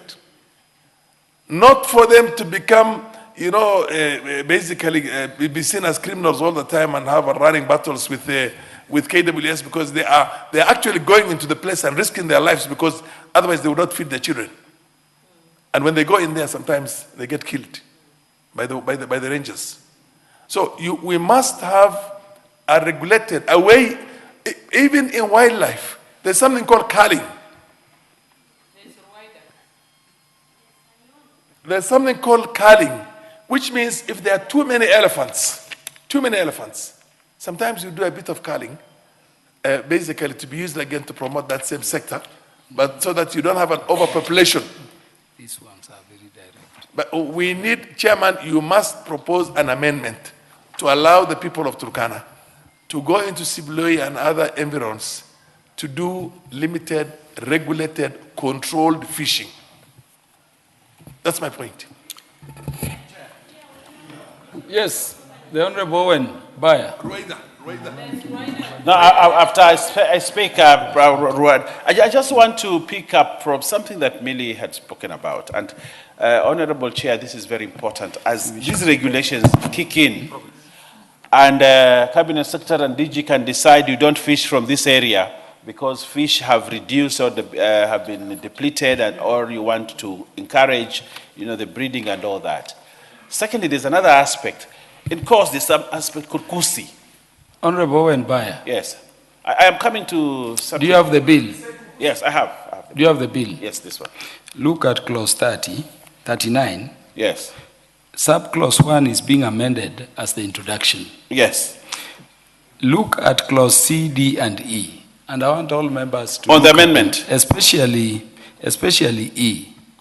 On the amendment? Yes. The question I hear members, including Honorable T.J. Kajwang and Honorable Karoli, to be asking is that if you have C, D, E, especially E, do you need then to have A and B? Talking about closed seasons I was actually coming and to that. prohibiting fishing areas. When in E, for instance, you are being told you can prescribe, impose limitations on the amount, size, age, and other characteristics and species or composition of species of fish that may be caught, landed, or traded. D is limitation on the types and or number of fishing vessels permitted. Also, C is limitation on the types of gear, including mesh sizes of nets that may be used. So that across the seasons. Yes, I also want you to look at FA. What does it say? FA and FB. Almost the same things. There is not overarching, there's a name. Over legislation. Correct. No, the issue is over regulation. If you have all these, yes, do you still need A and B? Over regulation. I think the chair needs to relook at this. Probably we can recommend or rather ask differently, chair of the committee. Yes. If you can regulate the size of nets, yes, so that you pick specific sizes, specific amounts, specific species, like when you have omena nets, it is omena nets you can regulate. If you have nets which are catching tilapia or mbuta, yes, you do so, if I were to call it so. Yes. Why do you need to have closed seasons? Why do you need to prohibit fishing in areas again? I want to come to that, Chair. Chair. No, the chair is saying the right things, but there is there's something, I don't know, Rueda will bear with me. There's something called tengefu. You heard about something called tengefu. Tengefu is a Swahili word to mean an area that has been excluded from fishing. It's called tengefu. A breeding area or whatever it is. So this matter came into my attention when KWS and Minister of Fisheries came and say, from Narani up to Watamu, you can't fish in that area. It is tengefu. And we had a lot of arguments and said, the sea regulates itself, the ecosystems regulate themselves, and therefore you cannot stop us from doing all that. And there was a lot of scientific information about why we should allow tengefu. Now, what we are doing here in this law, we are actually introducing tengefu through the back door. Here. We are actually regulating through direct. But you see, through a lot of English, we are actually doing the same thing. And I want to tell the chair, this thing was rejected in Kilifi. Yes, even Lamu. The sea has its own way of rejuvenating itself. But scientists will bring you a lot of theories about why, you don't fish in this area, you fish in this area next year. Then next year you go to the other area. But we are telling them that ecosystems, just like the forest and all that, they have a way. If you kill one elephant here, another one is born on the other side. We have a way. But we are actually reintroducing a chair. Honorable members, because of time, I want to put the question on the amendment. Honorable Zubeida, in a minute. Rueda, sorry. Bwana Mwenyekiti, hii sheria ambayo iko sahihi ni mbaya zaidi ya ile kamati imerekebisha. Lakini sheria hii ya kamati ina afadhali kidogo kwa sababu wameweka hiyo public participation, wameweka mambo ya county government, kidogo haijambo. Lakini hii sheria ni mbaya. Hii sheria ni ugandamizaji wa hali ya juu. Hii sheria ni unyanyapazi. Hii sheria ni ya wazungu, si ya kwetu hii sheria. Hii sheria wamechukua tu kwa wazungu kule, vifaa vao ni tofauti kuja kuleta kwetu. Wewe umwambie mtu akiunga atoke pale kama kuna area hapo imefungwa kwa muda mrefu, wasivue samaki hapo, wanaenda huko. Na kiunga tu Somalia ni 5 nautical mile. Mvuvi wetu haruhusiwi kuvua huku, imefungwa. Yule samaki anaenda kuvuliwa Somalia na watu wetu wanaenda na maboti usiku na mchana. Ukienda pale Mokoe, maboti mengi kutoka Somalia yako pale, wameenda kuvua kule, sisi tunanunua samaki wa kutoka Somalia. Hii sheria inafaa kufutwa kabisa. Hii sheria haifai. Hii sheria ni ya UK. Msichukue tu vitu vya UK mkaja mkabandika huku. Hii sheria hakuna kuibembeleza, ni kufuta. Hiyo A, B and C zote zifutwe. Asante Mheshimiwa Rueda Obo. Honorable members, I now put the question that clause 39 be amended as proposed. Will as many as are of that opinion say aye? Will as many as are of the contrary opinion say nay? The ayes have it. Honorable members, I now put the question that clause 39 as amended be part of the bill. Will as many as are of that opinion say aye? Will as many as are of the contrary opinion say nay?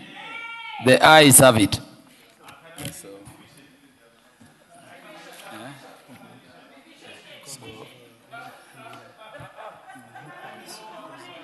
Yes, so what do I do? Mover, please move progress.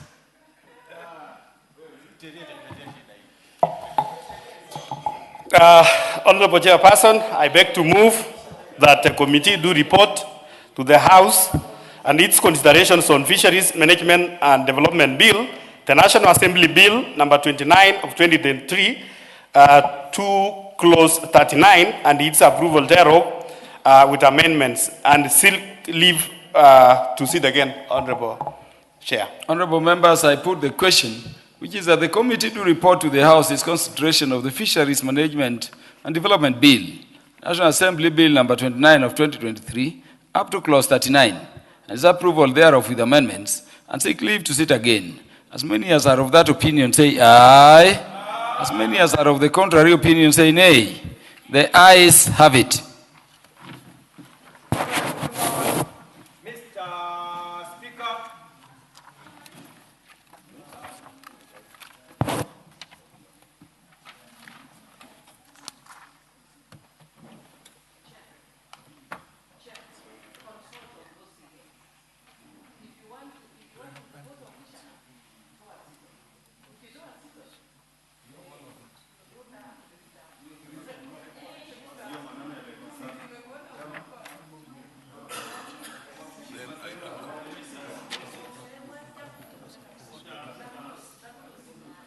Chairperson, to report to the House. Honorable Speaker, I beg to report to the committee that the Committee of the Whole House has considered the Fisheries Management and Development Bill, National Assembly Bill number 29 of 2023, up to the provision relating to 39, and approve the same with amendments, and seek leave to sit again. The Honorable mover of the bill. Move agreement to the report. Honorable Speaker, I beg to move that the House do agree with the committee in the said report, and also request the Honorable, the Deputy Majority Leader, Honorable Owen Bayer, to second. Honorable Speaker, I second.